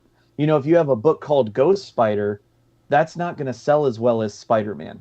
Even if it's not Peter, if it's Miles, that name has so much cachet with people, that's going to sell better. So as much as I would love if Miles had his own superhero name, because I think he's so special and so iconic now that I feel like he deserves to not just be in the shadow of that name anymore. I feel like he should be his own character completely. I understand why they don't, because I guarantee you if they put a different name on that book, Miles Morales Arachnid, or that's a terrible name, but I'm just spitballing. It's not going to sell as well as Miles Morales Spider-Man. And it's just the sad truth. It's like, as much as we want new and different doesn't sell. So it's like, it just gets so frustrating looking at the comics industry in general, because it's like, we want different stories and we want different things to happen, but then when they happen, everybody complains and nobody buys it, but then they don't buy it when it's the same either. So it's like, it's like it's a double-edged sword. You lose any way you slice it. So it's just Let's frustrating. Just shut down the channel. You quit drawing. Comics are done. Yeah, I'm sorry. I didn't mean to get so so negative. The gripes that I have with the comic industry right now is variance of a book. When they every do time a series starts to dwindle a little bit in copies being bought, they end it and immediately start another run. So this way, now there's number one. Yeah. Oh, everybody buys a number one comic. I hate that. And I get what you're saying. Like, that's one of my biggest pet peeves too, is the new number ones every couple months. It drives me nuts because you're never able to get any. Again, that's why some of the best stories that have been told in comics recently are the ones that get to go for longer than 10 issues. Yeah. You look at the Venom run with Donny Cates, it went 35 issues. Nowadays, that's like going 100 issues. Yeah. So, and the reason it was such a good story was because they had more than one story arc before they're like, all right, guys, new creative team, let's wrap this up, jump on a new one. And I do fight back a little bit on the variant thing, because from a consumer standpoint, I definitely understand the fatigue, of like, God, there's so many covers, like I can't afford to buy them all. Why are there so many? But from a professional standpoint, I'm like, fuck yeah, make more covers, because then it gives more artists more opportunities to work for Marvel that 20 years ago, when they were only doing a cover A, would have never gotten an opportunity to work with Marvel in the first place. So it's like, again, it's a double-edged sword, because I understand it from the consumer perspective, but for somebody like me who's a smaller artist desperately trying to work for Marvel, having all those variants and retailer variants, you know, like, gives people like me a realistic chance to maybe get to do that one day. Whereas if we went back to a cover A and B, a guy like me would probably never see a Marvel cover. Can we find a happy medium, though? I mean, there have been some I've hit 60 variants of a number 1. How about we just limit it to 15, and then 15 variants of number 2, 15 variants of number 3? Yeah, I think, well, and again, you know, to play devil's advocate, you don't have to buy them all. You know, like, that's kind of where I look at it, is I'm like, because you know what happens, the one that you don't buy, that's the one that turns out to be missed minutes of Timeless. But that's why I always tell people, collect what you love, not what you think is going to be worth something one day. You know, but a lot of people don't think about it that way. Like, I don't necessarily really buy any books that I think are going to be worth something. Mm-hmm. I buy books that mean something to me, that I love that character. And hey, if it gets more valuable, that's cool, because that means the thing that I love is worth more in the end. But like, I just have a hard time having sympathy for anybody who's like, oh, I missed out on that cover that ended up being the big one. And it's like, well, why did you want it? Did you just want it to resell it and make money? Or did you want it because you genuinely care about the property or the character? You know, like, that's where it's hard for me to kind of, you know, sympathize with the guy that's like, well, I can't afford to buy all the covers. And it's like, well, why are you buying all the covers? Because I'm hoping one of them hits and I can be the next Comic Tom and flip everything for more money. And it's like, well, okay, I don't feel so bad for you anymore. No, see, no, like, if you're just looking to flip it. A lot of the books I say I want to flip, but I've yet to sell a dang book anyway online. But my goal is not to increase my bank account. My goal is to increase my comic collection.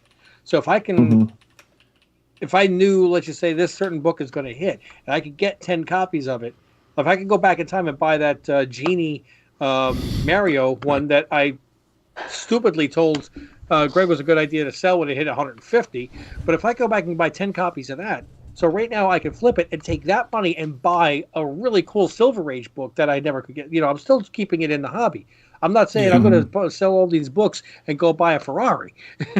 Yeah, but see, again, with that, I feel like the creativity that having 30 variant covers gives to a lot of artists and to the industry in general, I feel is more valuable than helping out the guy that wants to try to buy 10 books to flip them so that he can make his collection bigger. Yeah.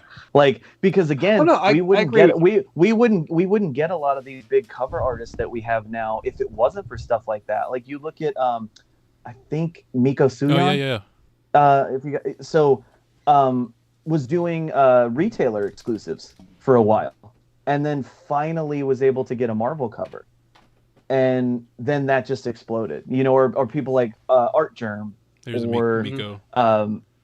Oh yeah, see, incredible. But it's like, again, there's so many incredible artists out there, but if there weren't as many opportunities to go up to the plate and try to hit a home run, you know, then we would have never discovered that person if there wasn't retailer exclusives. And, you know, so it's like, again, I get it from all perspectives, but it's a tough thing from my side, because I'm like, yeah, I want as many guys like me to be able to get work as humanly possible, you know, and unfortunately having 30 covers for a new number 1 is what does that, you know? So I feel like it's like, buy the covers that you like, and then hopefully one of them takes off for you, and it's a bit of both worlds. You know, it's a little bit of A and a little bit of B. You like the cover, and then, hey, maybe it'll actually be worth something. But we got to look at trying to get the you know, all of us are going to die at some point. The next generation's got to start buying comic books.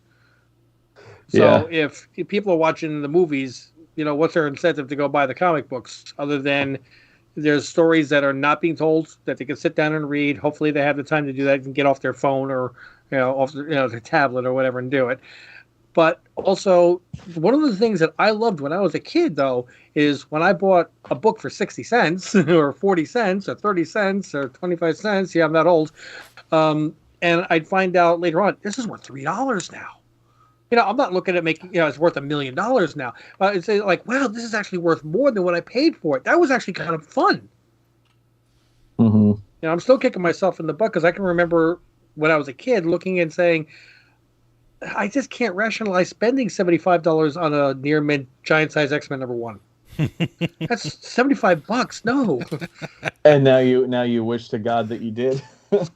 But see, again, it's one of those things where like I see that again because it's like, yeah, don't get me wrong, I would love to have a giant size X-Men, but I'm like, that's not a book that I need. Like I'm much more like one of my grails personally is I have a 9.0 Invincible #1. And for me, that was an important book for me because I love the series. And so I want, as many issues of that series as I can get. It's not because I'm hoping that I'll be able to resell it one day. It's not because it's valuable, like it's valuable to me because of how much I love the character and I love the series. And so it's just one of those things where I'm like, yeah, it's great when I get excited when the books that I love and that I collect because I love them become more valuable. Because that to me is like, oh, sweet, other people are recognizing this thing that I love and it's become a big deal because a lot of people care about it or it's important or, has a key first appearance or something like that. Whereas I don't want to own what's a huge first appearance that I just could give two shits about? Wolverine. Yeah, honestly, I could care less if I ever even sniff Hulk 181. That was also a test to see if you Hulk said guy. 180 or 181.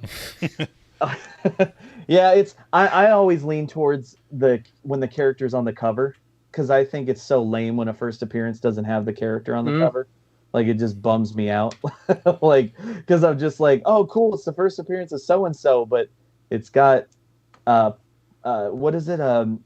Paste Pot Pete on and the cover Doctor Strange, instead. yeah. Or something. Yeah, like it's like such a bummer. It's like, oh man, like it's like Apocalypse's cover. It's like, yeah, it's got his head on it, but how much cooler would Apocalypse's first appearance have been if it was him just big and bold on the cover, But I don't know. I just think about it differently, and I know people collect differently, but for me, I'm just always like, I'm just gonna buy the things that I care about and the characters that I love, and if they happen to be worth something, that's awesome.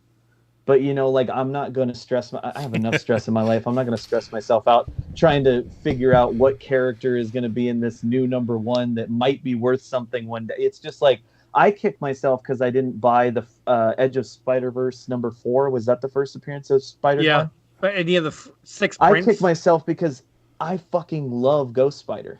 I love Ghost Spider. Like she is one of the coolest newer takes on a character in a long time, and I kick myself because I'd love to have that comic because I love the character. I don't necessarily kick myself because, man, I could have had a book that was worth, I bought it for $2.99 and now it's worth $1,500 in a high grade.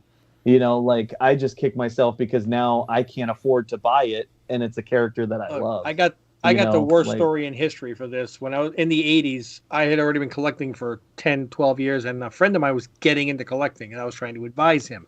And he came up to me and said that he was hanging out in the store and heard two guys talking about this new book that just came out. It's going to be a hit, and everybody should buy it. So he told me the name of it, and I'm like, that's like a parody book. That's like Howard the Duck. Nobody's going to be interested in this. It's not going to go anywhere. Don't bother with it. He's like, well, I'm going to go buy a couple copies anyway. So you go right ahead. I got home and I looked it up, and I think it was like $1.65. It was nothing. And my standing rule in my head was anytime I heard a rumor, regardless of how ridiculous it was, I bought 100 copies. But I was so sure that I did not go buy Teenage Mutant Ninja Turtles #1. Oh, damn. Yeah, that's a kick in the nuts. Oh, and he got 3 copies. God. He did. No. Oh man. Yeah, that's a total kicking yourself, even to this day. So when I see that guy driving by in the Bentley, yeah, I'm like, that's a brutal one. Could have been me. Everyone loves the Heroes in a Half show. Oh my god! If I had, oh my god, I keep getting so much anxiety whenever I scroll through the chat, because every time I'm like, from the last time that I brought up the chat, it's like 3 scrolls, and I'm like, holy shit! I mean, if I didn't have that, and I made $50 million or a Bitcoin or whatever, these books behind me would be just giveaways. I wouldn't care. We'd be having fun. So everybody would benefit. All right, let's get to the chat. I'll shut up. Let's see.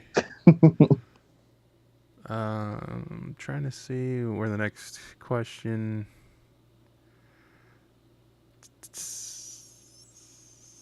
a moment of silence and not to be that guy.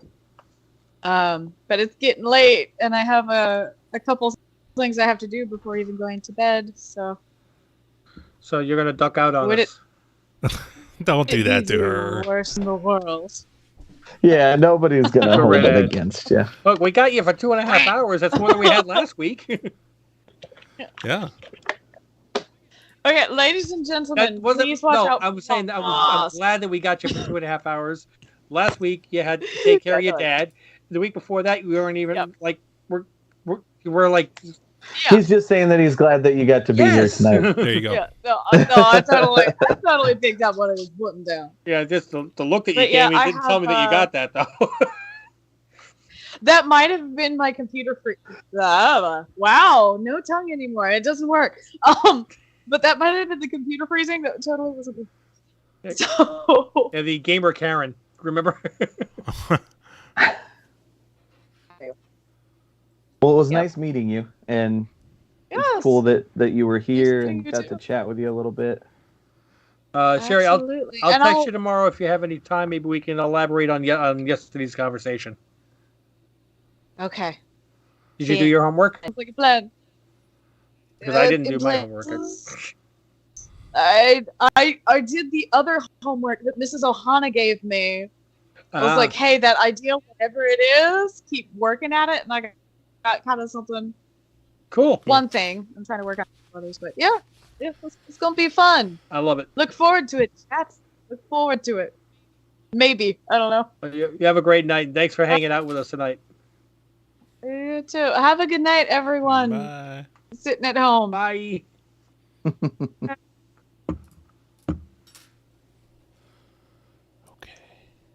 Yeah, on here for 4 hours last week, so Deegan. I know not everybody can do that.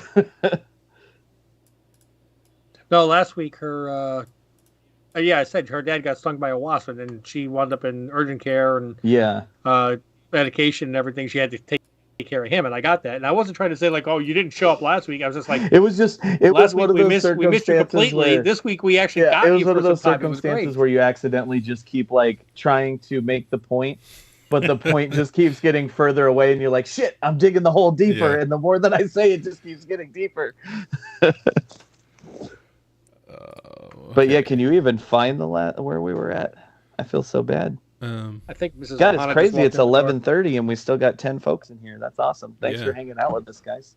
Definitely. Yeah, we've had 79 views so far. I love this part. Average view duration 21 minutes. Very cool. Awesome. That is awesome. Yeah. Usually I think it's more like 8 or 9 minutes, but people are not only tuning in, but they're hanging out with us. Oh, that reminds me real quick. Greg, you were talking about, and correct me if I'm wrong because you're the IT guy and I'm not. Oh, shoot. And look. You were talking about like just taking the audio of some of our live casts. Yeah, if Deegan's okay with it, having his voice on. Yes, that's what I'm going to ask because his voice. Are you going to like turn it into a podcast or something? I've had a couple. I've had a couple people ask about it. I figured that'd be cool. Greg had to explain to me what that meant. I listen to podcasts in the car so much. Right. So I don't blame people for, because sometimes it's a lot easier to listen to it on your way to work than to, hop on YouTube and actually watch the video. So yeah, I totally get that. I'd be totally fine with that if you did that. Okay. Awesome. Yeah. When we did Moon Knight, we had like a secret word in each one of the reaction videos, and you had to get all the words to win the prize at the end. And one of the guys that delivers supplies to our company, he's like, where do I find the secret word? I'm like, it's on the screen. He goes, oh man, I listened to it as I'm driving around. I'm like, well, you're gonna have to pull over and watch it. So yeah. All right, let's see. I just don't know why they keep. No, yeah, have your. The Batman White Universe just got into is incredible. I've heard that too, Xbox Gamer. What is it? It's like a new separate universe of Batman that DC is doing. I forget. Oh, okay. It's like an alternate, like a what's it called? A multiverse sort of thing, like a another dimension. Yeah, different. Sean Murphy is the writer and artist for it. Oh, okay. But yeah, it's been like highly touted.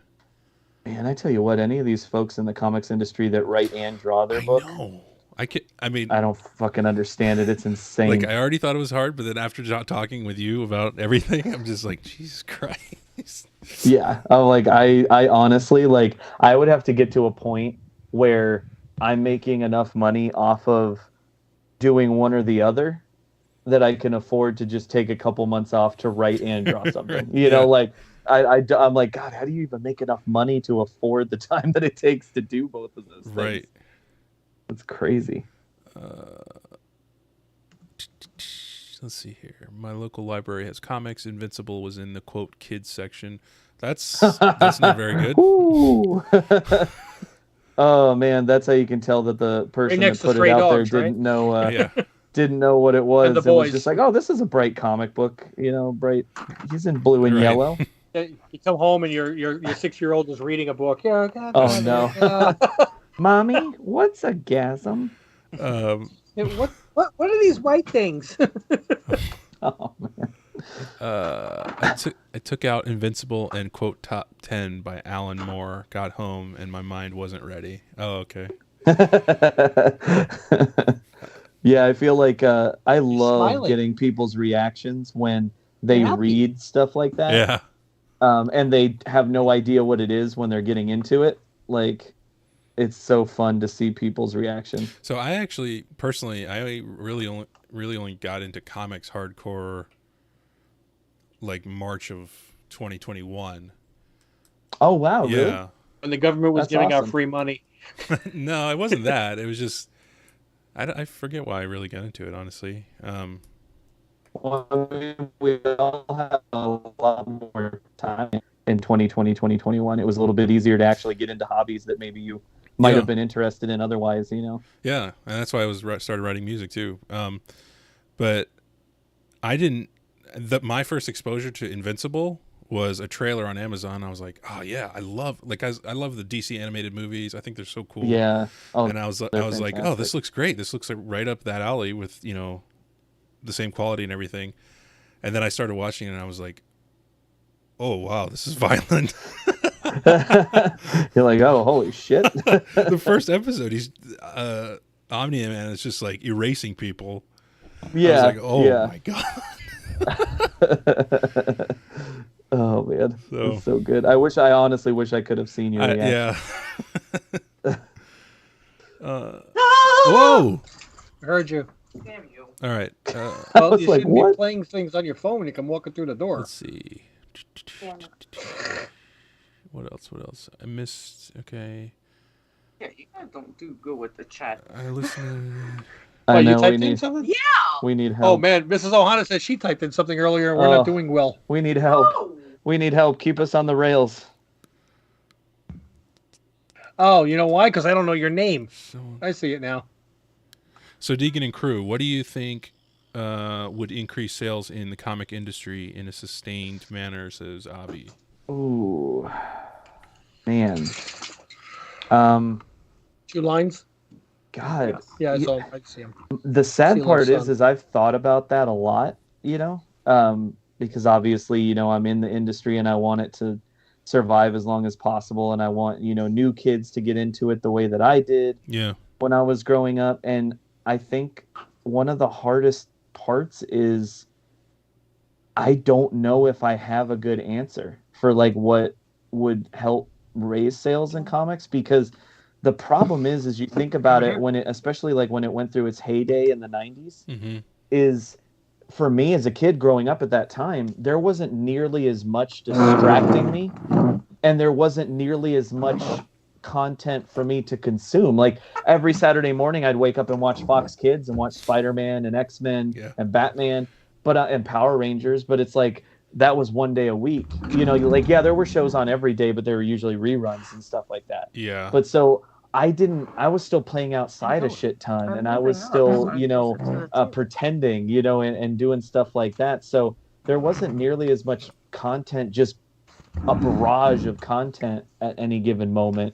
Whereas now, I mean, God, every single streaming network has at least 5 to 10 amazing shows or, you know, movies that are fantastic. And then there's 10 different streaming services. So you take that 10 times 10, and then you have all the network TV shows that are still out there. You have every movie that's coming out still. You still have novels coming out on a regular basis, and you have comic books.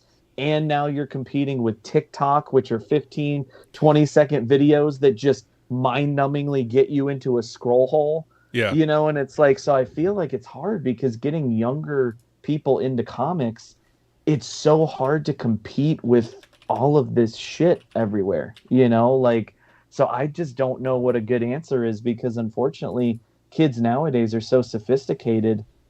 It's like, as far as like, they know how to play video games better than we do, and we've been playing them for 30 years, it comes more natural to them. So they're into that, and then they're into, sports still, and this, and watch all these shows. And it's like, yeah, what is the good answer to get somebody to pick up this flimsy little paper book with pictures in it? It's like, how do you break through all of this other noise that's out there? Like, it's tough.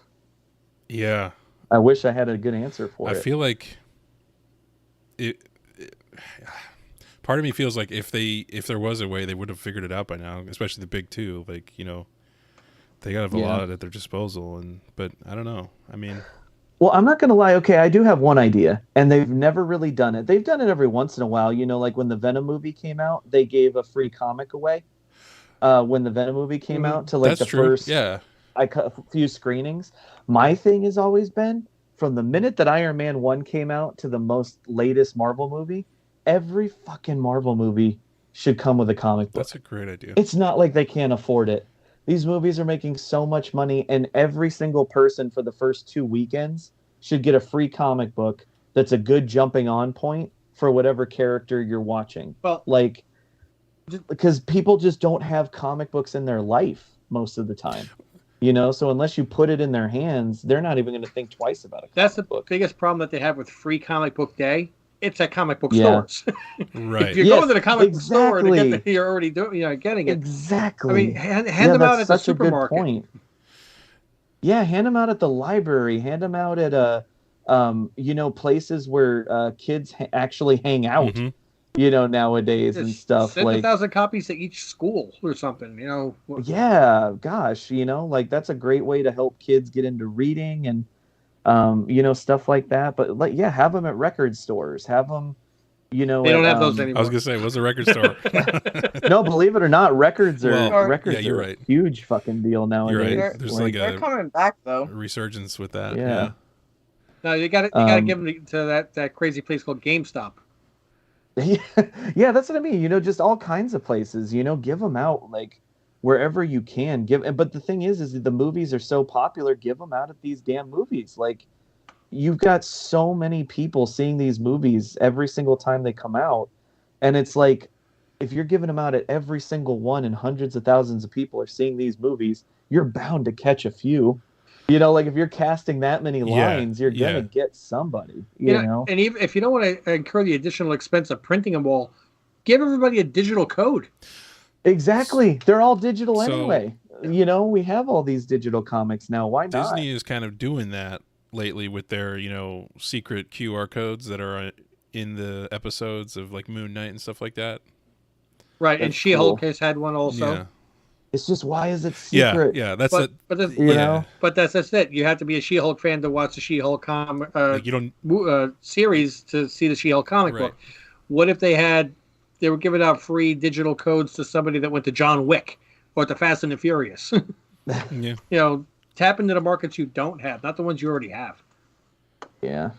Because it blows my mind. Like, I have so many family members that adore the MCU. I mean, are super into it. And every time I talk to them, I can't think of a specific example, but like for all these movies leading up to Endgame, it was always like I would go to the Christmas and all the family are around and everybody's talking about X, Y, and Z movie. And I'm like, yeah, but if you read the comics, you'd be even more excited right now because that they're leading and building up to this. Mm-hmm. And they're like, wait, what? And I would tell them like, yeah, this, and this happens in the comics. And so then this leads to this. And they're like, oh my God, no way. Are you serious? I'm like, yeah, pick up a fucking comic book. Like, and it's just, but they never did. I bang that drum every single family gathering, and to this day, they never are willing to read one. And it's just, how do you get over that barrier of, for some reason, some people just refuse to, and it's not that they're actively refusing, it's just that you can never, as much as they're like, oh yeah, I should check that out, it just never ends up happening. Yeah. So it's like, what is a good way to get them in people's hands and actually convince them to read it? Well, it's such a bummer. Some people just have like a stigma about them because they're like, oh, comics. Yeah. And yeah, to this day, yeah, it's crazy that that's still a thing. But give them to the prisons and say, for each comic you read, you get like a couple days off your sentence. Or work for Suicide Squad. Hey, now that you're here, welcome. I would like Thank to you. get you to open your other two boxes. If you want. Yes, I do. We already gave away one book, and thankfully the winner is in Atlanta, so I don't have to pay up That is shipping. amazing. Deegan, I'm loving your hat there. Oh, thank you. Yeah, I love me some Friday the 13th.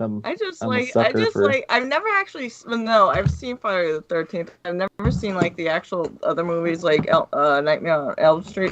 But I grew up with the knowing who the characters were, man. Yeah. That 80s horror, woohoo! Yeah.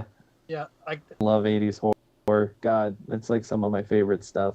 I got Mrs. Ohana a couple of books for over the last 2 weeks or so, and they all came in. One we opened yesterday, which was just while we were talking and brainstorming about the channel, was the 1950s Walt Disney That's Pluto. cool. That's super cool. So I'm just going to get the box open, and then you can take it the rest of the way. This one is not a graded book. Oh, it's actually a plain old. Yes, yeah, but you might want me to send this one in. So. Okay. He's so cute.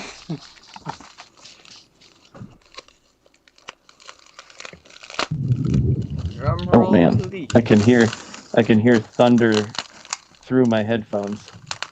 It's getting crazy outside of my house. Is it raining outside? Not here. Oh, well, I mean, he's in Georgia too, so.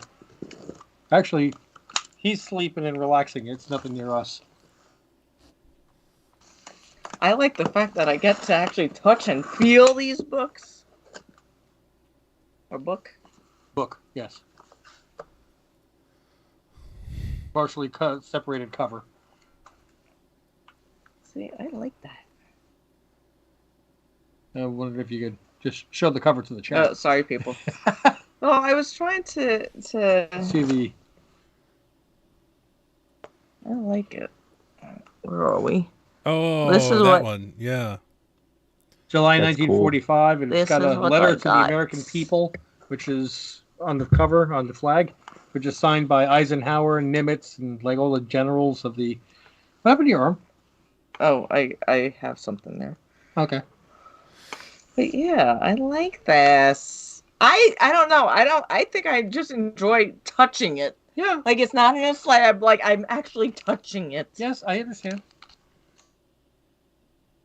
Very cool. She's more of a book person. I'm more of a slab person.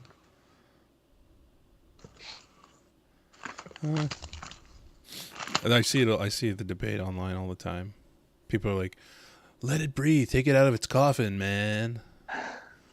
I'm like, eh. No, I think that certain books, if I really wanted to read that Pluto, Yeah. I'll crack the slab and open it up. If I want it back in a slab, I'll spend the $30 and put it back in. Well, a lot of what I do is sometimes like I just buy the trades, so that I can really read Yep.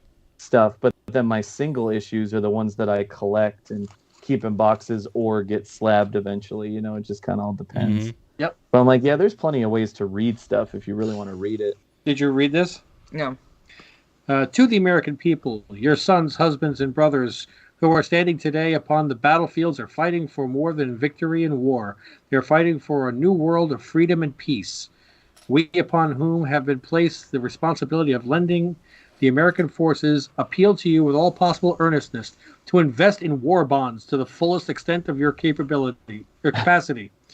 Give us not only the needed implements of war, but the assurance and backing of a united people, so unnecessary to hasten the victory and speed the return of your fighting men. And it's got a bunch of signatures. You can William Leahy, you got Dwight D. Eisenhower, there's Admiral Nimitz.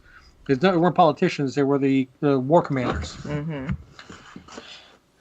So, and the funny thing is that this was July of 1945, and pretty sure the war in Germany was already over at that point. We were just, 2 bomb drops from finishing completely. Just no. What? The label. Oh, sorry. Have I seen this one? Yeah. Okay. I show you everything. Yeah, he does. Just one.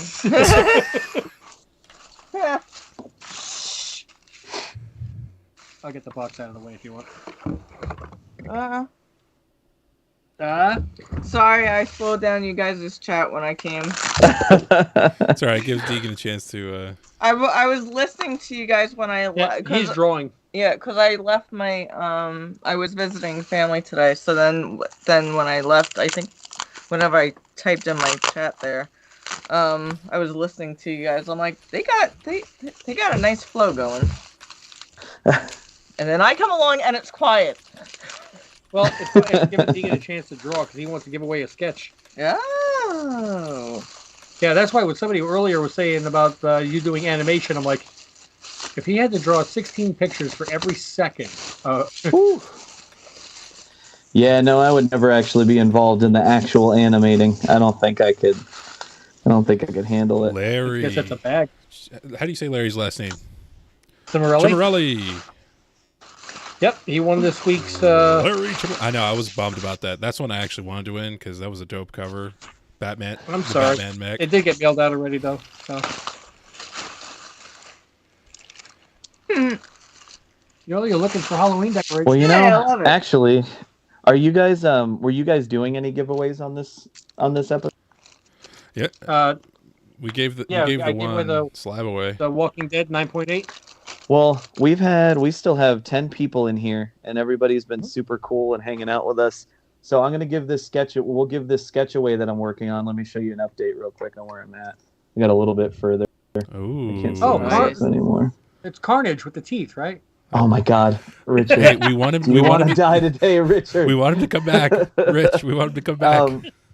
But I was gonna say the other thing that I'm willing to do is I don't know if you can pull it up because I can't run and grab one right now. But I did a cover for Syndicate Comics and Two Brothers Comics, an exclusive of James Tynan's The Closet #1.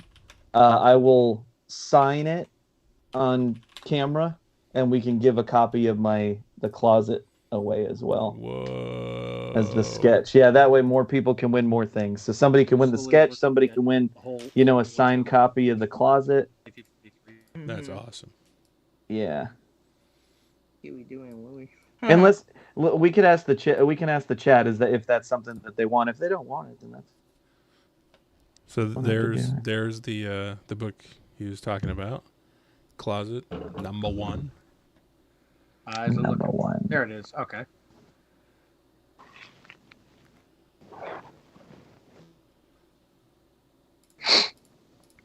Actually, I gotta check something. And it is actually an awesome story. So. Not only can you have the cool cover artwork that you hopefully dig that I did, but it's also a really good read. That guy's been killing it lately, huh? Oh, yeah. James Tynan, man, gosh. Something is Killing the Children is incredible. That was incredible. His run on Batman was great. The Nice House on the Lake. It. Oh, yes. That's a great series. You guys hear our basset hound snoring? No, it's not coming through. Thank goodness. He's not even that loud. He's loud enough. There it goes. I heard it that time. No, but backtrack to before with Deegan saying how to break down that barrier to get people to read comic books. Mm-hmm. Because I'm one of those people. I just like looking at the covers and stuff.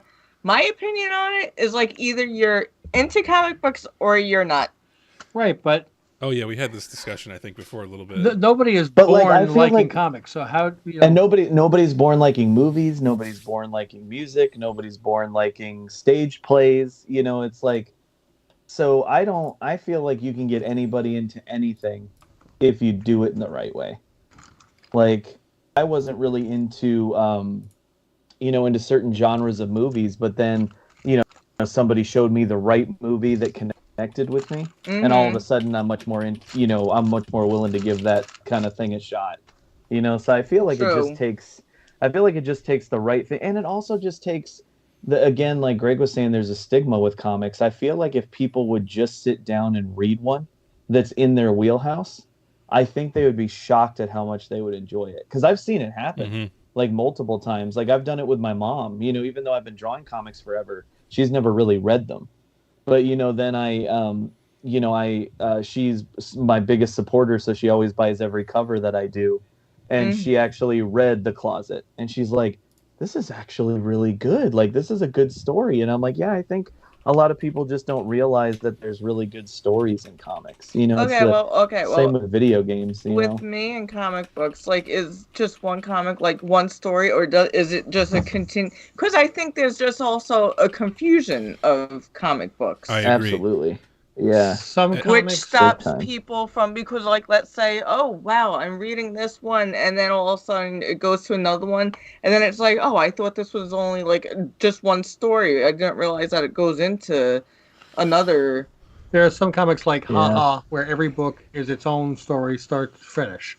Mm-hmm. Yeah, that's why I feel like a lot of the more independent stuff that Image is doing is honestly a better place for people to get into comics. Because they do so many new series that you don't have to have any knowledge pre-existing, and you don't have to worry about it being 800 issues since 1964. And all this stuff. Like, you can just kind of jump in and enjoy the story from the beginning. And I feel like that's less intimidating, because I totally get what you're saying. Like, yeah, it's like if somebody wanted to read Spider-Man right now, it's like, where do you even start? Yeah, where do you even tell somebody to jump in? Without them feeling just overwhelmed and confused. Yeah, and you can't just say go buy an omnibus for $125. Yeah, exactly. Well, and some, I'm not gonna lie, I have respect for the old stuff. Obviously we wouldn't be here in comics if it wasn't for it. Some of that stuff doesn't hold up. Like, some of that early Spider-Man stuff does not hold up. It's like the writing is just, it's a different era. Like, we're too sophisticated for a lot of that stuff now. We were talking about it, I think, on the live stream prior to the first one you came on, how I was going back to the very beginning of Green Lantern in like 1960, I think. And I was like, I am gonna read it from the beginning because I am a fan, and this is what a fan does, and I'm a completionist. Yeah. I want to get that platinum trophy or whatever, So you're like, I'm a completionist and a masochist. Yes. Well, that's what it became. I was like, yeah, Jesus, this is like, this micro describes like, as I'm reading it, I'm hearing like, see, and the young boy, he approaches, and then there's like a lot of racism, and then there's a lot of sexism, and it's just, and there's like walls of text where I'm used to, like, today of like a good balance, and it's a different ballgame. Even though they're showing you what is happening with the visuals, they're still explaining everything that's happening in the visuals. My ring. It's like they really just didn't trust kids to understand what was going on. Yeah, pretty much. Yeah, exactly. I think that there's still enough limited series, micro series, maxi series that come out with brand new characters in the independents that definitely can. I mean, if you were to say to somebody, you've never read a comic book at all and you're not into superheroes, go read Stray Dogs.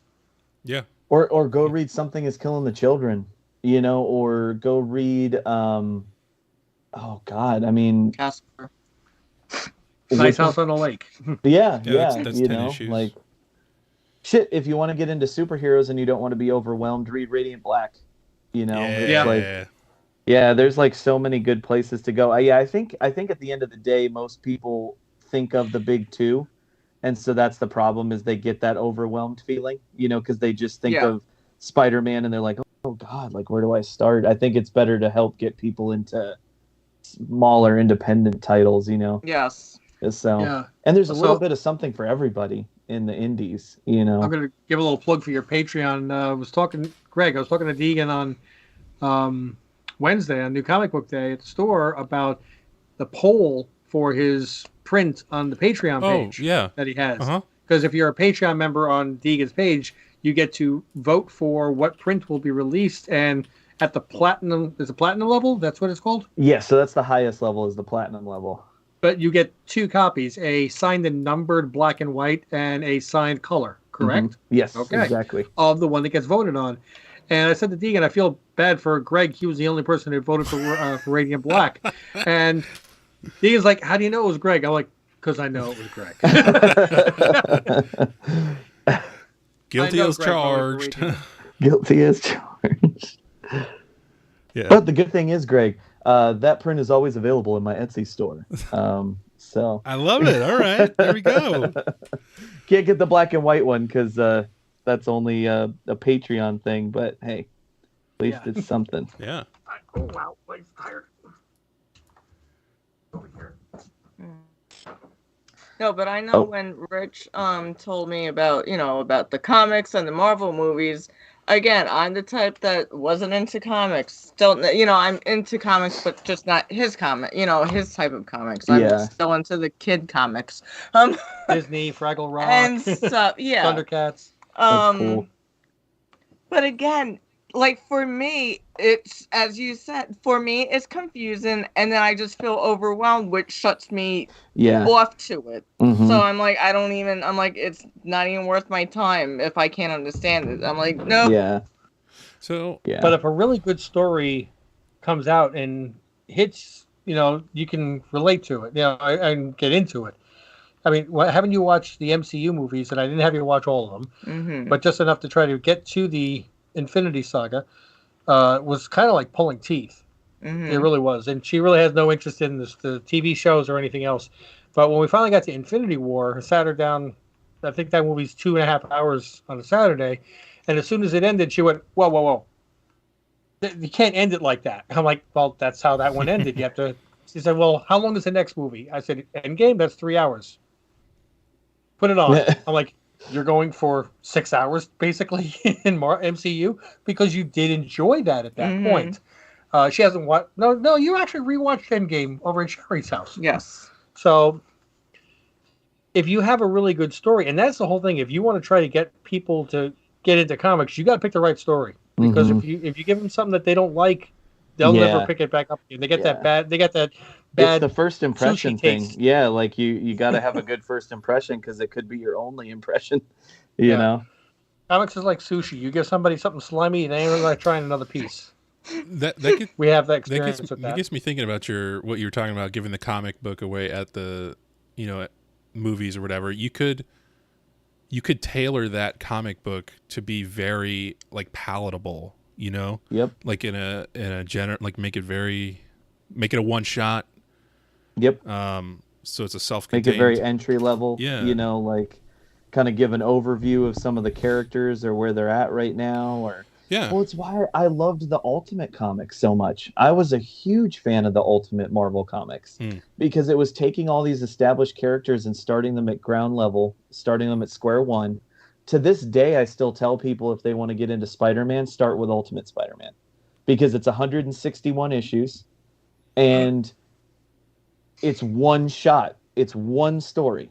And if you start at the beginning and you like it, you just keep going. It's not in a million different offshoots, and it's not, then there was all the tie-in series with it. It's like, no, you can just read Ultimate Spider-Man and that's it. And it starts from the beginning. So you don't have to know anything prior to getting into it, you know? And I can't tell you how many times people have actually tried reading Ultimate Spider-Man and it actually was one of the ones that clicked.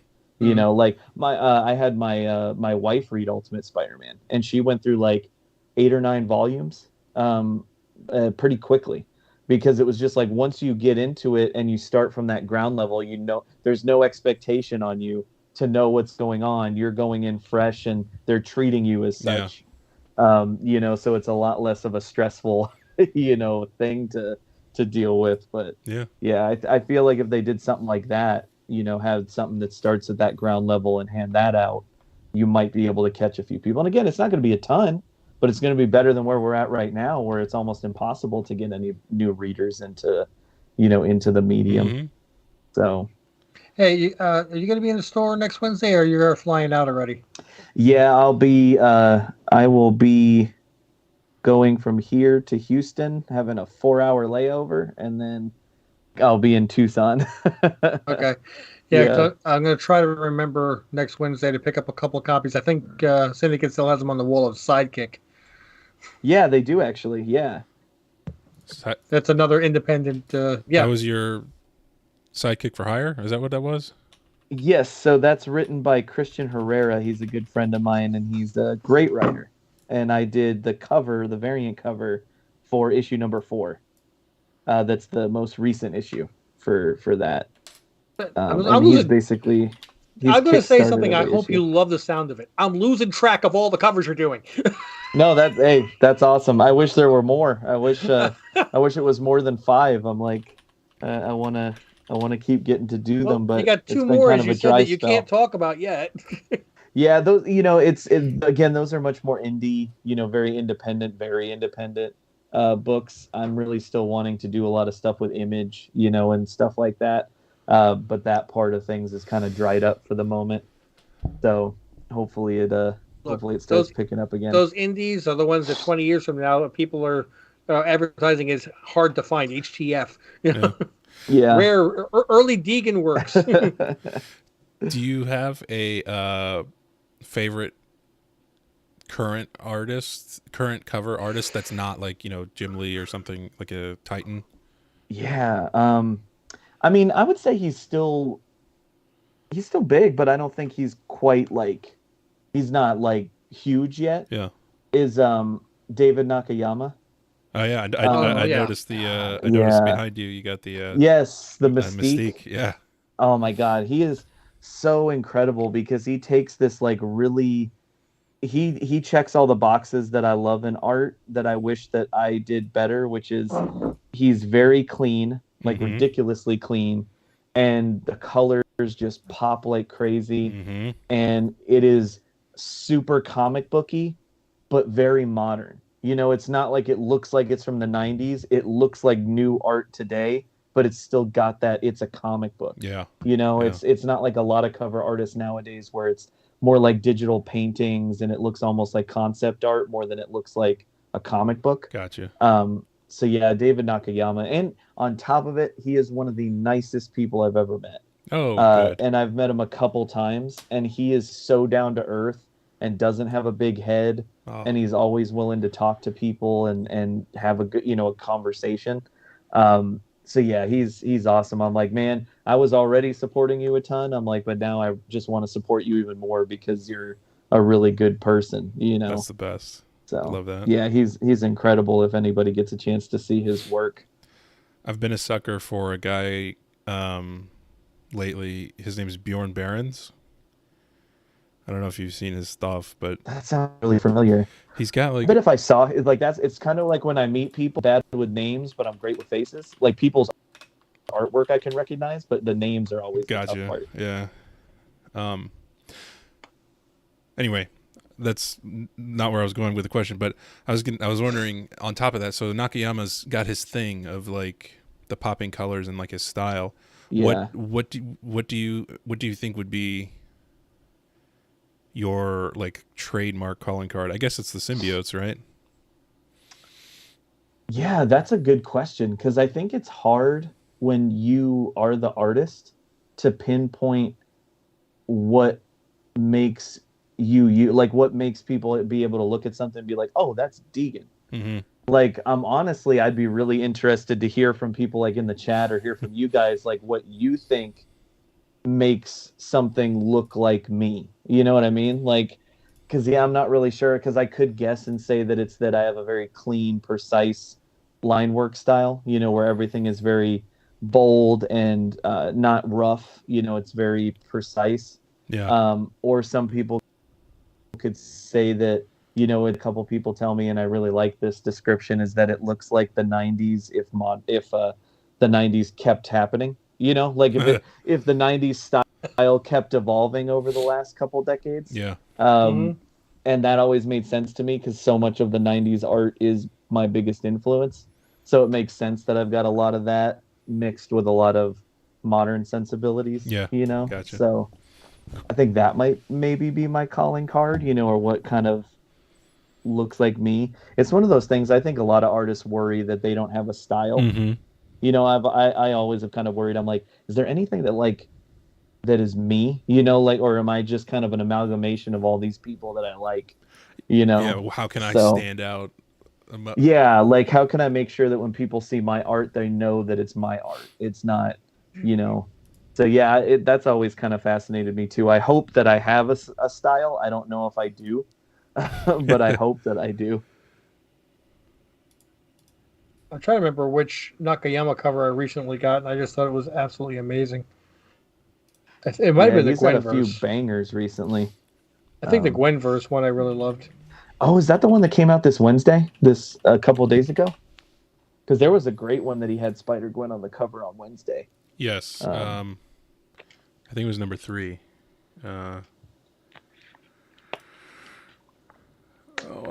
Yes, Seth says with the I still say they need to do a comic book subscription. I get they don't want to hurt comic book stores, but the world is changing and it needs to change to not sink. Like pay $60 a year for a comic, I'd love to do that. Drive to a store once a month, a lot harder to find the time. Yeah, that makes sense. Well, I mean, Greg doesn't live near a store, so that kind of hurts him too. Yeah, I just pre-purchase on eBay. I mean, were there any stores up in New York even? What do you call it? Midtown Comics. That's like legend, right? Yeah, New York is like a mecca. Again, I don't know. I'm not into comics. Well, your type of Yeah, New York, I mean, I am now, but not again. Different type of comics, but New York goes to mecca. But there was a period of time where I was just not able to be in comics at all. So, I build up a collection, and something would happen to it, and then I'd take a few year hiatus. I was just responding to a comment that somebody made on one of the Sandman videos that all the comic books behind me, and I've never read the Sandman comics. That's that's kind of basic. How come I didn't read it? Like, well, it was released during a time that in my life when I couldn't be in comic books. So sorry. Say hello. Here's that cover that just came out 2-3 days ago, this Wednesday. That's it. Yep, I love that one. That's a little bit different take for his style, right? I mean, it's a little bit more like the colors are a little bit more toned down. Like it's not quite as saturated, I guess you could say. That's what blows my mind with him too, is he pencils, inks, and colors all of his own stuff. And it's like, holy shit, dude. Like, that's so impressive to me. He's like the Dave Grohl. Those people are like the ones that can sing guitar, drums, at like record quality. Deegan, in the beginning, you said that you wanted, when you were first getting into this, you said you wanted to sketch, draw, ink, color, everything, do everything start to finish. Yes. Now, right now, you don't do that. Mm-hmm. Did you pick the field that you felt you were the best at, the field that you thought you would enjoy the most, or the part of it that, what made you decide that? Thank you. Yeah, that's a really good question. I always love it because, because I obviously get a lot of questions asked to me at conventions and stuff too. So it's always cool when, somebody asks something like that I'm like, oh, wow, I don't think I've ever actually thought about that. I think it's actually, I kind of went more with what I enjoy the most. And the thing that I enjoy the most is coming up with the composition, what is this going to look like? Like, how is the character going to be posed to make it the most impactful? What is the background going to tell you about it? What is the, what can I do to draw Venom the 800th time and still make it interesting? That sort of thing. Whereas with coloring, it's so weird because coloring is like my favorite part of the process, but I just don't like doing it because it's so painstaking and it's so like I feel like I need to do a lot more studying in color theory to really be able to choose the right colors for the right situation and figure out how certain things reflect, and if there's a pumpkin bomb in this hand, how would that light cast on the face, like there's so much that goes into it that for me is just more work than fun for me. And so I think that's where I got to, where I was like, well, there's amazing colorists out there who do colors the way that I love to see them. So now if I can focus on the part that I feel like I'm pretty good at and that I love to do, I can pour all of myself into that and then hand it off to somebody who can do the part that I don't feel I'm as good at but love, and see them kind of bring that portion of it to life, if that makes sense. But that's cool. Yeah. See, I think it was a little bit of both, but it was mainly just like I enjoy the parts that I do the most. Like if I had to give up one of those three, it would be coloring. Like if I had to stop doing one of them. And then the next one that I would give up is inking.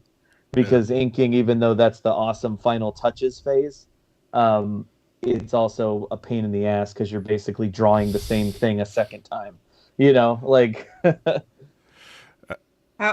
How many phases are there? For most artists, kind of generalizing, like for me, for example, I do, unless I'm doing something, something like this, that's just a quick sketch, something like this where I'm just kind of throwing whatever's in my brain onto it. I'm not preconceiving anything. Well, actually, you can kind of see I was originally going to do a profile shot, and then I was like, no, I want to do it, from the front. But like when I'm actually planning something, like I have this is the original.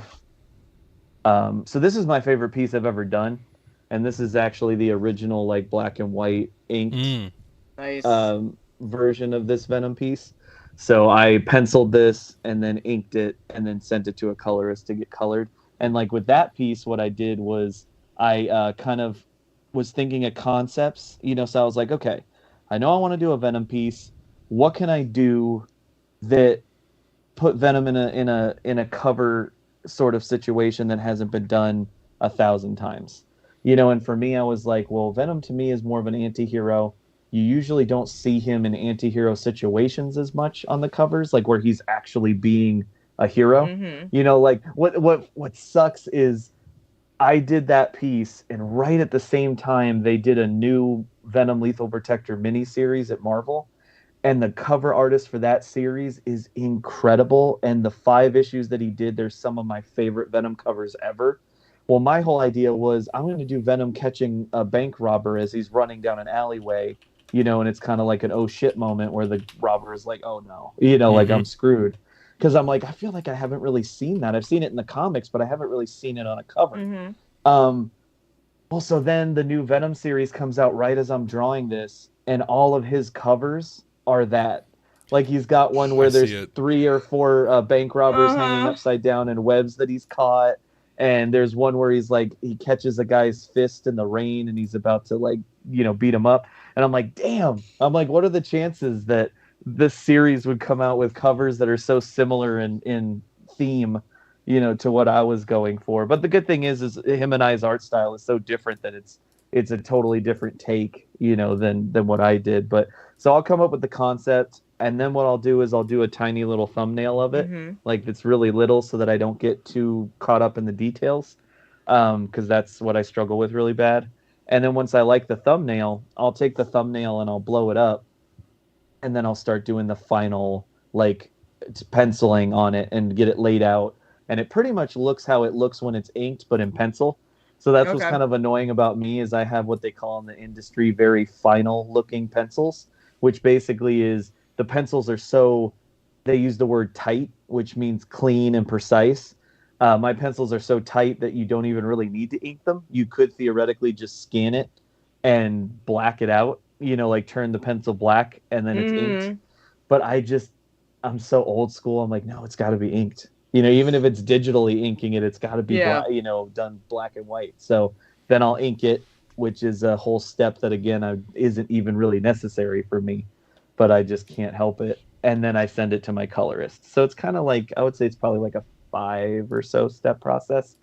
Okay. Yeah, I know other artists. I mean, other artists are insane. They can just sit down and just jump into the pencils and just see what happens. And I'm like, nah, I can't do that. I've got to plan stuff out. And like, because otherwise the whole time my brain is just sitting there going, this is terrible. What are you doing? This is awful. It's not going to turn out right. I'm like, the more that I can plan ahead, the more that I can shut that voice up a little bit. Because what's the time frame? What's the time? How long does it take you to do that process? Oh gosh.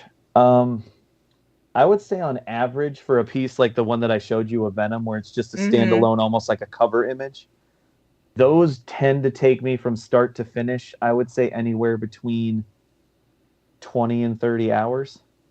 And I'm kind of slow. Like there are artists that probably could do the same thing a few hours quicker, but I'm just very painstaking about it. And I think that's part of my style, is that I think if I went faster, I wouldn't have the style that I have. So it's kind of a push and a pull. But yeah, and that 25 or 30 hours is spread over multiple days, because I'm not the kind of person, it's very rare when I can get up in the morning, start on a project from the beginning and finish it by the end of the day. Like I just don't have that capability. Like sometimes I'll be like, okay, I finished the layout and I penciled it, but I just don't have it in me to do the inks right now. And if I force it and do it when I'm not feeling it, it doesn't turn out as good. So I'll move on to another project, work on that one, kind of get a fresh, set of eyes on a different thing. And then I might be like, oh shit, I'm going to go back to that. I'm feeling it. Yeah. So that's kind of what sucks about my commissions too, is I kind of, even though there's people who have been waiting longer than other people, sometimes I don't force the one that's been waiting the longest, because if I force it, sometimes it doesn't turn out as good, and I'm like, I'd rather have them wait a couple more weeks or something like that until I'm like, okay, today is the day and let's rock this thing, and I'm feeling it. Oh, with your work, you want it to be perfect. Yeah, it's bad. I'm a very big perfectionist, and it slows me down so bad and gets me so behind. But I'm like, I always tell every client this. I'm like, I would much rather take longer and you have to wait to the point where it's almost frustrating than whip something up and I'm not super happy with it. I want to give somebody a piece and I want to be like, I want it to be hard to give it to them. Like I want there to be a part of me that's like, damn, I wish I could hang on to this. It's like, do I really want to give it to you? Even though there's no point in me keeping anything that I draw, because I'm like, what am I going to do with it? I'm like, I'm not going to put my own art on the wall, but I want it to have that slight moment where I'm like, damn, I don't want to ship this, because I want to be so in love with it that, so I'm like, I would much rather take my time, maybe upset people and have them really happy at the end than do them quick and they get them fast. But man, that piece, if you only knew how much better it could have been if I took another few weeks or something, but yeah. Well, I made the analogy last week. You want to fast track a 7.0 or wait a little bit for a 9.8? Yeah, exactly. Yeah, that's such a good point. Yeah, it's just like with this sketch that I'm doing right now. It's like I'm taking way more time on it than I should for it, because it's supposed to be a quick, small sketch. But I'm like, I just don't have that bone in my body. Like it's so hard for me to just do something quickly, because the dumb thing is if I did this quickly and showed it to people, they would probably love it.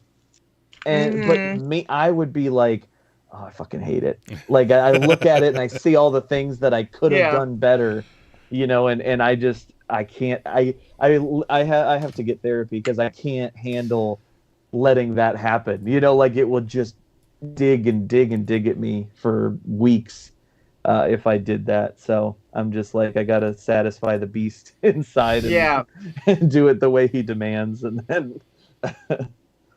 Therapy's the best. But no, I honestly didn't think it would take like 30 hours, 20, what was it? You said like 26 to 30 hours or whatever. Yeah. I thought at maybe the top's like maybe 8 hours.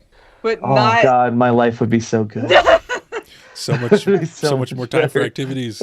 Yeah, what do they call it? Your quality of life? Like my quality of life would just go through the roof. Yeah, I had no if I clue could do that it takes that long for you guys to draw something up. Yeah, and again, there's guys that do it way faster than me, and I'm so jealous of them. Like Jason Flowers is their local artist. He's done a lot of covers. He's done a lot of Teenage Mutant Ninja Turtle stuff, and he's a Georgia guy, and he's a really cool dude.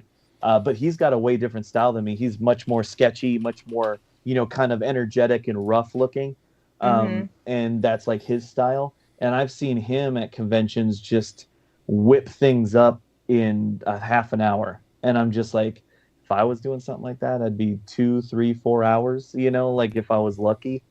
Yeah. But it's that's the thing, is every artist is just so different, and it's like the more that what I learned was years ago, the more that I tried to force not being who I am, the more I didn't like what I did. So eventually I just gave in, and I was like, I'm just gonna do me. I need to stop comparing myself to everybody else. Yes. It's like, if they can do it faster than me, that's awesome for them, but that's not me, so exactly. Just kind of have to accept it.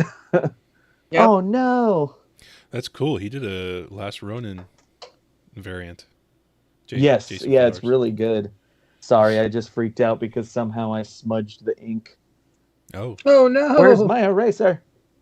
If I get it quick enough, it might go away. Oh, thank God.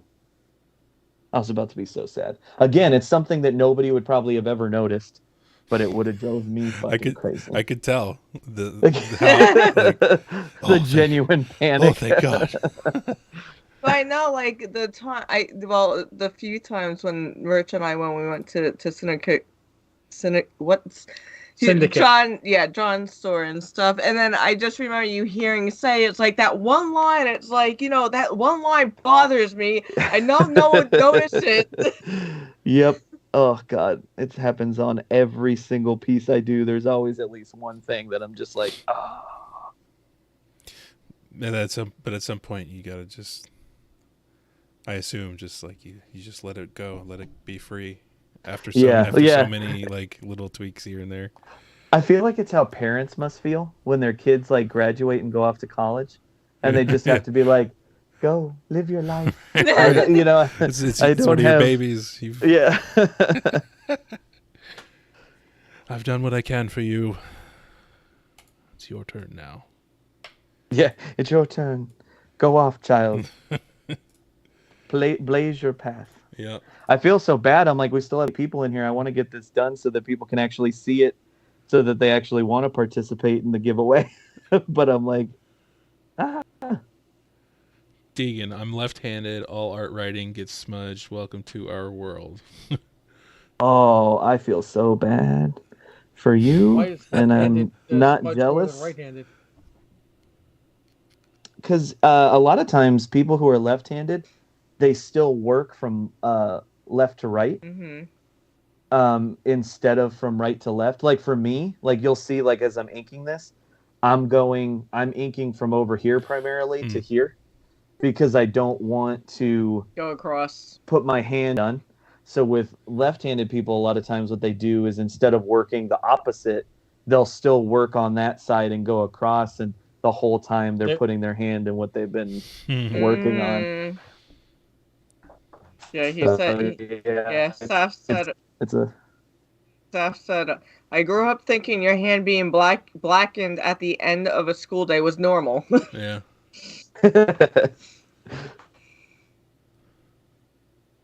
Oh man, let's see. So awesome! Did we actually catch up on the chat question? I think so. Yeah, Mrs. Ohana has been trying to keep an eye on him. You're awesome. Oh, thank you for wrangling us a bit. I got a facsimile this week. What'd you get? First. Oh, that turned out great. Like, they did a great job on that. Yeah, thing. It's real clean. It looks good. And it's so thick. I never knew that books back then were that, like, hefty. Yeah. That many pages. Yeah. 64 pages of action. Yeah, that's huge. I got that Action Comics #1 back in the CGC grading that I made the video for it. 10.0? Gem Mint? You'll have to, I guess, tune in after Greg edits the video and corrects all my screw ups and inserts. I recorded one last little thing he has to insert in the middle. He'll see it when he looks on the Google Drive. Okay. Yeah, it's me complaining about lack of graders notes. Seth, you could talk as much as you want. Oh, I was just about to say that same thing. I'm like, yeah, absolutely. Don't feel bad about talking. Yeah, because he said I try talking less so it scrolls less. No, talk away. We want the interaction. Yeah, and shoot, I mean, I'm sure that eventually we would all run out of questions if we didn't have you guys in the chat helping and coming up with things. Deegan, as an artist, like you said, it just came like naturally, right, to you? As far as like when I first started? Yes. Yes and no. I think it's a tough thing because I think a lot of artists like me who start out just drawing since they're little. Mm-hmm. It's a lot of people are tempted to say that just came naturally to them, but all it is every little kid sucks ass, when they first start. Like even though I might have been decent for my age, it still was bad. And so I think it's less that it comes naturally, and it's just if you start that young, you're at the age again. It's like how when we're young, we don't care as much about hurting ourselves. Mm-hmm. Like we don't think about the consequences. Yeah. When I was younger, I didn't think about whether or not it was good. Mm-hmm. I just did it, and I did it over and over and over, and kept trying to learn and picking up new stuff. And I didn't have that fear of if it was good or not, at least not until like middle school. And then once you start being more cognizant of all that, you start having the self-doubt. Because like you don't have as much of that self-doubt when you're young. Like you just kind of don't give a shit. Mm-hmm. You're like, I'm just floating through life, like, it's awesome. And then once you get into middle school and people start judging you and you start judging yourself because people are judging you, it's like then that's when I think a lot of people tend to fall out of drawing, or they give up on it because sometimes that self-doubt and that self like, well, is this even good? Yeah. Kind of convinces you otherwise, and I feel like most artists who do it for a living were just stubborn enough to get past that part. Yeah. I think that's the only like professional artist and non-professional artist is just who was more stubborn and not willing to pay attention to those voices. This is one of the big I can't say arguments, but definitely a disagreement that John at Syndicate and I had with Deegan one day, and Deegan's saying that he could teach John and I to be a good artist, and I'm like, no, my hand can't do that. Okay, I could, Richard. You give me the time. No, my hand can't do. I can't draw a line.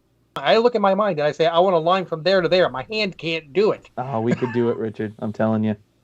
We could do it. No. I wish there was time that you had, because I would take you up on that. I would love to try. Yeah, it was cool actually. When I first started doing this full time, I was trying to come up with every income stream I could think of, And what I did in the first year was there was actually my chiropractor's son, who was, I think he was 8 at the time. He was a big artist. He was one of those kids that started drawing from an early age like I did. And my chiropractor, knew what I was doing and saw my stuff and thought it was awesome. And I offered to, because his son wanted to do more art, but he was struggling with what I struggled with when I was a kid, which was there's no such thing as comic art lessons in school. Like it's all drawing and painting and traditional, and a lot of those teachers treat you like if you want to do comic art, it's less than, and so he was like, would you be willing to teach him comic book art? Cause that's what he likes. And I was like, yeah, 100%. So for about a year, I did one lesson a week with him and kind of taught him, a lot of the stuff that I was trying to learn at that age that I wished somebody would have been able to teach me, because I just had to open up these how to draw books and try to, copy and understand what the hell they were trying to convey in in this book. And so, yeah, that was really cool. So I actually did that for a while. And for a while, I was actually considering trying to do more classes, So, and then I could go up at a university board. Yep. They're in the supermarkets. But then slowly what I realized was I didn't really have the patience to teach younger people. Mm-hmm. Because younger people, like after a year, he was kind of like over it. And was wanting to move on to something else. Yeah. And so when I would have these lessons with him, sometimes it would be hard to get him to pay attention. Or the hardest thing was I would give him homework. And since it was an extracurricular thing, I wouldn't hold him to getting the homework done. I didn't want him to add another stressful thing on top of doing schoolwork. Yeah. But 9 times out of 10, he wouldn't do the homework. And then he would be frustrated that he's not getting better. And I would try to explain to him, well, the only way that you're going to get better is doing these things that we are talking about and that that I'm teaching you at the lesson. Mm-hmm. And yeah, I can teach you at the lesson, but if you're not practicing it on your own and just doing it over and over and over, it's not going to stick. I could teach you 1,000 times, but it's not going to stick. I'm like, the only reason that I got to where I am is because I did things that I didn't necessarily want to do over and over and over. I mean, just and like over, anything, you got all these advisors and stuff. It's like they're basically your guide, but you still have to put 100% work into it. People still, they can't do the work for you. You still have to have a physical ability to do it, a way of communicating your brain to your hand. I took guitar lessons for 2 years and practiced for hours every day, and after 2 years, I still could not play scales. Now, Richard, I'm not saying that I could teach you to be like a professional comic book artist. What I'm saying is I could get you to a point where you don't hate what you're putting on paper. And you'd be somewhat proud of yourself. I guarantee you. Honestly, if it doesn't look like your stuff, I would hate what I put on paper. I'm very critical on myself, so that. Well, that just sounds like a defeatist attitude problem. That sounds less like your hand is the issue. Has he met me? I mean, I expected after 3 months I was going to be playing guitar like Eddie Van Halen. And I wasn't doing it. No. I mean, I had Fender. I went out and bought a Fender Stratocaster, an amplifier, and I was practicing with it every single day. But my fingers could not wrap around a guitar to reach the frets because I have very short, stubby fingers. When I write words, I grip the pencil so tightly, and I try to to loosen it up, that I'll actually start to get tingling after about 30 seconds. Okay, I tell you what, Richard, we gotta do something to mellow you out, man. We gotta do something to calm you down. So those nerves, you know what I'm saying? We gotta. I made a deal with God on my 18th birthday. I can't. I'm not talking about drugs because I've never done a drug in my life. I'm just like, we need to do some yoga, chill you out, I've never done that either. No. What is a drug? It's so funny when people look at me and like, especially when they talk to me, like sometimes at conventions, they just assume that I party and that I'm like a drinker or I do, drugs and stuff. And that they'll like insinuate stuff and be like, yeah, this, and this. And I'm like, I have no idea what you're talking about. I'm like, I legit, I'm like, the most I ever did was I drank for 2 years once I turned 21. And then after the second year, I was like, I hate the way all this shit tastes and it's expensive and I hate the way that it makes me feel afterwards. So why am I drinking it? And I just got to the point where I just stopped drinking and I haven't drank for like 12 years. That sounds like me with golf. I've never done drugs. It's just never been a thing for me. I'm like, I don't like the idea of changing how my brain functions. It just kind of weirds me out. As I'm drinking an alcoholic drink. It's kind of about half the alcohol of a beer, so don't worry about it.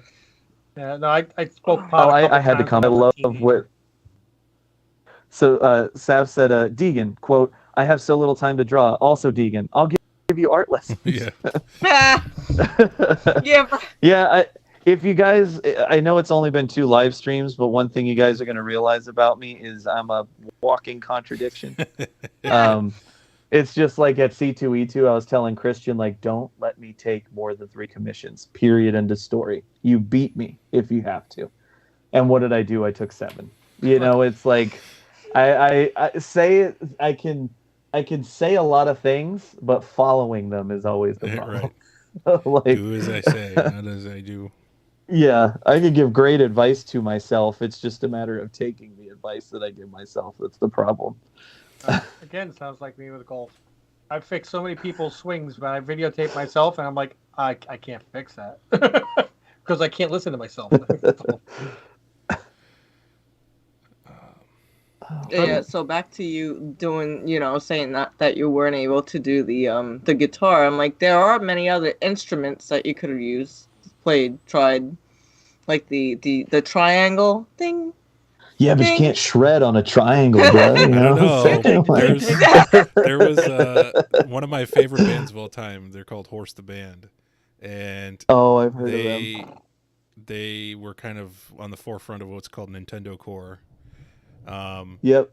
And they had a guy that would come out during the real heavy breakdowns, called Ed Edge, and he would have a triangle, and he would just be like, boom, boom. Oh my god. Or what was I need more cowbell. Yeah. Pretty much. So it can be done. You just got to believe in yourself. I believe I can fly. No. You just gotta believe, man. The only instrument I can play with certainty that I feel good at is the voice box. So. What about the melodica? That's your area of expertise, and I wouldn't even think about stepping on it. What's the melodica? Yeah, what is it? Okay. I've seen those in videos online before. No, it's like a bagpipes and the two most annoyingest your trumpet when you were a kid. No, is the bagpipes and the accordion. So that's what that thing. I had an accordion when I was a kid. I love this. I think I'm saying it right. Shop for comics. Yeah. Yep. He said, "Cowbell it up, Richard."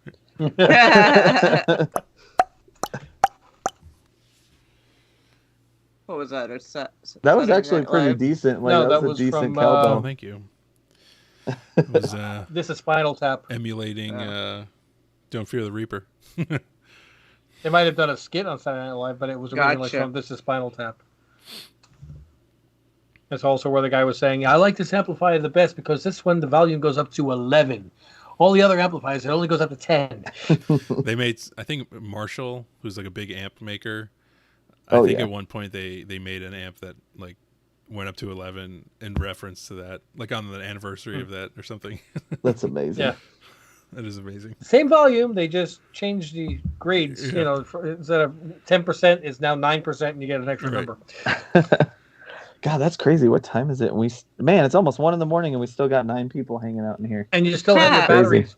You still have your battery power. Oh, shit, I haven't checked on that. 15%. No. You better hurry up with that sketch, man. I know. Battery timer. Damn it. Yeah, it's like, okay, I'm ready with the sketch, and boom. Yeah. Ugh. What else did I get this week? I don't know. Yeah, I was going to say, if you guys chat about something for a few minutes, I could probably get a decent amount of heavy lifting on this thing done. Chat. So, Chat. How's everybody in the chat doing with She-Hulk? They like episode 2. Did they see episode 1? So good. Or are you one of the 38% that are review bombing with a 1? Oh, God, those people. I loved the second episode. I thought it was so much fun. I like the first episode better, but I still like the second a lot. Yeah. Yeah. I thought it was good. And it was really hard for them to top the first episode's end credit scene. Yeah. Chop was saying that She-Hulk is so good. Yes. Yes, Larry. Every time the credits start, I'm like, wow, that was quick. I know. I wish it was a little longer. Well, that's what they're trying to do, is make this like a 30-minute TV show, back in the day, half-hour comedy show. But the production value is so high, it feels weird to have it be half I really think that I don't know where we don't know exactly what Hulk/Banner is going, but I'm wondering if by the end he's going to need Jen as a lawyer. So I really genuinely think that they're setting up for Hulk. I think so too. Somebody was saying that that's gonna be like their surprise at D23, that they're gonna announce? I mean, obviously. Well, yeah, because apparently rumors are that Universal's deal that they had, where they were the only ones that could distribute a single Hulk movie, are running out. Yep. So that's why there's probably a chance that they're going to be able to do a single Hulk movie soon. That's very exciting. Yeah, I love the little Easter egg. So, like as Greg pointed out, when he said, "Well, that battle with the Abomination, I was a different person back then." Literally, I know, that's hilarious. Yeah, you were Ed Norton, so not Mark Ruffalo. Yeah. I liked Edward Norton better. I'm not gonna lie, I'm not a big Mark Ruffalo guy. I think they're both. They're both better than. He's a little too goofy. Eric Bana. Oh God, yeah. Well, that dude was like a paper plate. Like he had the personality of a paper plate. Yeah, but that one I got to give a lot of it to the director on that one too. That's true. You know, I felt like I was watching a tennis match. Frame. Oh, where am I? Yeah, Seth said, "I just love superheroes that break the fourth wall." I like that too. I get a kick out of everybody. Like, She-Hulk is copying Deadpool breaking the fourth wall. It's like, No, She-Hulk was doing it for about 18 years before Deadpool was a character. I know. I hate being that guy, but like, again, it's why I wish people would read fucking comic books, because I'm so tired of seeing people like, "Oh, this is ripping this thing off," and it's like, no, you know not what that you thing speak. didn't even exist. Yeah, it's like that thing didn't even exist before this thing. Like, what are you talking about? But that happens in every genre. What was the one where Natalie Portman was wearing like a Star Wars T-shirt, and somebody commented, "This Hollywood chick chat probably hasn't even seen a Star Wars film." Oh my God! And somebody was like, "She was in 3 of them, you idiots." So it's Anakin's wife, Luke's mother. Shut up. I found an article that says. The producer on She-Hulk confirms that he's going to Sakaar to handle unfinished business. There we go. That's where World War Hulk happens. Yeah, well, is it on or is it Contest of Champions, which was another comic book? I mean, everybody's hoping for World War Hulk, but because I really think that they're trying to get him back to being a savage like character, not being the I hope so. lovable, affable Hulk. Yeah. I think that they've heard loud and clear that that's what people want. I think that that's why they made him Professor Hulk, so that way his turn as savage is that much more violent in our eyes. Yeah, it's that heel turn. Mm-hmm. Boom. I'd be happy about it, because I don't know. You guys remember, right, when we saw Avengers for the first time in the theater? Oh, I loved that. I remember the thing that most people talked about out of Loki. Avengers was Hulk. Like, just in general, like how awesomely portrayed I loved it. he was in that movie. Yeah, like he was just so brutal, and like the way he, like, you know, that first scene when they introduce him and he's jumping around and, you know, clawing down the side of the building, and it's so like, cool. Man, it was so well done. And like his yelling is just I'm like, oh, that. Larry it's like, says, man, this is comic book Hulk. Larry says, "I'm tired of Wuss Hulk." Sav says, "You mean Smart Hulk?" LOL. Yeah, that's what they call him, Smart Hulk. I know, and I love how people are mad.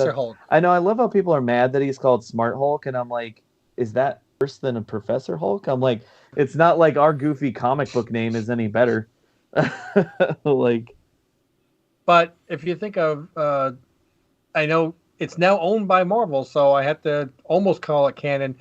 X-Men First Class, when Xavier graduates, and he's called Professor Xavier, and he said, "No, you can't be called Professor until you have your own class," or whatever he says. Yeah, Hulk has never taught a class, so he can't be called Professor Hulk if he's following those same rules. Yeah, that's true.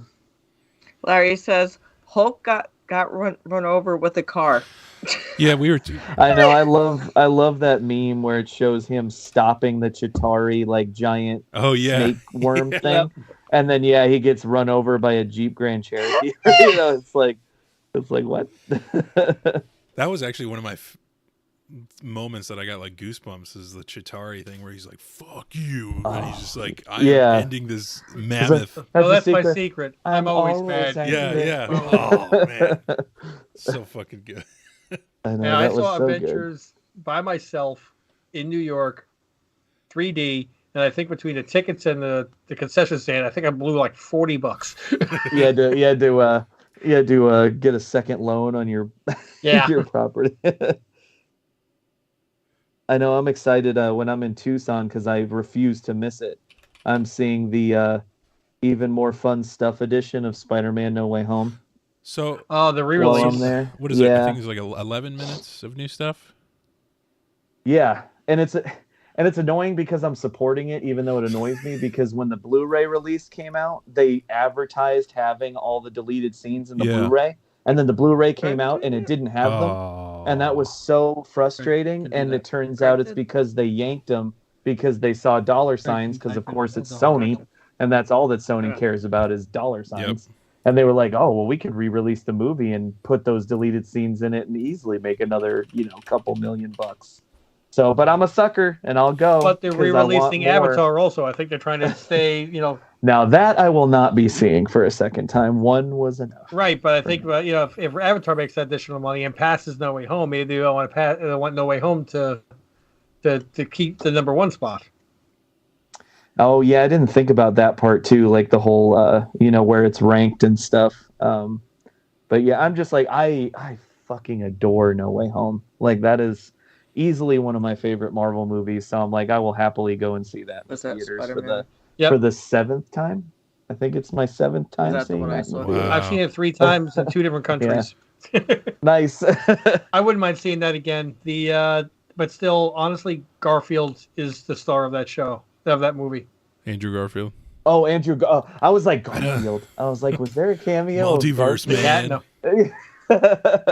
But no, I love. Are you okay? Andrew Garfield. Are you okay? Like, dude, yeah, that scene wrecks me every single time. Yep. Yeah, every single time.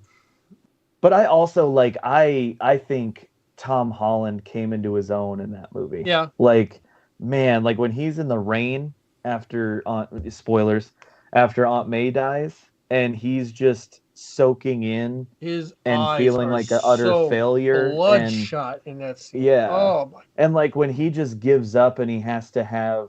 I love that it because so many people complained, and again, I'm a mad. I cannot tell you how big of a Spider-Man fan I am. I've read so many of the comics. I'm super into Spider-Man, and what annoyed me the most was so many Spider-Man fans bitched and complained that there wasn't Uncle Ben. There's no Uncle Ben. It's not it's not the same. You can't have Spider-Man without Uncle Ben. And I'm like, you don't need Uncle Ben. You need the lessons that he taught. Yep. And I felt like they did such a good job with Toby and Andrew, basically taking that Uncle Ben role almost and giving the lessons that Tom needed to become what Andrew and Toby had become in their movies, and it was such a beautiful way to do it. And it's like, did we really need to see Uncle Ben get shot for a third time?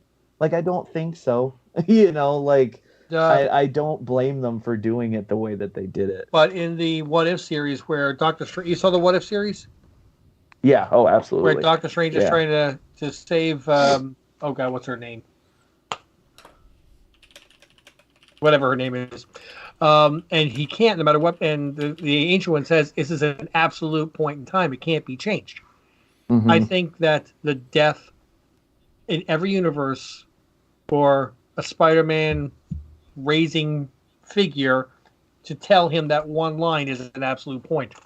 Yeah, because I feel like it hits just as good coming from Aunt May as it does from Uncle Ben. And I know that that's sacrilege to some Spider-Man fans, but to me, I'm like you said, I think it just needs to be someone who is his parental figure in his life, be the one to deliver that message to him, Yeah. I can never stand the people that said that Marissa Tomei was too young to play Aunt May. Like, that actually makes more sense. If a kid is in high school, his aunt is not going to be 75 years old. Right. And also, it's like, it doesn't matter. Like, it's just like, I mean, I was easier to come to terms with it because I love Ultimate Spider-Man. That's my favorite Spider-Man. So for me, Spider-Man was always my favorite when he was a teenager. Mm-hmm. And I just got so bored seeing so many people over the years be like, I'm so tired of Spider-Man being a teenager. I'm so tired.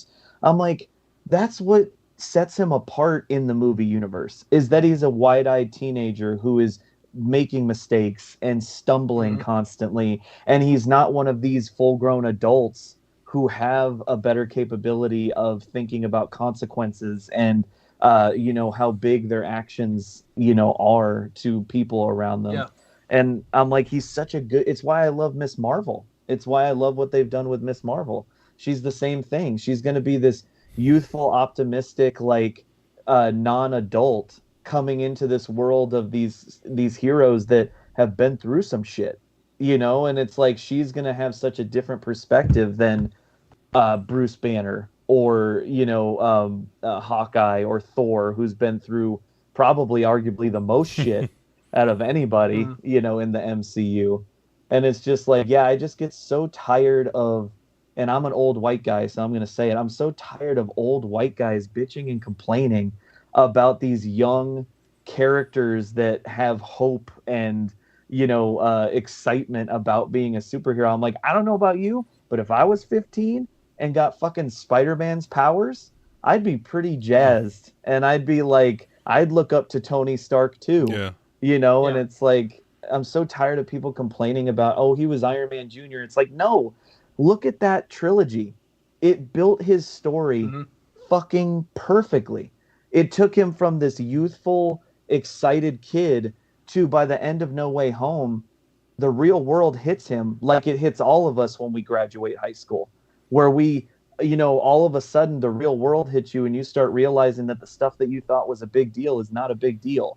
And there's some serious shit that you have in life. And you got to pay bills. And when he gets left alone and he gives up his friends because he knows it's the only way to keep them safe. Which is fine. Like, I might want to take you. Like the end of that movie is so melancholy, but it's so quintessential Spider-Man. Spider-Man always hurts himself so that the people around him that he loves won't get hurt.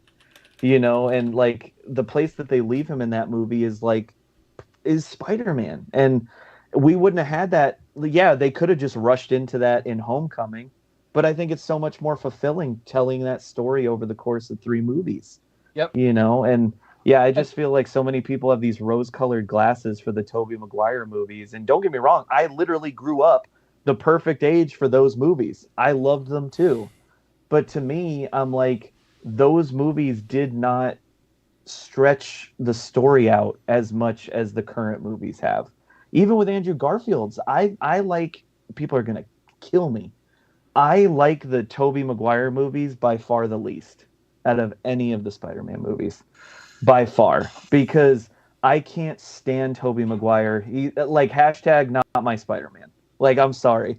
Like, he has never been a good Spider-Man to me, and he's a annoying Peter Parker.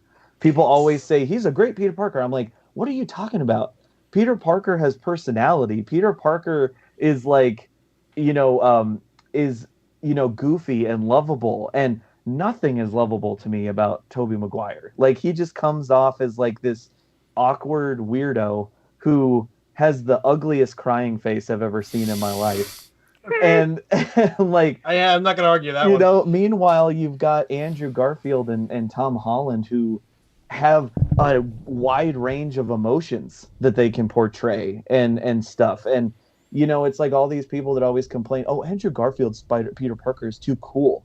I'm like, Peter Parker was a glasses wearing nerd for all of 10 issues in the comics. Like, if you go back to those early Spider-Man books, he was not like that for very long. I mean, shit, before you knew it, he was in college partying it up with Mary Jane and Gwen Stacy and Harry, and he had this Friends with Flash. Yeah, and he had this suave ass haircut, and he looked cool. He didn't have the glasses anymore. I'm like, we all have this idea that Spider-Man was a nerd for like decades, and it's like, no, like, he actually wasn't. Like, have you seen Spider-Man the animated series? Dude's fucking jacked. He's like, he's got Felicia Hardy, Mary Jane falling all over him all the time, and it's like, the whole idea with Peter is he is good looking, he is a good person, he just doesn't get it, he doesn't see it. Like, that's what makes him a nerd, is that it's more of a self-imposed like awkwardness than it is he's really a weirdo and an awkward person, you know? So I don't know. Sorry, I could get on a soapbox about this forever. I'm like, it drives me nuts. 1966, first appearance of Mary Jane Watson. What's the first thing she says to Peter Parker? Yep.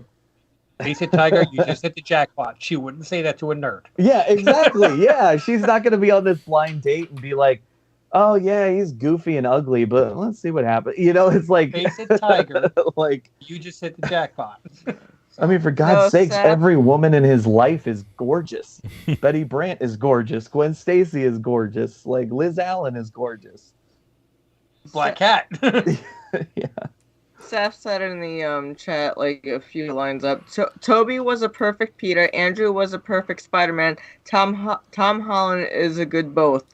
That's exactly the way I look at it. I agree with 2 out of 3 of those things. I wouldn't say that Tobey Maguire was a perfect Peter, but I think he was the best Peter of the 3. I watched those movies hundreds of times when I was growing up because I never thought I'd get a Spider-Man movie. You know, like when we were all growing up, it was like a Spider-Man movie was a pipe dream. You know, it's like we all heard rumors. Oh, remember when they had like the promotional posters and we were like, dude, I still have the original poster that has the Twin Towers in his eyes before they pulled all those posters out of movie theaters. Oh, wow. Like, so that I still love that poster. And again, you know, at the time, I loved those movies. But watching them recently, that shit don't hold up, guys. Take the goggles off. It doesn't hold up. And if you can be objective and take your nostalgia out of it, they're not good. Like the Doc Ock was the best villain. This is my thing with those movies. I love the villains. Like most of the villains in those movies, fucking awesome. It's Spider-Man for me that's the problem in those movies. You didn't like Venom, though. You didn't like. No, I hate the way they did Venom. Like they did my boy. I was gonna say. Yeah, no.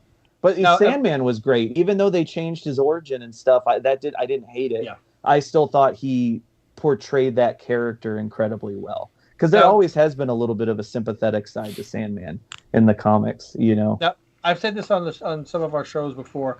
For every time that somebody says, I don't like that way that Tobey Maguire did this, or Andrew Garfield did this, or this character did this, or Topher Grace, bear in mind that the actors acted, but there is a director who's sitting there looking through the lens going, and cut. Yes, that's what I want. Yeah. They're the ones that make the decision of what version, how cool Peter Parker is portrayed by Andrew Garfield, how Topher Grace is going to look. They're the ones that make the decisions on these things. We blame the actors because they do a lousy, they do a lousy job, thinking that they can't act. I couldn't stand Chris Evans in the Fantastic Four. I heard he was going to play Captain America. I'm like, oh God, no, please, not that guy. And then somehow he nails it. I can't even imagine anybody else playing that role.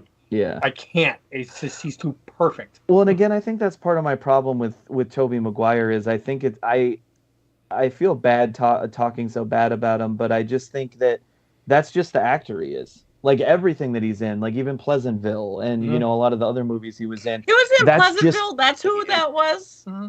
Yeah. Oh. Like that's just kind of who he is. He is kind of a low energy, kind of like one note kind of dude, Yeah, like he's not a very, there's not a lot of personality there, So I think some of that again is just the kind of actor he is, So that's only so much fault. But I don't know. I think what I get tired of is, people can love Tobey and the Sam Raimi movies all they want. Good for you guys. I'm glad you love them.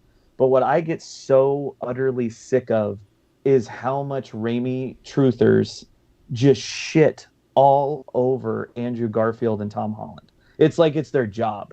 Like they just, every comment section, they have to get in there and be like, Tobey for life. He's the only real Spider. It's like, we get it. You like those movies. You have a lot of nostalgia for them. I get it. But why do you have to make it your job to shit all over the other Spider-Man that other people happen to like? It's like, it just gets so old. There's a whole community of Zack Snyder verse people for the DC side. Like they're getting scary, man. Like they're getting intense. Like it's starting to weird me out. The Earth is triangular. They're just like anything he does is canon and everything. Like it's just. Saf says Tobey's Spider-Man was missing the jokes, the sarcasm, and the fun side of Spider-Man. Yeah, like God, I remember playing the Spider-Man 1 movie video game on the GameCube. Nice. And they tried, like, the video game script tried to add in a lot more of those quips, and stuff that are very Spider-Man. And Tobey delivering those lines, it just sounded like he wanted to be anywhere else. I mean, my God, if you go back on YouTube and watch some of those cutscenes, you're just like, man, he was probably just hating his fucking life when he was reading the lines for those video games, because he just sounds like he wants to die. The biggest thing that I didn't like about the very first Tobey Maguire movie was fixed in No Way Home. What's that? No Green Goblin mask. That mask was horrible. Yeah, it was. God, like, and I'm sure you guys have seen this by now, but the test footage that they had of the actual Goblin face for the first Sam Raimi movie. No, I didn't see it. If you ever get a chance to look it up, they did like an animatronic, like, makeup look for an actual Goblin face, like in the comics. Yeah. And it is horrifying and perfect. And they ended up going with the Power Ranger helmet instead of the... Oh, wow. I'm looking at it right now. Oh, yeah. It's so freaking cool. Let me pull it up. 1 second. I'm like, that would have been so comic accurate, and it would have given Willem Dafoe's an even better performance, because he would have been able to show his facial expressions. That one? Like in No Way Home. Like, so cool. It's on a little delay, so give me a second. Yes, that's it. Yeah. I'm like, how friggin' dope is that? Yeah, that looks like, right out of... Wow. It's World of just Warcraft. like the comics. Like, if you put a little purple beanie on him, all of a sudden it's like you tore him out of the comic book. But that was back in the day when people were afraid to be loyal to the comic book looks. That's why I'm so shocked that those movies even had a Spider-Man costume that was as accurate as it was.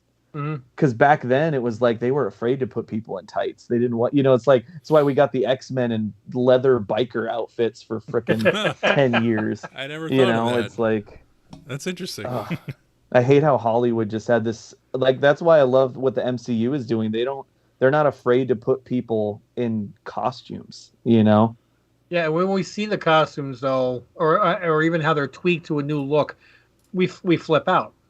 I mean, WandaVision, when she comes down as Scarlet Witch in that costume, and we're like, so whoa! Awesome. Yeah. Yes. So awesome. And what I love is when people complain about the costumes now, because I'm like, be glad we're not getting what the 90s would have given us.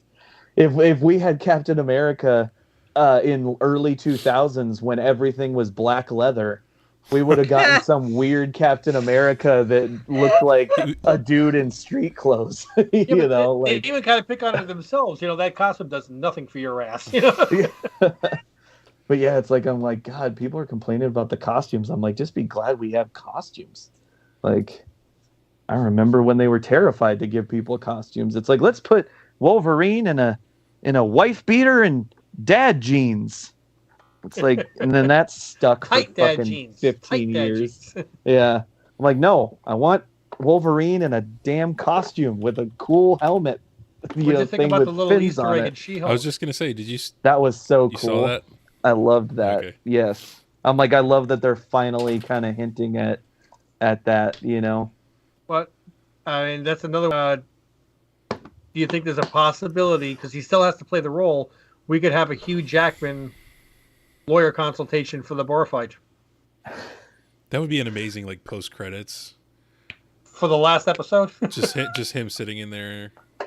I think I'm going to abstain from this question because I've already trashed Tobey Maguire, and I don't want to get on my second soapbox. Oh, Hugh Jackman? I hate Hugh Jackman as Wolverine. Like, if you're a comic book purist, he is nothing like Wolverine. Like, Wolverine is supposed to be, 5'6", 5'7"? Oh, yeah, small. Like, little short, angry, pissed off, Canadian. And it's like, no, instead we get long-ass, lanky, like, I don't like Hugh Jackman. Ugh. Well, body... Logan was the closest he ever got. And even then, I he doesn't look like Wolverine to me. Deegan, you know, I like, need to interrupt you because Saf makes a good point. I'm assuming Deegan's iPad is about to die, by the way. My bet is on 6%. Oh my God, he almost nailed it. It's 7%. He almost got it to the number. Well, this is about the point last week where we just saw DP. I know. I'm like, no! I'm thinking of plugging it in and taking my headphones out and just hopefully it'll still sound okay. Because I'm actually really close to done with this, so if I can just last another like 10%, I'll probably be finished with it. I'm gonna go grab my charger really quick. You guys can talk shit about me while I leave. Okay. Thank you, Seth. Now that everybody probably hates me, they all loved me last week. Now they're like, he shit on Tobey Maguire. He's dead to me. He doesn't like Hugh Jackman. Yeah, he doesn't like Hugh Jackman. That's my Wolverine, damn it. Somebody get Ryan Reynolds on the phone. Oh man, Shop said that he would. They would do. What do they call it? What do you say? Nomad Steve Rogers. That could have been good. It could have been good. I am losing steam, my friend. Yeah, I really want to hope. I really just hope we can get the. I don't want to stop it before he gets. I like how his chair is matched to his wall. The what? I like how his chair is matched with his wall, the green. How are we gonna give it away? Is it? Give it away. I thought it was him that was giving it away. I don't know. Well, yeah, but I guess I'll let him decide. Yeah, I mean, yeah, it's his giveaway. Yeah. His rules. Absolutely. I don't know if we can enter. No, I've already got 2 pieces. I won the one there during the whatnot. What happened? He froze. He, I'm assuming he unplugged his. Hopefully this cord is even long enough to. That's what she said. Yeah, you're losing steam. That took a second for you to read. No, I heard it. I was laughing at Ms. Ohana's. Wow. Is he back? I can hear you. Can you guys hear me? Can hear you, but not seeing you yet. Oh, really? Oh, we're coming back slowly. I think we're back. There we go. Okay, so it got really laggy for a second on my end, so it might have my internet might have been taking a crap. There, that just snapped in for us. There it goes. Yeah. And I'm sure you can't hear me as good, but hopefully it'll do. We can still hear you though. Yeah, you're good. So. Okay, cool. Yeah, cool. Saf says, I'm picking about Wolverine. He's supposed to be short, muscled, and hairy. Instead, we got tall, lean-muscled, smooth Wolverine. And then Larry says, you can't really have a midget Wolverine in the movies. Yeah, but and you can have a guy like the guy that they're rumoring is Taron Egerton, the guy that's in Kingsman, yeah. Kingsman. And I'm like, he's like shorter than 6 feet. You know, and he's got kind of that stocky, short arm build. I'm like, you don't have to have him be like 5'5", but I mean, can we get a Wolverine that's 5'9", 5'10"? Yeah, under 6. Something like that, like under 6 feet. Yeah. He doesn't have to be a midget. Like I just want him because that's what was always so cool about him was he was especially like in the animated series, he's always like looking up at everybody. Yeah. But he's this pain in the ass like badass like dude. He's like a honey badger. But he's smaller and he's smaller in stature than everybody. It's like that's a whole big part of his character. So you got Hugh Jackman 6'3", lanky ass Hugh Jackman looking down at Cyclops. I'm like, it's just not the same. That's true. Saf says, but yeah, Deegan, when I saw that they had Hugh Jackman wax his chest to play Wolverine, I cried a bit on the inside. Why would they have him wax his chest? Isn't he hairy? Because that was... Sorry, I don't know. Wolverine or Hugh Jackman? 2000. It was the decade. Wolverine is, he's not hairy, he's furry. Everything in those late night... He's a Jawa without the robe. 2000s was waxed in leather. Kinky. So I've been meaning to. I was reminded when I saw your marker. I went to Michael's with my wife because she wanted to get some art supplies, and I was like, "Do they have Copic markers here?" And she was like, "Yeah." And I was like, "Can we go look at them?" so we went to go look at them, and they have them like in like a plexiglass locked box. I was like, "Damn!" And they're like $8 each. Yeah, because I'm sure the profit margin on those is like slim to none. So if people are jacking, these Copic markers, they're not going to be too happy about it. And it's always a pain in the ass because, again, I worked in retail for forever, so I'm very patient. But man, when I go to Michael's to buy Copic markers, that's why I normally don't. I'm like standing in that aisle, desperately looking for an employee. Yeah. And since they've cut their, budget so bad, there's only like 2 employees in the entire Michael's, and I'm just desperately running down aisles trying to find somebody to let me into this plexiglass bulletproof marker case. It's like, hello, I'm over here in the store. According to Marvel Comics, Wolverine is supposed to be 5'3" and 300 pounds. So muscle. But the majority of his weight comes from the adamantium. Oh, yeah, that's true. I didn't think about that. Yeah, that makes sense. But yeah, he doesn't have to be a dude that's not 6'4". I'm sorry, but I'm still in shock that they had him wax his chest. I'm like, that. Even to me, that makes no sense. I mean, there's supposed to be a try doing that, the 40-year-old virgin.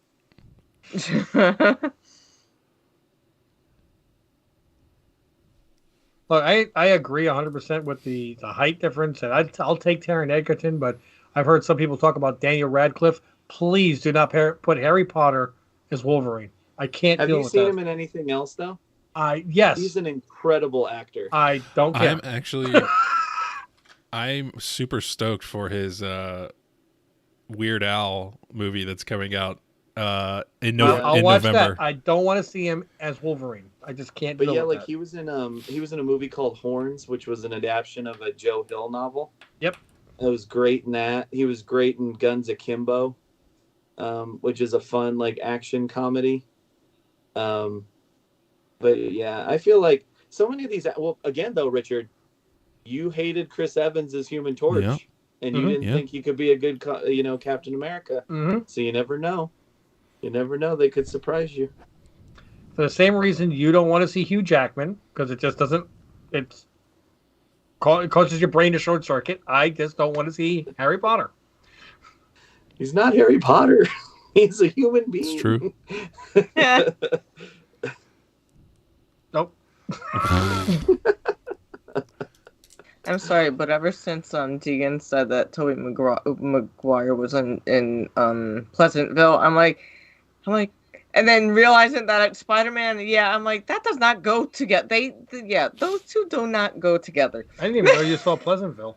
Oh, and don't get me started on Kirsten Dunst as Mary Jane Watson. Just about one of the worst castings in history. So, how do you feel about Zendaya? So she's not Mary Jane. So that's how I kind of reconcile it in my brain. She's Michelle Jones. It's a different, even though it's MJ, it's a different universe character. And honestly, I still think that she plays a better Mary Jane than Kirsten Dunst played Mary Jane. Because at least Zendaya's likable. I mean, for God's sakes, like Kirsten Dunst was just like so toxic in those movies. Like you go back and look at it, if you have a freaking therapist look at how she treats Peter, it's like, man, this is a toxic relationship. When I heard, I don't care who's dating or married to who in Hollywood, but when I heard that Tom Holland and Zendaya were dating in real life, I'm like, Peter Parker and Mary Jane are together. I'm good with that. I like that one. It explains why they have chemistry too. At least with them, you can believe that they love each other. Yeah. And the little line of, no way she's dating him. No way. I know, that's hilarious. If you haven't, did you see them on the Celebrity Lip Sync Battle? I think I did. Yeah, it was a couple of years ago. Yeah. And Tom Holland wins that one. Even Zendaya's like, he won. Yeah. If anybody hasn't seen that, I'm not going to spoil it, but you should Google Tom Holland on Celebrity Lip Sync Battle. Yeah, it's really. Seth says Deegan is ruining everyone's upside down rain kiss fantasies tonight. Hey, Seth, your art that you do you have a website that you have any advertising on? Or awesome. He actually said he had an Instagram, but he doesn't do it anymore, but he needs to do it again, if I remember the conversation from earlier. Him and Tiago were talking in the chat about it. Look, Tiago was here? Yeah. Oh.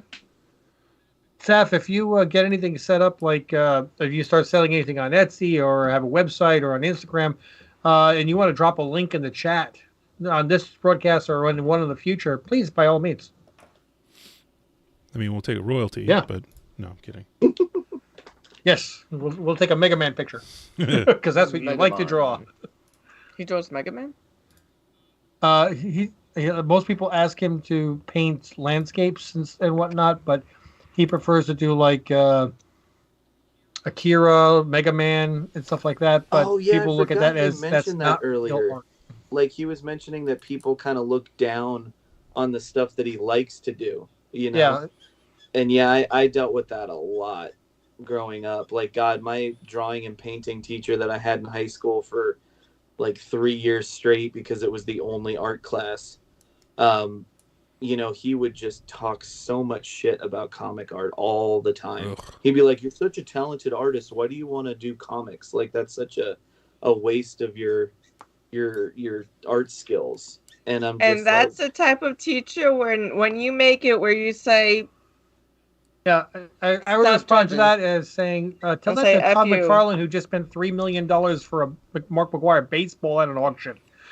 I always joke with people when I tell them that at conventions. I'm always like, yeah, no, every time I'm successful at a convention or I get a comic book cover job, I'm like, fuck you, Mr. Miller. Like, There's Daniel Radcliffe. He could do it.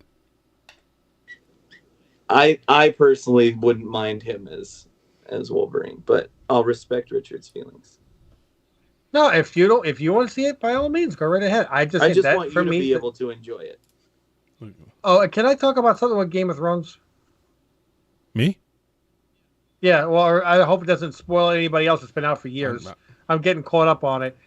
I'm like all set for this damn battle between Mountain and the Mandalorian.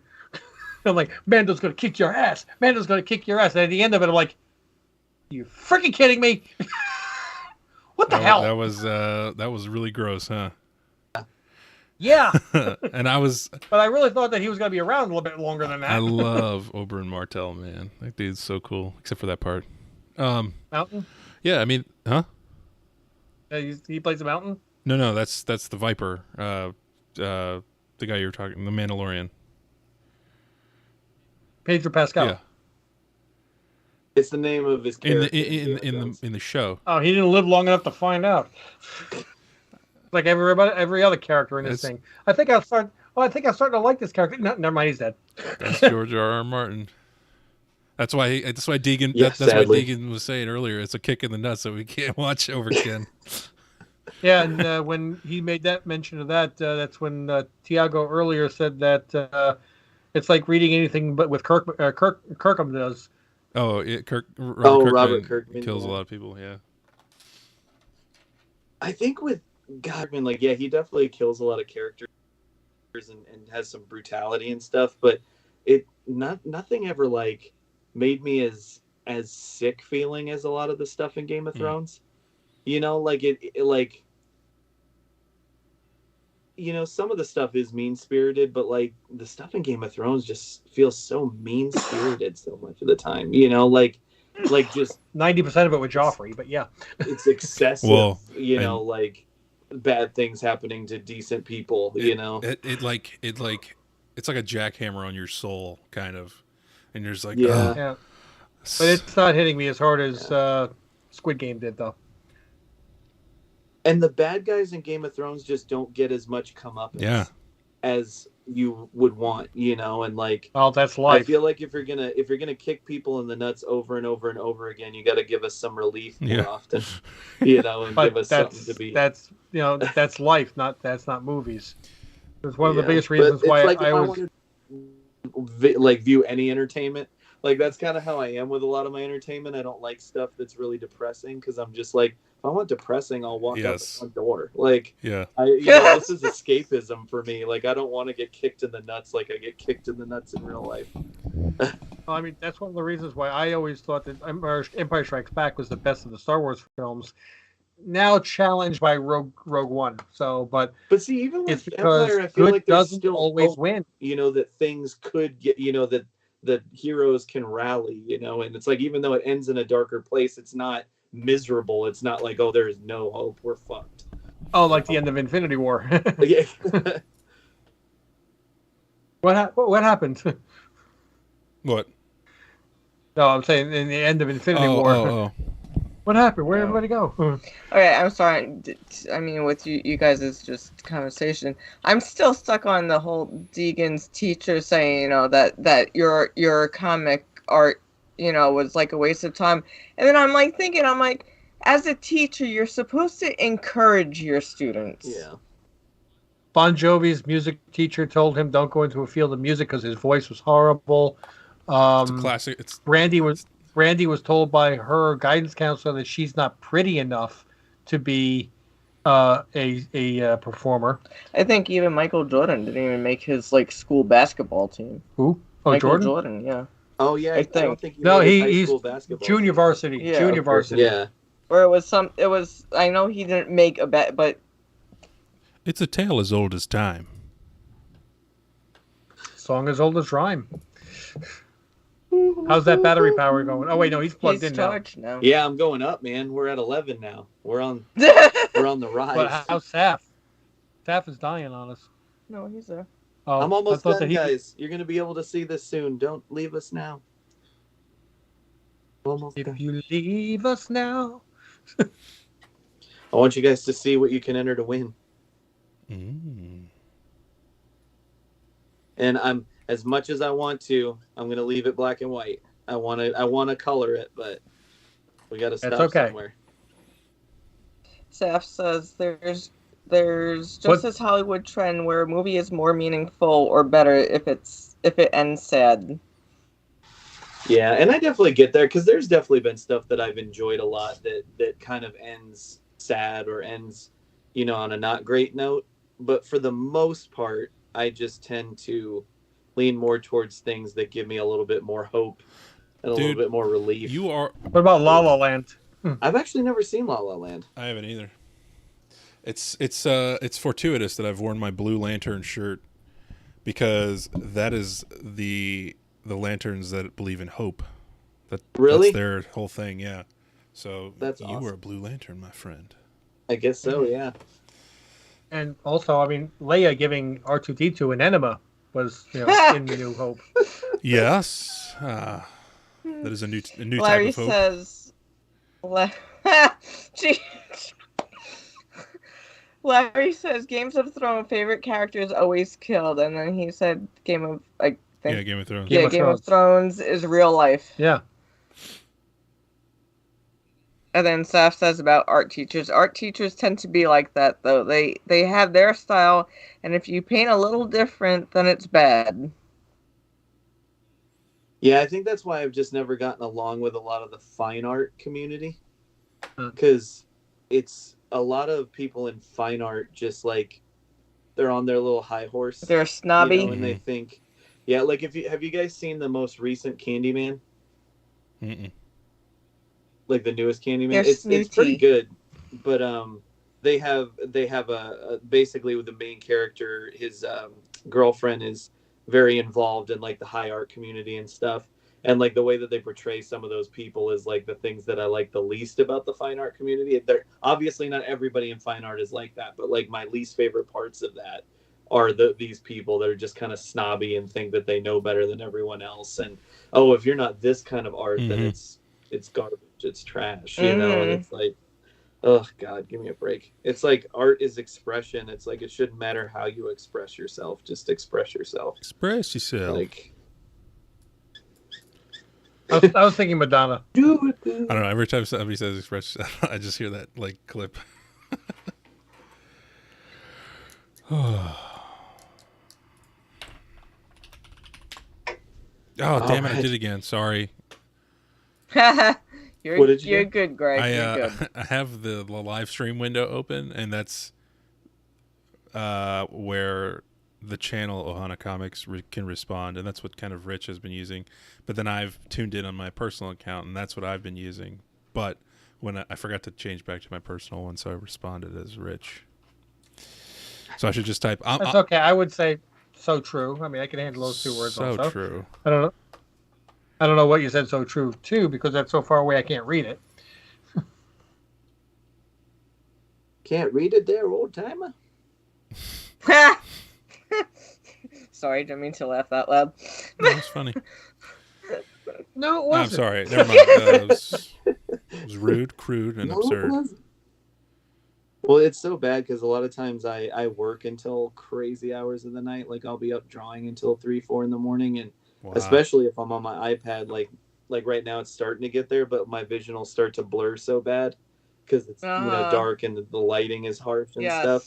And it gets to the point where I'm like, by the end of it, I'm like, I hope it's good. I don't know. I don't even know at this point. Like I don't. Well, I'll have to look at it in the morning and hope for the best. Deegan, what year were you born? 87.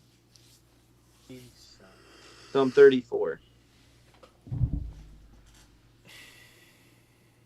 I'm so happy that I got to still be born in the 80s. Like, even though I don't really remember the 80s. I'm like, I thought the 80s was such... Obviously, there was a lot of terrible things that happened in the 80s. So nobody at me. Just ask Billy I Joel. just love that decade. I think we got the sweet spot because I was born in 87 as well. Oh, really? Yeah, February 87. Did you ever look up your birth month best comic book or no?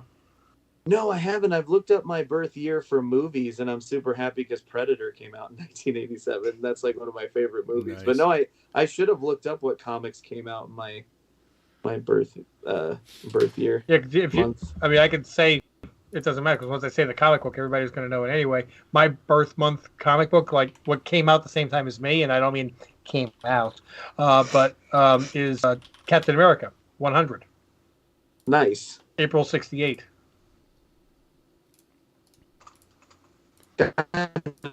I would love to get that, but that was just a bit on the high side.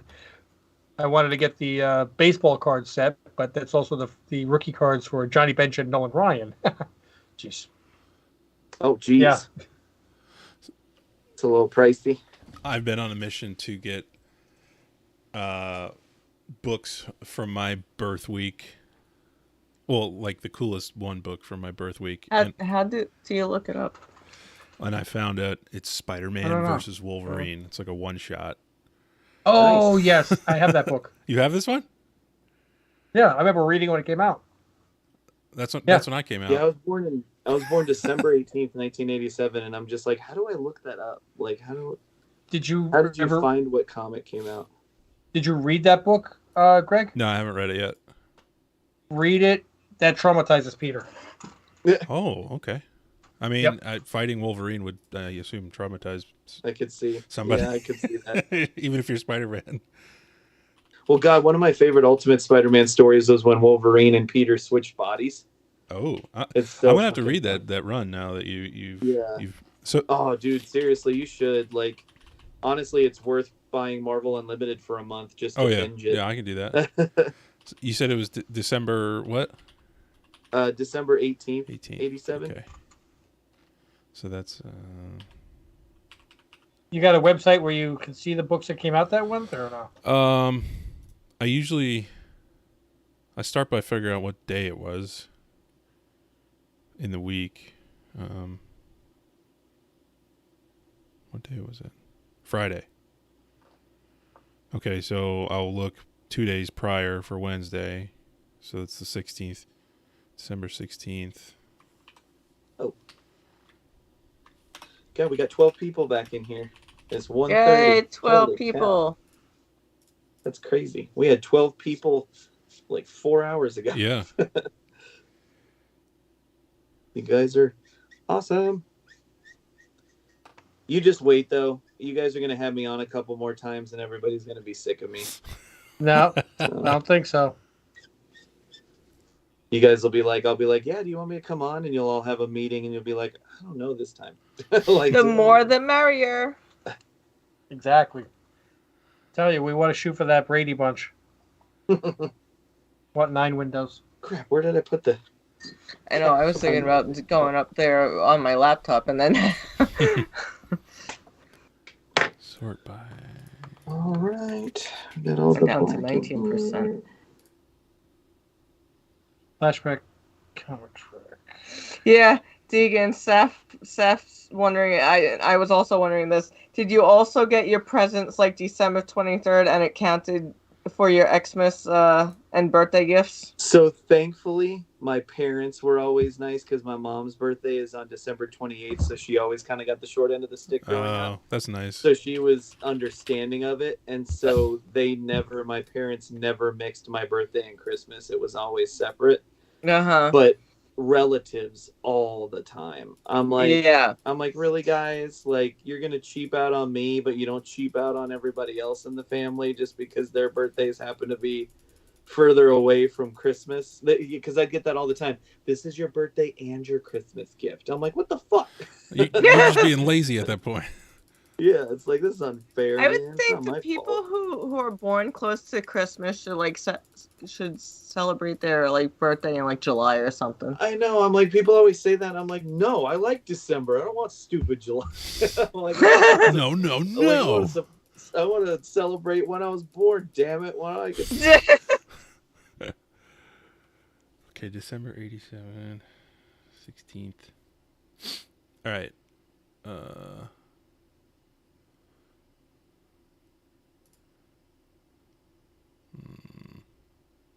Honestly, say I'm not seeing much of anything in 1987 for December.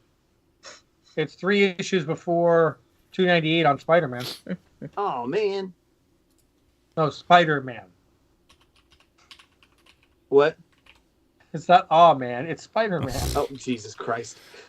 He had to take over for Sherry's dad jokes. Exactly. I'm like, it's 1:30 in the morning. Get over it.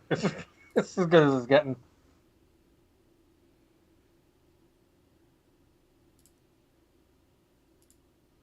All right. Well, I can go from there. Let's see.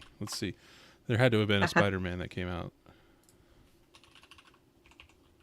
Watch mine be like Howard the Duck or something. 295.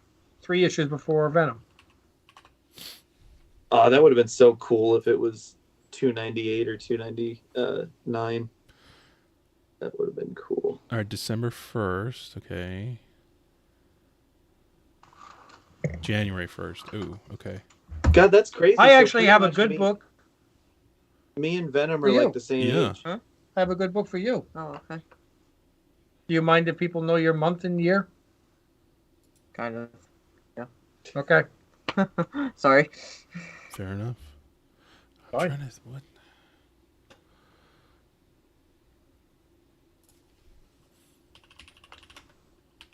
All right.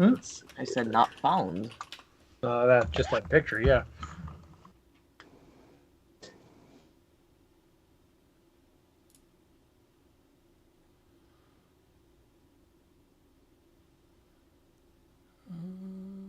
Released in December. Okay, here.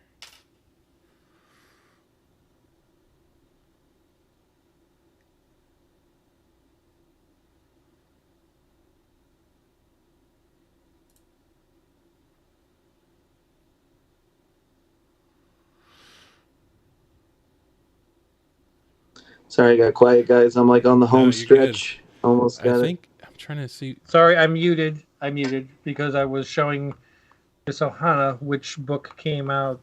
Which I was discussing with her that she actually does have a birth month book, but she didn't want me to discuss it online because she didn't want people to know when she was born. So, Seth, how did your family celebrate your birthday and Christmas, if you celebrate Christmas? Oh, does Seth have a birthday in December?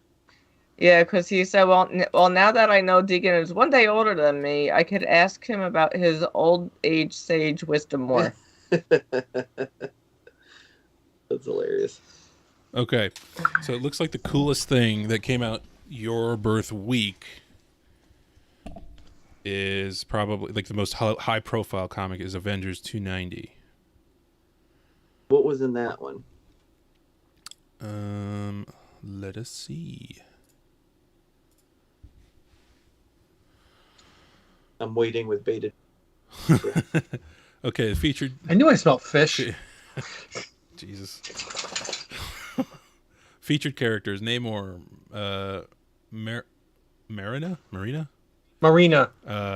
That's from Alpha Flight. Okay, She-Hulk, Captain Marvel, Dane Whitman, Black Knight, Doctor Druid, Machine Man, Captain, and it looks like U.S. Agent is on the cover. Okay.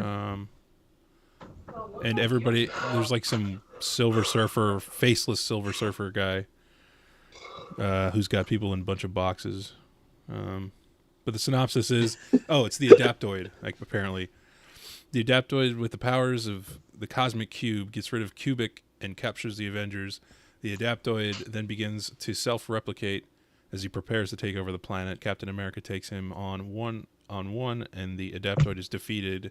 Surprise, since it is unable to adapt to Captain America's spirit. Cubic returns and strips the Adaptoid of its cosmic power. Man, a little bit. Check, Greg. Check the message I sent to you. It tells you the book I was talking about a minute ago. Where'd you send it? On your phone. On the Facebook. Yeah. Fatchabuki.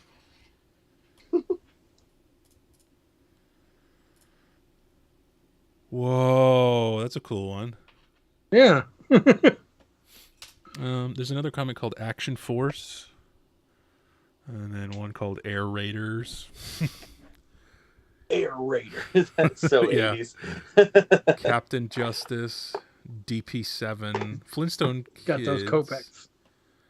I have to run upstairs and use the restroom for a minute if you guys want to continue talking. Sure. Okay, doke. Okay. We refuse. Silverhawks, number 5. Yeah, not much going on. Sorry, dude. Man. It's okay. That's my luck. I'm going to E-order it up over here.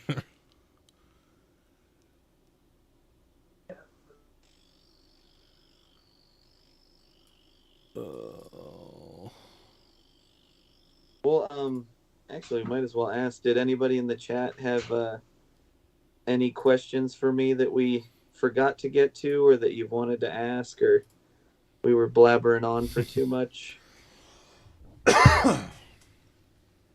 Feel free to ask away.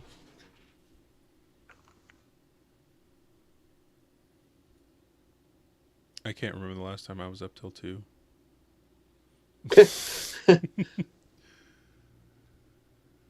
I was up until 5 yesterday. Oh, man. Yeah, I'm stupid. I guess Deegan's used to this because I just went upstairs to get a little something to eat and stuff. I'm like, I'm not young anymore. Yeah. Yeah, that's the bad thing is I'm not young anymore either, so this shit catches up to me way more than I like to admit. But like this morning, I'm not gonna lie, I was afraid I was gonna be late for the stream because at 6 o'clock in the evening, I just passed out on the couch with my iPad on my chest, and I woke up at like 7:30, and I was like, "Oh my god! If I had slept any longer, I would have been like late to the live stream." And then I was like, "Oh wait, I haven't eaten dinner," and so like 20 minutes before the live stream, I text Richard. I'm like, "I gotta go to McDonald's. I gotta get some food." And it sucks because I went to McDonald's not feeling like McDonald's, and there's no worse time to get McDonald's than when you don't when feel you're like not McDonald's. feeling it. It was so disappointing. That's when I just go with like chicken nuggets or something that's like the least. I know. I was gonna go chicken nuggets, and then I was like, "Crap, that doesn't even sound good." I was like, nothing here sounds good. Dang it! But I was like, everywhere else is too far away. I won't make it back for the live stream on time. You could have just had the basic fries.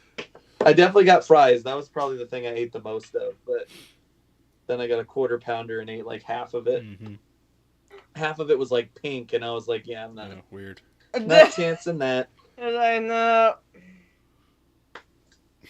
No, I know. In my early 20s and then like 30s too, I was a night owl where I would stay up till like maybe 3 or 4. Yeah, I did that at the end of like high school when we would have like LAN parties and play computer games together and stuff. But I don't know if I got to get up in 4 hours when my kid gets up. Well, the thing that I hate is that, you know, I'll go out of town for these conventions, and that will put me on a better sleep schedule because I get so worn out from them that I'll actually go to bed at a decent hour at night. Mm-hmm. And then, but what's the bad thing is about it is that conventions are when I most need to be able to stay up late because I take commissions and then try to get them finished. And I'm falling asleep in bed doing my commissions, and then I wake up the next day. I'm like, shit, I needed to get one done last night so that I didn't fall behind. But so when I'll get home from the convention and get back into town, it like sets me back on somewhat of a normal sleep schedule. And then before I know it, 4 or 5 days goes by and I'm back to sleep, like going to bed at like 4 or 5 in the morning. And I'm like, well, that was a nice few days of normal sleep patterns. And... Or maybe when you go to Tucson, your body will be more in line with like the time zone. Because that's really gonna fuck me up. Like I was gonna say, I'm like, how about the time zones? I'm like, doesn't that F you up? Yeah, because it's 10:45 in Tucson right now. Oh Jesus! So, yeah, I'm gonna be probably extra tired when I'm in Tucson because it's gonna feel like it should be, you know, because like the first day of the convention in Tucson, I think ends at 8 at night, so it'll feel like 11 for me. So yeah, that's gonna be fun. Oh man. Oh, I'm almost done. I'm just doing one more thing. Almost done. One more thing, and then this will be done. And I can show everybody, and you can decide whether or not you're excited to win it. How are we gonna pick a winner? That is a good question. I feel like you would probably be more skilled at figuring that out than me. So I'll leave it in your guys' hands. Well, Rich just came back. So Escargot 80. Well, they were asking how they would be giving Deegan's sketch away. Oh, I don't know. Deegan, it's your sketch. What did you have in mind? I have no idea. He basically wants us to figure it out, which is totally fine. Because I know that you guys give stuff away all the time. So how do you guys normally decide? Well, we can ask a trivia question. We can pick a number between 1 and 50, and the first person to add it, type it into the chat. At which point the chat will just explode. Oh man, we can come up with something. Let's. Do we have a limitation on where you'll ship it to? Hopefully in the States. Just because. The price of shipping. Well, because I'm terrified that it's going to get beat up. Too, yeah. Too bad if it goes overseas or anything, or international. Let me see our active. Okay, participants. No.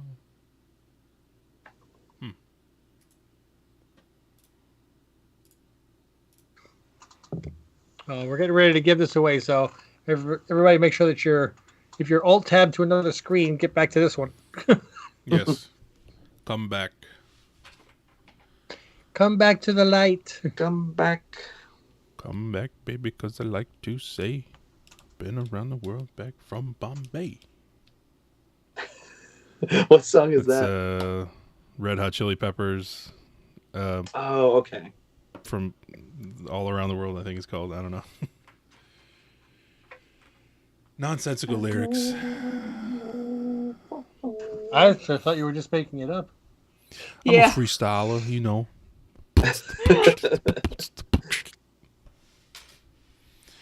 Okay, we've got Saf, we've got Larry. Shop for Comics. We've got Shop. Somebody, if you're here and you haven't messaged in the last minute, you should leave us a message.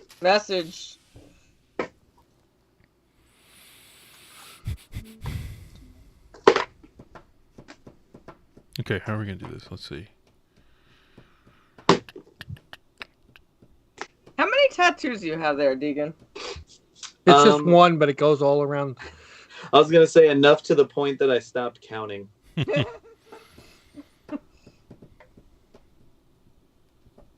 How old were you when you got your first one? 18. It was my 18th birthday present from my oldest sister. Was my first tattoo. Nice. So yeah, it was pretty cool. I had my first tattoo like during my senior year of high school, and that was pretty rare. Yeah, that's a big deal right there. Yeah, there weren't very many people at my high school with tattoos. Was it Saf last week that said that he tattooed himself?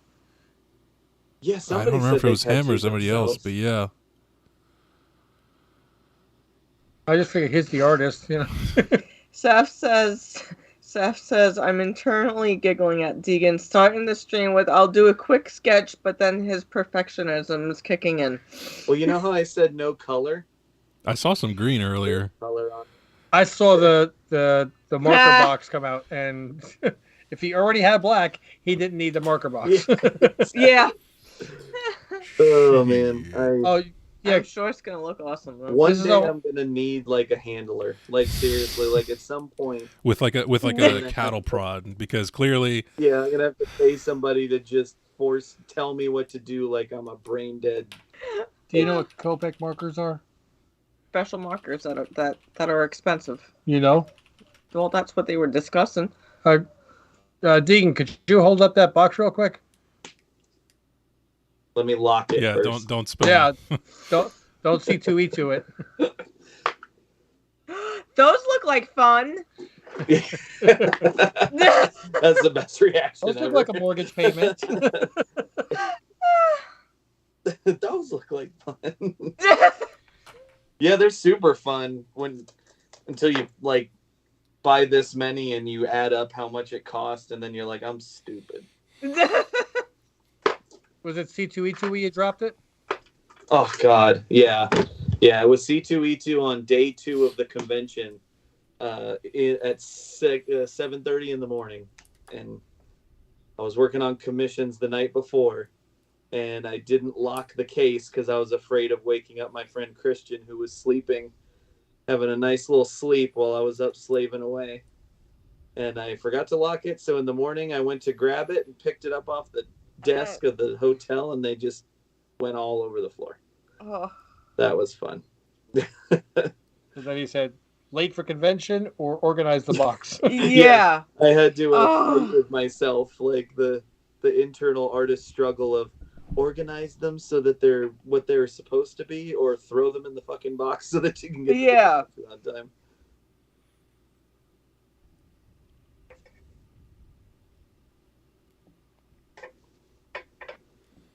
Oh man, okay. We're getting it. Saf has one tattoo that took 28 hours of work. Woo! That's a long His leg one. is fully tatted. Damn. It's basically it was a race with the tattoo artist and Deegan to get one cover done. Saf says, does Deegan have nephews who come over and want to draw with me? Watching my niece finger paint with my expensive paints. Never again. Oh. I do have nieces and nephews, but they have never been to my house. So thankfully I've been able to keep So you're safe. It's not really safe, because if they do come to his house, we've already established in the last live stream that the door behind him does not click shut. Oh, really? Because the dog kept coming in. It does not. So, it does not. So yeah, your dog is so cute. When I was driving home, I picked up my phone. Well, I was at a stoplight, and then I picked up my phone because you guys were talking about the dogs and stuff. I'm like, oh, I gotta see. I'm like, oh, so cute. Yeah, I love him. He's a pain in the ass, but he's my best friend. Aren't all dogs like that though? Yep. Yeah. Our Jacoby, that's one of her nicknames, is PETA. Pain in the ass. Yep. That's funny. And the Great Dane and the Basset Hound are Speed Bump and Roadblock. Yes. They both try to block block you. One, you just step over. The other one, nope, not happening. That's hilarious.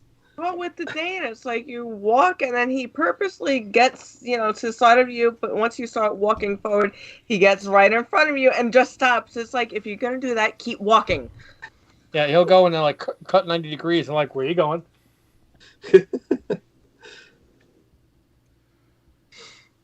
Yeah, he's like, Dad, fuck this. I'm sleeping on the bed next to your drawing desk. He's over it. I'm like, don't worry, buddy. We're almost there. We're on the home stretch. Dad could have been done 20 minutes ago, but he decided to put color on this day. I can't wait to see it. Saf said that now has cheap dollar store markers on hand for the next time they visit. Makes sense. That's smart. And hopefully they're the erasable kind in case they like, ooh, let's try this on the wall.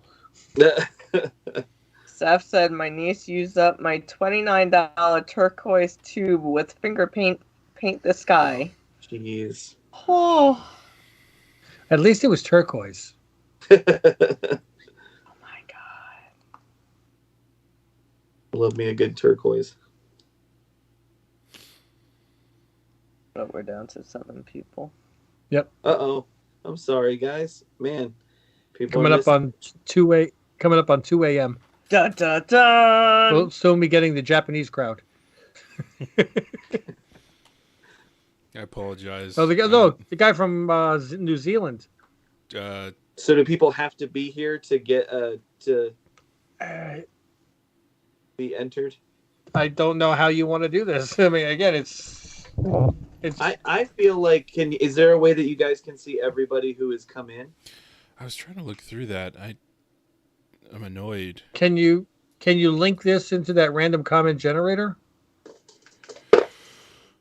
Let me try. Oh yeah, because that would be kind of cool, I guess, to do like just pick somebody who commented. Larry says last person standing. It's what it feels like. If you're the last person to have your hand on the Corvette. Oh, right. Yeah, there you go. 5 plus 3, guys. 8. There we go. It's the same as 2 plus 6. Oops, you did not enter. Oh, I got a question for the chat. Does everybody in the chat follow me on Instagram and Twitter? I know I don't, because I don't have a Twitter account. I do's. But all right, I hopefully will be soon. So another thing to win this is you have to be following me on Instagram and Twitter. Oh, I love it. He raises stakes. Well, because I have over 5,000 followers on Instagram, and I just started my Twitter last week, and I've only got like 32 followers on Twitter. All right, I'll join. Jeez. It's just so frustrating because it's like I put all these years of work into Instagram, and none of that translates to Twitter. Yeah. So I just searched your name on Twitter, and the first thing that comes up is Ryan Parrott saying, "Check out this awesome Rogue Sun by Deegan Puchkors." That's fucking awesome to see. I know. It's so cool. Also, I'm glad you said his name out loud because I was saying Perot in my head for the longest time. That's how I always said it, and then I finally asked someone, and they told me Parrot, and watched me be wrong. Oh, wow. So I did find the actual link instead of the thing that's on top, and it says that the video has comments disabled because it's not a video yet; it's a live stream. Yeah. So can't do that. Seth says, I think the fair way would be to do people who came in, so this isn't a Mr. Beast type. Whoever stands the whole time gets it. I'm putting the links. I'm just itching to see it. What was it? Twitter and Instagram you wanted? Yes. Okay. Yeah, so on Twitter, I'm just Deegan Puchkors on Twitter, and then Instagram, I'm Pop Gore Art, so POPGOREART on Instagram. And I've never seen you draw anything gory, so I always wondered about that. What's that? I never saw you draw anything gory, so I always wondered why you have Pop Gore Art. Oh, well, I mean, I don't know. The Invincible stuff is pretty gory. Pretty bloody. Okay. Dun, dun, dun. Well, because originally, so where Pop Gore comes from is originally when I started doing this full time.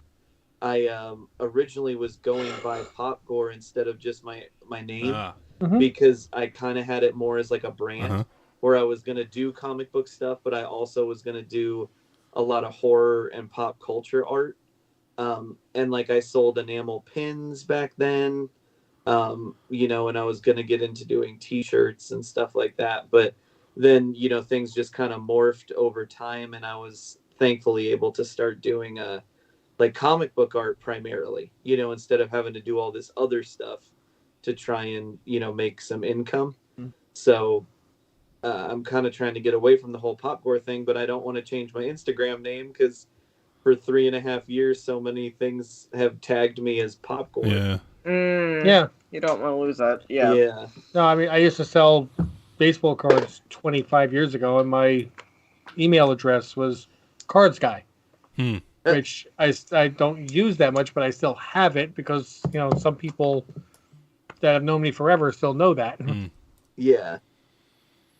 I mean, do you want to have it where everybody that is in the sound of your voice, of our voice right now, puts a message or joins on Twitter, sends you a message or whatever they do on Twitter to let you know that they have subscribed to you on Twitter to build that? They can just comment on any of the posts or anything that I've done, like just comment followed, you know, or something like that, and then that way I'll get a notification. Okay, that they followed, so that works. But yeah, we're just about to wrap up, so I'll show this to you guys. Like followed by a live stream, maybe. Well, if they did any comments on any of the posts that he has on Twitter, as soon as they comment, it will send him a notification. He got a comment, and it says. So you want to just say, so that way, you want them to just comment on any of your posts on Twitter, just saying follow. Yeah. Okay, yeah, so you can just comment on any post on Instagram and Twitter and just say followed or I followed you, or do they have to do both like or I stalked you? Yeah, do they have to say follow on both was there. or one or the other? That's awesome. Saf is right on top of everything. But yeah, I would like for them to do both because yeah, I need more folks that actually follow me because they like what I do. Because I do notice that some of the following that I have on Instagram is, you know, a lot of people that don't actually like pay attention to what I do. You know, like they just kind of like followed me randomly one day, and then it just kind of, you know, they're not an actual follower that supports or likes or comments on anything. Right. So, I mean, if you're here and you're hearing me say this, we know that you're here. That's great. Hopefully, you've already clicked like and you subscribe to this channel. But to win the sketch that Deegan is making right now, you have to go to his Instagram account, which is Popgore Art, Popgoreart, and Twitter, which is Deegan Puchkors. I'm slowly learning how to pronounce that properly. Nailing it. And go to any one of his posts and just type in the comments of each Instagram and Twitter, follow. Yes. He sees that, he'll get the names together, he'll draw, and he'll contact you. Hey, you won, and then they'll ask for your address. And I'm so sorry that's so much work at this late of a time. But yeah, but you're not getting, you know, like I give away on a Wednesday a $4 comic book. You're getting a hand drawn by an established artist. And original sketch that nobody else in the world will have. I was going to say, if I was going to do this for somebody and I quoted them, you know, on a commission price, I would say this is probably in the range of like a $90 sketch that I normally would do. Damn. Wow. I want it. Oh, I'm getting notifications. And look, Virtual Vice. Who's Virtual Vice? Speaking as somebody who has actually won one of Deegan's sketches during a Whatnot broadcast, I can tell you that these things are awesome. Love that. And let me ask the chat a question really quick. Do you like big signatures if you have original artwork from an artist, or do you want it to be a smaller signature on there? Good question. I always do my signature kind of small because I feel ostentatious when I do a big one. Yeah. But some people are like, no, I want it fucking scrolled across the full top John Hancock. Yeah, it's like some people like the big, you know. Would you like some artwork with the name?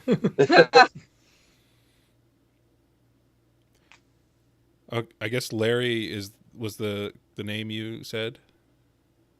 I forgot what the name was that you said.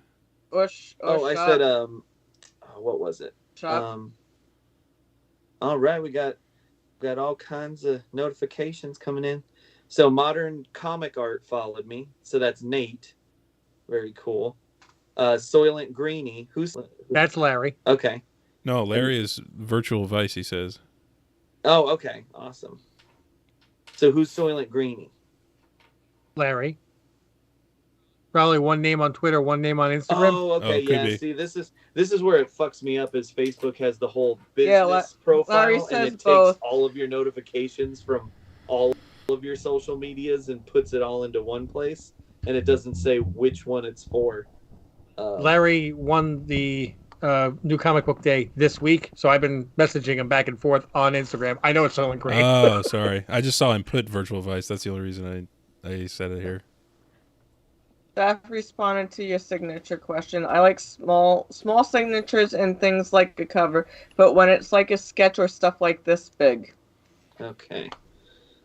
So I got one response with the signature question. Well, since there's not a lot of space in here for a signature, I went kind of happy medium. It's not small, but it's not huge. So we'll go ahead and do that. All right. Let's see. Just a couple finishing touches. Show it. So close. Hopefully the anticipation is building. Remember the old ketchup commercials with anticipation? Wait, what? The old ketchup commercials for Heinz 57 for the song Anticipation? No. Oh, I'm sure if I saw it, I would probably remember. You guys are probably like one. Is it like you're waiting for the ketchup to come out of the glass bottle or something? Okay. Yep. Yeah, and you'd see like the slow drip. Yeah. Very slowly. Was it back when they introduced the squeeze bottle or something? No. This was when they had glass bottles, only glass bottles. I just thought that would be a smart ad campaign when they first started doing the squeeze bottles to be like, tired of waiting. Yeah, this is Ohana hates the squeeze bottles. Are you tired of waiting for your ketchup to come out? Nothing, half the bottle. Oh, and then you got the ketchup pre-cum if you don't shake it. Which is never fun. It's like ketchup juice. I get that more from mustard when it's just like yellow water. Yeah, that's also bad. Oh. Sorry, I got kind of vulgar there. No, it was funny though. Do you remember the God bless the 90s? Do you remember the green and purple ketchup? Yeah. I remember I wanted it so bad as a kid. My mom finally gave in and got the green one. And then she was like, why aren't you eating it? I'm like, it tastes different. You know, like in my brain, I could have swore it tasted different. Even though it tasted identical, it just like seeing the color, and it was just weird. All All right, guys, should I call it done? Done. I think so. Yeah, if you guys don't force me to stop, I'll just keep going. Then we'll be. Stop it. Don't make it. I'm gonna. All right, so let me. My phone's on 6% now. Make sure I got everybody who wants your sketch. Let's see. And well, real quick, actually, chat. Were any of you already following me on both?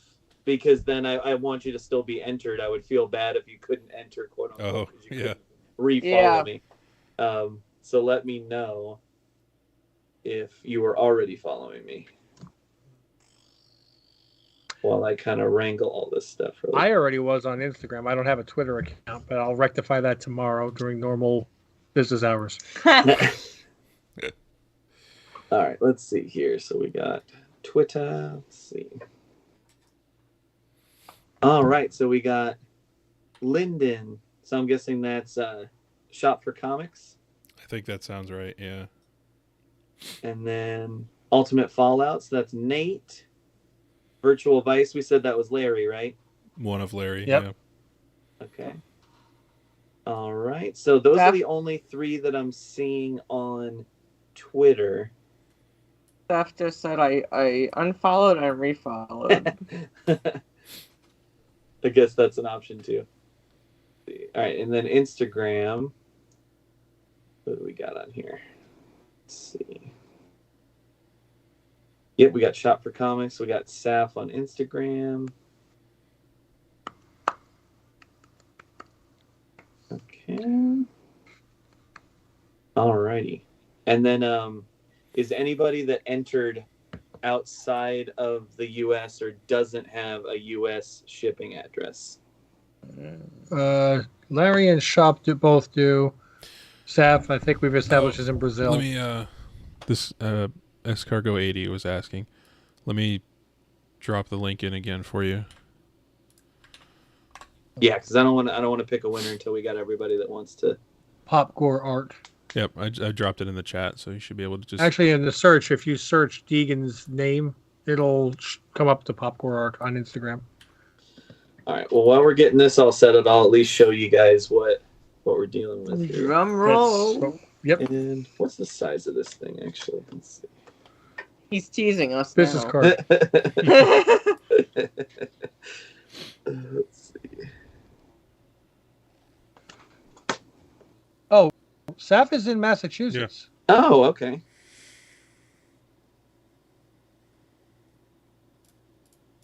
Larry is in another country, though. He's in New Jersey. Graduated high school in New Jersey. I can say it. I think this is an 8x6 sketch. Cool. So everybody knows. All right. Hopefully you can see this. Ooh, I love man. that. I love what you do with greens, man. Wow. Yeah. Let me get the light down here. Let's see. I like the color, Deegan. Thank you. That's awesome. But yeah, so hopefully you guys dig that. That's I want that. Yeah, but he could teach me to do that. Yeah, right. And he didn't say that.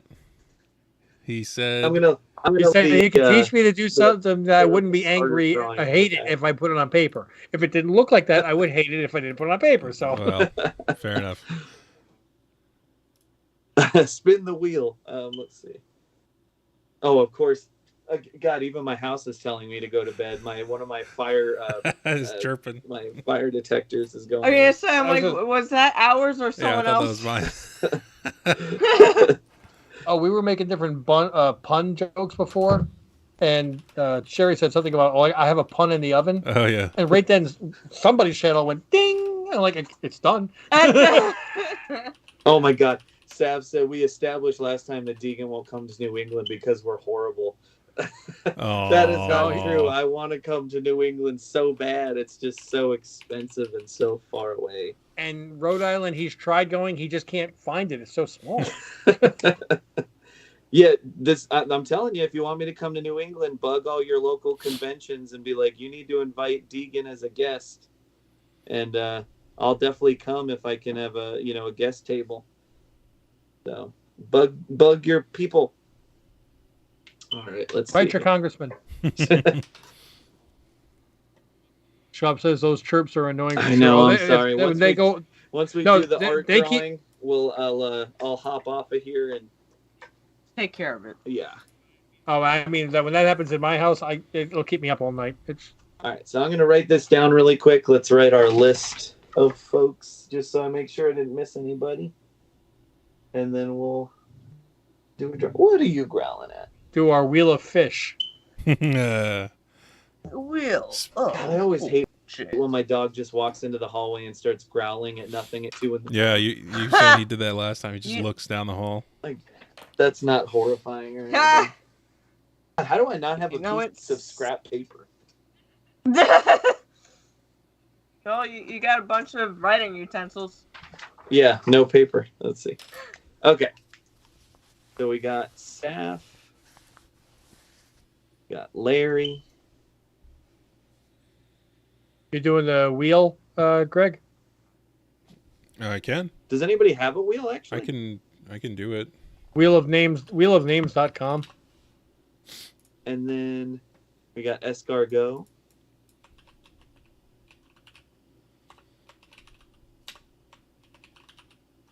It still has it from the last time we used it. I just pulled it up. But so I've got Escargot, Saf, Larry, Shop. Oh yeah, that's Shop. I had to turn off my phone because it was at 5%. Yep. Was that everybody? Just 4?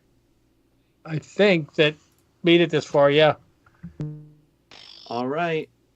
We're gonna going once, going twice. So we got 8 people in here, but is that mostly you guys? It could be one. I could be one. Yeah. Oh, and Nate said that he followed on both. Okay. Add Nate. Okay. And Mrs. Ohana is on with her phone, so that was a viewer. Well, my phone is...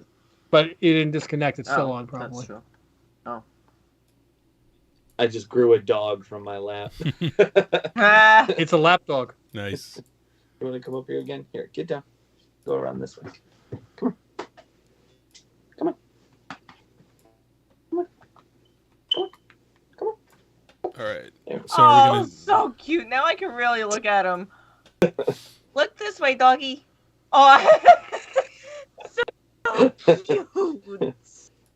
Oh, what kind? He's a mutt. He's a little bit of a lot of things. So, I think he's got a little. I can see the llama. In him. He's got a little bit of pit bull because sometimes he'll get that like ears down, smiling face that pit bulls get, and then he's definitely got terrier. Yes. I know that sound is annoying. I'm sorry. Do we want to do the thing where we pick the first one that it hits, or whittle it down? Oh yeah, how should we do it? I think whittle it down, make it interesting. Yeah, that's what we did with our thing, which is Last Man Standing. You spin it, whatever name it is gets eliminated, and you just keep spinning until number 1. All right. Until number 1. We can do it that way. All right. Now I'm gonna have to go by what you say, Greg, because remember it's a delay from what I'm seeing of like 20 seconds. Okay. Well, are we ready? Sure. So again, if your name pops up first, it does not mean that you won. It means that you've been eliminated. The idea is to be the last name on that wheel. Okay. And thank you, Saf. Thank you for hanging out. He said thank you to us. Absolutely. The best thing we want to do right now at 2:15 is to draw this out as much as possible. All right. Here we go. Spinning.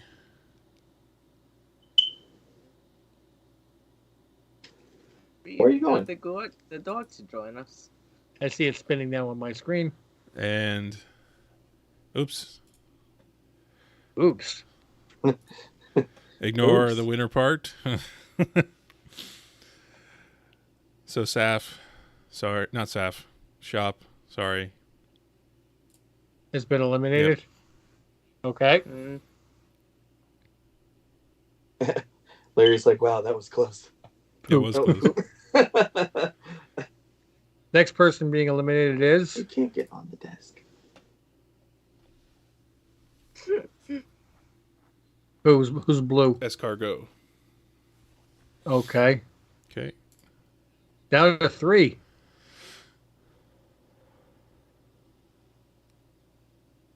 Larry. Oh, and Larry, I'll answer that question here in a second. Okay. Once we finish the drawing. Nate and Saf. It's down to Nate and Saf. Down to Nate and Saf. Final 2. Okay. Place ship bets.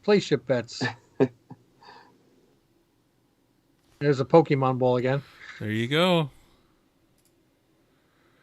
The eliminated name is... I can't see it. Nate is gone. Saf is the last man standing. Who is thankfully not in Brazil, in Massachusetts. Larry's like, it's rigged. Well, he got bonus points for all the messages in the chat. Yeah, there you go. Congrats, Saf. Well, congratulations, Saf. Sketch. So what you're going to need to do is reach out to Deegan on one of the formats that you've now registered for. Yes. And send him your address. Indeed. And then just give me some time. I'll probably wait to ship it until I get back from Tucson. So in about a week. And yeah, then I'll get it shipped out to you. But yeah, go ahead and reach out to me on one of my social medias and give me your shipping info. And that way I can get it out to you soon. Exactly. And being as tomorrow's Sunday, nothing's getting mailed out tomorrow. But I will make sure that on. Super cool. Come on. Looks like it's my head. It does.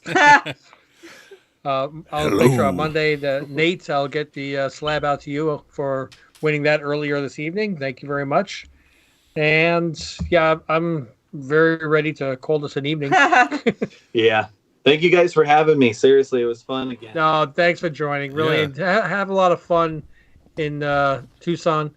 Thank you. Safe trip there with your layover and everything too. Thank you. Yeah, hopefully it goes well. Hopefully it's a good convention. I need it. Hopefully at the you moment. keep the Copic marker box locked. Yeah.